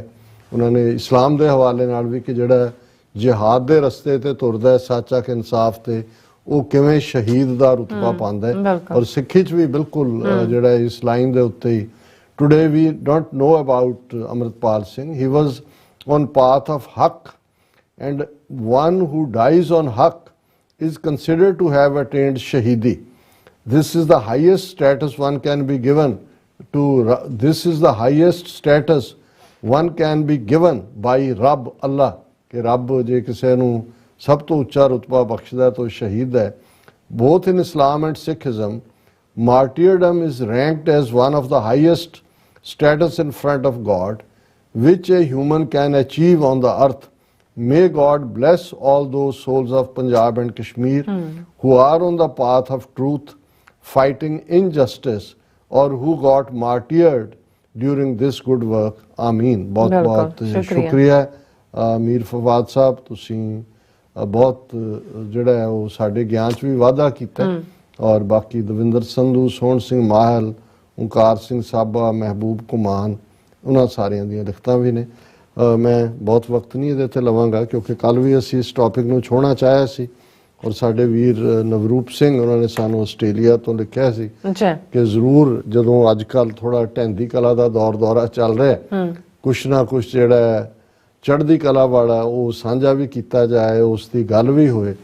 ਤੇ ਫਿਰ ਬਾਬਾ ਬੋਤਾ ਸਿੰਘ ਬਾਬਾ ਗਰਜਾ ਸਿੰਘ ਤੋਂ ਇਲਾਵਾ ਹੋਰ ਕੌਣ ਹੈ ਜਿਹੜਾ ਸਾਨੂੰ ਇਹ ਯਾਦ ਦਹਾਨੀ ਕਰਵਾਉਂਦਾ। ਔਰ ਮੈਂ ਅਕਸਰ ਆਪਣੀਆਂ ਪ੍ਰੈਜੈਂਟੇਸ਼ਨਸ ਦੇ ਵਿੱਚ ਕਹਿੰਦਾ ਕਿ ਜਦੋਂ ਤੱਕ ਇਸ ਧਰਤੀ ਦੇ ਉੱਤੇ ਇੱਕ ਸਿੱਖ ਵੀ ਜਿਉਂਦਾ ਹੈ ਔਰ ਉਹ ਬਾਂਹ ਖੜੀ ਕਰਕੇ ਖਾਲਿਸਤਾਨ ਜ਼ਿੰਦਾਬਾਦ ਕਹਿੰਦਾ ਹੈ, ਮੂਵਮੈਂਟ ਜਾਰੀ ਹੈ, ਜੰਗ ਜਾਰੀ ਹੈ, ਸੰਘਰਸ਼ ਜਾਰੀ ਹੈ। ਔਰ ਬਾਬਾ ਬੋਤਾ ਸਿੰਘ ਬਾਬਾ ਗਰਜਾ ਸਿੰਘ ਉਸ ਸਪਿਰਿਟ ਦੇ ਹੀ ਪ੍ਰਤੀਕ ਸੀ। ਹਿਸਟਰੀ ਤੋਂ ਸਾਡੇ ਵੀਰ ਵਾਕਿਫ ਨੇ। ਔਰ ਮੈਨੂੰ ਚੰਗੀ ਤਰ੍ਹਾਂ ਯਾਦ ਹੈ ਕਿ ਸਰ ਕਪੂਰ ਸਿੰਘ ਜਦੋਂ ਅਜੇ ਉਹ ਆਪਣੇ ਭਰਾ ਦੇ ਕੋਲ ਜਗਰਾਵਾਂ ਮੂਵ ਨਹੀਂ ਸੀ ਕੀਤੇ, ਚੰਡੀਗੜ੍ਹ ਰਹਿੰਦੇ ਸੀ, ਉਹਨਾਂ ਦੇ ਡਰਾਇੰਗ ਰੂਮ ਦੀ ਜਿਹੜੀ ਬੈਕ ਕੰਧ ਸੀ ਉਸ ਦੇ ਉੱਤੇ ਇੱਕ ਵੱਡੀ ਪੇਂਟਿੰਗ ਬਾਬਾ ਬੋਤਾ ਸਿੰਘ ਬਾਬਾ ਗਰਜਾ ਸਿੰਘ ਦੀ ਬਣੀ ਹੋਈ ਸੀ। ਉਹਨਾਂ ਨੇ ਸੋਟੇ ਫੜੇ ਹੋਏ ਨੇ ਔਰ ਉਹ ਟੈਕਸ ਵਸੂਲ ਕਰ ਰਹੇ ਨੇ। ਔਰ ਇਨ ਬਰੀਫ ਉਹਨਾਂ ਦਾ ਇਤਿਹਾਸ ਇਹੀ ਹੈ ਕਿ ਇਹ ਉਹ ਜ਼ਮਾਨਾ 18ਵੀਂ ਸਦੀ ਦਾ ਜਦੋਂ ਸਿੱਖ ਲੁਕ ਛਿਪ ਕੇ ਜਿਹੜਾ ਉਹ ਆਪਣੇ ਆਪ ਨੂੰ ਸਰਵਾਈਵ ਕਰਵਾ ਰਹੇ ਸੀ ਤਾਂ ਕਿ ਜੰਗ ਜਾਰੀ ਰਹੇ। ਔਰ ਢਿੰਡੋਰਾ ਪਿਟਵਾ ਦਿੱਤਾ ਗਿਆ ਸੀ ਕਿ ਪੰਜਾਬ 'ਚੋਂ ਸਿੱਖ ਮੁਕਾ ਦਿੱਤੇ ਨੇ। ਇਹ ਦੋਵੇਂ ਗੱਭਰੂ, ਇਹ ਜਦੋਂ ਅਸੀਂ ਬਾਬਾ ਕਹਿੰਦੇ ਆ ਬਹੁਤਿਆਂ ਨੂੰ ਲੱਗਦਾ ਹੁੰਦਾ ਵੀ ਪਤਾ ਨਹੀਂ ਬਜ਼ੁਰਗ 80-90 ਸਾਲ ਦੇ ਹੋਣਗੇ, ਜਾਂ ਜਦੋਂ ਅਸੀਂ ਮਾਈ ਭਾਗੋ ਵੀ ਕਹਿੰਦੇ ਆ ਤਾਂ ਬਹੁਤਿਆਂ ਨੂੰ ਲੱਗਦਾ ਵੀ 70-80 ਸਾਲ ਦੀ ਮਾਤਾ ਜਿਹੜੀ ਹੈ ਮਾਈ ਭਾਗੋ ਵੀ ਯੰਗ ਜਵਾਨ ਜਿਹੜੀ ਹੈ ਘੋੜਸਵਾਰ ਔਰ ਪੂਰਾ ਇਸੇ ਤਰ੍ਹਾਂ ਇਹ ਵੀ ਗੱਭਰੂ ਬਾਬਾ ਬੋਤਾ ਸਿੰਘ ਬਾਬਾ ਗਰਜਾ ਸਿੰਘ। ਔਰ ਉਸ ਵੇਲੇ ਕਿਉਂਕਿ ਦਰਬਾਰ ਸਾਹਿਬ ਦੇ ਉੱਤੇ ਵੀ ਮੁਗਲ ਫੌਜਾਂ ਦਾ ਕਬਜ਼ਾ ਸੀ, ਉਹ ਕਿਸੇ ਨੂੰ ਜਿਹੜਾ ਉਸ ਸਿੱਖਾਂ ਦਾ ਤਾਂ ਹੈ ਹੀ ਨਹੀਂ ਸੀ ਕਾਬੂ ਕੰਟਰੋਲ ਤਾਂ ਦੂਰ ਦੀ ਗੱਲ, ਸਰੋਵਰ 'ਚ ਇਸ਼ਨਾਨ ਕਰਨ ਦਾ ਵੀ। ਔਰ ਉਦੋਂ ਸਿੱਖਾਂ ਨੇ ਵੀ ਇਹਨੂੰ ਇੱਕ ਡਿਫਾਈਂਸ ਦਾ ਤਰੀਕਾ ਬਣਾਇਆ ਹੋਇਆ ਸੀ ਕਿ ਰਾਤ ਬਰਾਤ ਤੇ ਹਨੇਰੇ ਸਵੇਰੇ ਸਿੱਖ ਆਉਂਦੇ ਜਿਹੜੇ ਨੇ ਉਹ ਡੁਬਕੀ ਮਾਰ ਕੇ ਇਸ਼ਨਾਨ ਕਰਕੇ ਘੋੜੇ ਤੇ ਨਿਕਲ ਜਾਂਦੇ, ਸ਼ਹੀਦ ਵੀ ਹੋ ਜਾਂਦੇ। ਪਰ ਇਹ ਉਹੀ ਪੀਰੀਅਡ ਸੀ ਜਦੋਂ ਸਿੱਖ ਇਹ ਸਮਝਦੇ ਸੀ ਕਿ ਅੰਮ੍ਰਿਤਸਰ ਦੀ ਸਰਜ਼ਮੀਨ ਦੇ ਉੱਤੇ ਜੇ ਸ਼ਹੀਦੀ ਮਿਲੇ ਤੇ ਇਸ ਤੋਂ ਵੱਡਾ ਹੋਰ ਕੀ ਸਵਾਬ ਰੱਬ ਸਾਡੇ ਦੇ ਉੱਤੇ ਜਿਹੜਾ ਉਸ ਦਾ ਅਜਰ ਹੋ ਸਕਦਾ। ਸੋ ਉਸ ਪੀਰੀਅਡ 'ਚ ਜਿਹੜਾ ਫਿਰ ਇਹ ਵੀ ਹੁੰਦਾ ਸੀ ਕਿ ਭਾਈ ਜਿਹੜੇ ਨੇ ਉਹ ਹਨੇਰੇ ਸਵੇਰੇ ਜਿਹੜੇ ਆਉਂਦੇ ਸੀ, ਕਈ ਵਾਰੀ ਪਹੁੰਚ ਵੀ ਨਹੀਂ ਸੀ ਸਕਦੇ, ਪਰ ਉਹਨਾਂ ਨੂੰ ਹੁੰਦਾ ਸੀ ਕਿ ਭਾਈ ਅਸੀਂ ਗੁਰੂ ਦਾ ਧਿਆਨ ਧਰ ਕੇ ਤੁਰੇ, ਇਹ ਸ਼ਹੀਦੀ ਮਿਲੀ। ਸੋ ਇਸ ਕਿਸਮ ਦੇ ਮਾਹੌਲ ਜਦੋਂ ਜਥੇ ਤੋਂ ਵਿਛੜੇ ਦੋ ਸਿੰਘ ਵੱਡੇ ਜਥੇ ਦਾ ਹਿੱਸਾ ਨਹੀਂ ਸੀ ਕਿਸੇ ਦਾ, ਇਹ ਅੰਮ੍ਰਿਤਸਰ ਵੱਲ ਵੱਧ ਰਹੇ ਸੀ ਔਰ ਵੱਡੇ ਵੱਡੇ ਝਾੜ ਹੁੰਦੇ ਸੀ। ਅੱਜ ਵਾਲਾ ਅੰਮ੍ਰਿਤਸਰ ਹੁਣ ਤਾਂ ਜਿਵੇਂ ਸੇਵ ਪੰਜਾਬ ਵਾਲਿਆਂ ਨੇ ਇੱਕ ਪ੍ਰੈਜੈਂਟੇਸ਼ਨ 'ਚ ਦੱਸਿਆ ਵੀ 97% ਤਾਂ ਜਿਹੜੀ ਆ ਉਹ ਕਲਟੀਵੇਸ਼ਨ ਵਾਲੀ ਲੈਂਡ, ਜੰਗਲ ਕਿੱਥੇ ਰਹੇ। ਨਹੀਂ ਤਾਂ ਮਾਝੇ ਦੇ ਵਿੱਚ ਵੀ ਔਰ ਦੁਆਬੇ 'ਚ ਵੀ ਔਰ ਲਹਿੰਦੇ ਪੰਜਾਬ ਤਾਂ ਹੈ ਹੀ 12 ਸੀ, ਬਹੁਤ ਲੁਕਣ ਦੀਆਂ ਥਾਵਾਂ ਸੀ, ਇਸ ਲਈ ਤੁਹਾਡੀ ਜੰਗ ਵੀ ਜਾਰੀ ਰਹਿੰਦੀ ਸੀ। ਸੋ ਵੱਡੇ ਝਾੜਾਂ ਪਿੱਛੇ ਲੁਕੇ ਹੋਏ ਸੀ। ਸਵੇਰ ਦਾ ਵਕਤ ਹੋਣਾ ਸ਼ੁਰੂ ਹੋਇਆ ਰਾਤ ਦੇ, ਕਿਉਂਕਿ ਉਹ ਰਾਤਾਂ ਨੂੰ ਤੁਰਦੇ ਸੀ, ਜਦੋਂ ਸਵੇਰ ਚੜ੍ਹਨਾ ਫਿਰ ਲੁਕ ਜਾਣਾ ਉਹਨਾਂ ਨੇ ਆਪਣਾ ਕਰਕੇ। ਤੇ ਦੋ ਤਿੰਨ ਜਿਹੜੇ ਮੁਸਾਫਰ ਆ ਉਹ ਤੁਰੇ ਜਾਂਦੇ ਸੀ। ਇੱਕ ਨੇ ਕਿਹਾ ਵੀ ਆ ਝਾੜ ਦੇ ਪਿੱਛੇ ਇਨਾਮ ਰੱਖੇ ਹੋਏ ਸੀ, ਸਿੱਖ ਦਾ ਜਿਹੜਾ ਸਿਰ ਵੱਢ ਕੇ ਲਿਆ ਇੰਨੇ ਰੁਪਏ, ਜਿਉਂਦਾ ਫੜਾਏ ਇੰਨਾ। ਇੱਕ ਨੇ ਕਿਹਾ ਕਿ ਵੀ ਇਹਦੇ ਪਿੱਛੇ ਸਿੱਖ ਲੱਗਦਾ ਕੋਈ। ਉਹਨੇ ਕਿਹਾ ਨਹੀਂ ਨਹੀਂ, ਇਹ ਬੜੇ ਬਹਾਦਰ ਲੋਕ ਨੇ, ਲੁਕਣ ਵਾਲੇ ਨਹੀਂ, ਇਹ ਤਾਂ ਕੋਈ ਹੋਰ ਹੋਣੇ। ਇਹਨੂੰ ਨਿਕਲ ਗਏ। ਹੁਣ ਇਹ ਗੱਲ ਬਾਬਾ ਬੋਤਾ ਸਿੰਘ ਨੇ ਸੁਣੀ ਤੇ ਉਹਨਾਂ ਨੇ ਕਿਹਾ ਵੀ ਇਹ ਤਾਂ ਹੁਣ ਸਿੱਖੀ ਤੇ ਸਵਾਲੀਆਂ ਦੇ ਨਿਸ਼ਾਨ ਲੱਗ ਗਿਆ ਹੈ, ਵੀ ਇਹ ਤਾਂ ਸਾਨੂੰ ਅਸੀਂ ਕਵਰਡ ਹੋ ਗਏ, ਡਰਪੋਕ ਹੋ ਗਏ। ਸੋ ਉਹਨਾਂ ਨੇ ਬਾਬਾ ਗਰਜਾ ਸਿੰਘ ਜਿਨ੍ਹਾਂ ਨੇ ਉਹਨਾਂ ਨੂੰ ਜੁਆਇਨ ਕੀਤਾ, ਉਹਨਾਂ ਨੇ ਕਿਹਾ ਵੀ ਨਹੀਂ ਹੁਣ ਵੰਗਾਰ ਕੇ ਸ਼ਹੀਦੀ ਪਾਉਣੀ। ਔਰ ਤਰਨਤਾਰਨ ਰਾਹੀਂ ਅੰਮ੍ਰਿਤਸਰ ਤੋਂ ਤਰਨਤਾਰਨ ਔਰ ਲਾਹੌਰ ਨੂੰ ਜਾਣ ਵਾਲੀ ਸੜਕ ਦੇ ਉੱਤੇ ਨੂਰਦੀਨ ਦੀ ਸਰਾਂ ਦੇ ਕੋਲ ਉਹਨਾਂ ਨੇ ਜਿਹੜਾ ਵੀ ਕੋਈ ਪੀਲਾ ਪਟਕਾ ਉਹਨਾਂ ਦੇ ਕੋਲ ਸੀ ਉਹ ਉਹਨਾਂ ਨੇ ਟੰਗ ਦਿੱਤਾ, ਐਲਾਨ ਕਰਤਾ ਵੀ ਖਾਲਸਾ ਰਾਜ ਕਾਇਮ ਹੋ ਗਿਆ। ਔਰ ਉਹਨਾਂ ਨੇ ਇਹ ਟੈਕਸ ਲਾ ਦਿੱਤਾ ਕਿ ਭਾਈ ਇੰਨਾ ਜੇ ਗੱਡਾ ਜਾਏਗਾ ਤਾਂ ਇੰਨਾ ਦੇਣਾ ਪਏਗਾ, ਪੈਦਲ ਜਾਏਗਾ ਤਾਂ ਇੰਨਾ। ਉਹ ਪਿੱਛੋਂ ਟੈਕਸ ਦੇ ਕੇ ਆਉਂਦੇ ਸੀ, ਉਹਨੂੰ ਚੁੰਗੀ ਕਹਿੰਦੇ ਸੀ। ਲੇਕਿਨ ਕਈ ਦਿਨ ਲੰਘ ਗਏ, ਲੋਕ ਵੀ ਦੇਈ ਗਏ। ਉਹਨਾਂ ਨੇ ਕਿਹਾ ਜੀ ਖੜੇ ਆ ਡੰਡੇ ਲੈ ਕੇ ਕਿ ਵੀ ਖਾਲਸੇ ਦਾ ਰਾਜ ਕਾਇਮ ਹੋ ਗਿਆ। ਮੈਂ ਆਸਟ੍ਰੇਲੀਆ ਤੋਂ ਵੀਰਾਂ ਨਾਲ ਗੱਲ ਕਰ ਰਿਹਾ ਸੀ, ਮੈਂ ਕਿਹਾ ਅਸੀਂ ਬਹੁਤ ਵਾਰ ਸਿੱਖ ਰਾਜ ਦੀ ਗੱਲ ਕਰਦੇ ਹਾਂ, ਬਾਬਾ ਬੰਦਾ ਸਿੰਘ ਬਹਾਦਰ ਦਾ ਰਾਜ, ਸਿੱਖ ਮਿਸਲਾਂ ਤੇ ਮਹਾਰਾਜਾ ਰਣਜੀਤ ਸਿੰਘ ਉਹਦਾ ਜ਼ਿਕਰ ਕਰਦੇ ਹਾਂ, ਪਰ ਮੈਂ ਕਿਹਾ ਅਸੀਂ 4 ਵਾਰ ਰਾਜ ਕੀਤਾ। ਇੱਕ ਬਾਬਾ ਬੋਤਾ ਸਿੰਘ ਬਾਬਾ ਗਰਜਾ ਸਿੰਘ ਦਾ ਰਾਜ ਵੀ ਹੈ, ਉਹ ਸਭ ਤੋਂ ਸ਼ਾਰਟ ਟਰਮਡ ਹੈ ਤੇ ਉਹਨਾਂ ਨੇ ਜਿਹੜੀ ਸ਼ਹੀਦੀ ਵੀ ਪਾਈ ਆਪਣੇ ਰਾਜ ਦੀ ਹੱਦ 'ਚ ਪਾਈ। ਔਰ ਉਹਨਾਂ ਨੇ ਜਦੋਂ ਕੁਝ ਦਿਨ ਬੀਤ ਗਏ ਔਰ ਉਹਨਾਂ ਨੇ ਦੇਖਿਆ ਕਿ ਵੀ ਲੋਕ ਵੀ ਦੇ ਜਾਣ, ਉਹਨਾਂ ਨੇ ਕਿਹਾ ਵੀ ਅਸੀਂ ਕੋਈ ਪੈਸੇ ਇਕੱਠੇ ਕਰਨ ਤਾਂ ਆਏ ਨਹੀਂ, ਆਏ ਤਾਂ ਸ਼ਹੀਦੀ ਪਾਉਣ ਦੱਸਣ ਹੈ। ਫਿਰ ਉਹਨਾਂ ਨੇ ਜਿਹੜਾ ਫੋਕਲੋਰ ਦੇ ਵਿੱਚ ਕੁਝ ਚੀਜ਼ਾਂ ਮਸ਼ਹੂਰ ਹੁੰਦੀਆਂ ਨੇ ਲੋਕ ਯਾਦਾਂ 'ਚ, ਉਹਨਾਂ ਨੇ ਜਿਹੜਾ ਖਾਨ ਬਹਾਦਰ ਸੀ ਉਹਨੂੰ ਚਿੱਠੀ ਲਿਖੀ ਲਾਹੌਰ 'ਚ। ਚਿੱਠੀ 'ਚ ਕੀ ਹੋਏਗਾ ਪਤਾ ਨਹੀਂ, ਪਰ ਜਿਹੜਾ ਲੋਕ ਯਾਦਾਂ ਦੇ ਵਿੱਚ ਹੈ, ਉਹਦੇ 'ਚ ਉਹਨਾਂ ਨੇ ਲਿਖਿਆ ਹੈ, ਚਿੱਠੀ ਲਿਖੇ ਸਿੰਘ ਬੋਤਾ, ਹੱਥ ਵਿੱਚ ਹੈ ਸੋਟਾ, ਵਿੱਚ ਰਾਹ ਦੇ ਖਲੋਤਾ, ਆਨਾ ਲਾਇਆ ਗੱਡੇ ਨੂੰ, ਪੈਸਾ ਲਾਇਆ ਖੋਤਾ, ਆਖੋ ਭਾਬੀ ਮੈਂ ਖਾਨੋ ਨੂੰ, ਯੋ ਆਖੇ ਸਿੰਘ ਬੋਤਾ। ਹੁਣ ਇਹ ਜਿਹੜੀ ਖਾਨ ਬਹਾਦਰ ਦੀ ਬੇਗਮ ਸੀ ਜਿਹੜੀ, ਉਹ ਉਸ ਪਿੰਡ ਵਿਆਹੀ ਹੋਈ ਸੀ ਜਿੱਥੋਂ ਦੇ ਭਾਈ ਬੋਤਾ ਸਿੰਘ ਸੀ। ਸੋ ਹੁਣ ਇਹ ਕਹਿਣਾ ਵੀ ਭਾਬੀ ਹੈ, ਔਰ ਇਹਦਾ ਪੰਜਾਬੀ ਫੋਕਲੋਰ 'ਚ ਹੋਰ ਵੀ ਇਹਦਾ ਨਿਕਲਦਾ। ਹੁਣ ਉਹਨਾਂ ਨੇ ਵੰਗਾਰਿਆ ਉਹਨੂੰ, ਖਾਨੂ ਨੂੰ, ਖਾਨ ਬਹਾਦਰ ਨੂੰ। ਉਹਨਾਂ ਨੇ ਕਿਹਾ ਵੀ ਰਾਜ ਕਾਇਮ ਕਰਤਾ, ਅਸੀਂ ਟੈਕਸ ਲਾਇਆ ਹੋਇਆ, ਆਨਾ ਲਾਇਆ ਗੱਡੇ ਨੂੰ, ਪੈਸਾ ਲਾਇਆ ਖੋਤਾ, ਖੋਤੇ ਦੇ ਉੱਤੇ ਪੈਸਾ ਟੈਕਸ ਹੈ। ਹੁਣ ਭਾਬੋ ਨੂੰ ਕਹੋ, ਆਖੋ ਜਿਹੜੀ ਹੈ ਭਾਬੀ ਖਾਨੋ ਨੂੰ, ਯੋ ਆਖੇ ਸਿੰਘ ਬੋਤਾ। ਹੁਣ ਜਿਹੜਾ ਹੈ ਉਹ ਭਾਜੜਾ ਪੈ ਗਈਆਂ, ਉਹਨਾਂ ਨੇ ਆਪਣਾ ਚਾੜਿਆ ਪੂਰਾ ਲਾਮ ਲਸ਼ਕਰ, 100 ਦੇ ਕਰੀਬ ਘੋੜਸਵਾਰ ਆਏ, ਪਿੱਠਾਂ ਇਹਨਾਂ ਨੇ ਜੋੜ ਲਈਆਂ, ਔਰ ਫਿਰ ਜੂਝਦਿਆਂ ਜਿਹੜੀ ਹੈ ਆਪਣੇ ਰਾਜ ਦੀ ਹੱਦ ਦੇ ਅੰਦਰ ਸ਼ਹੀਦੀ ਪਾਈ।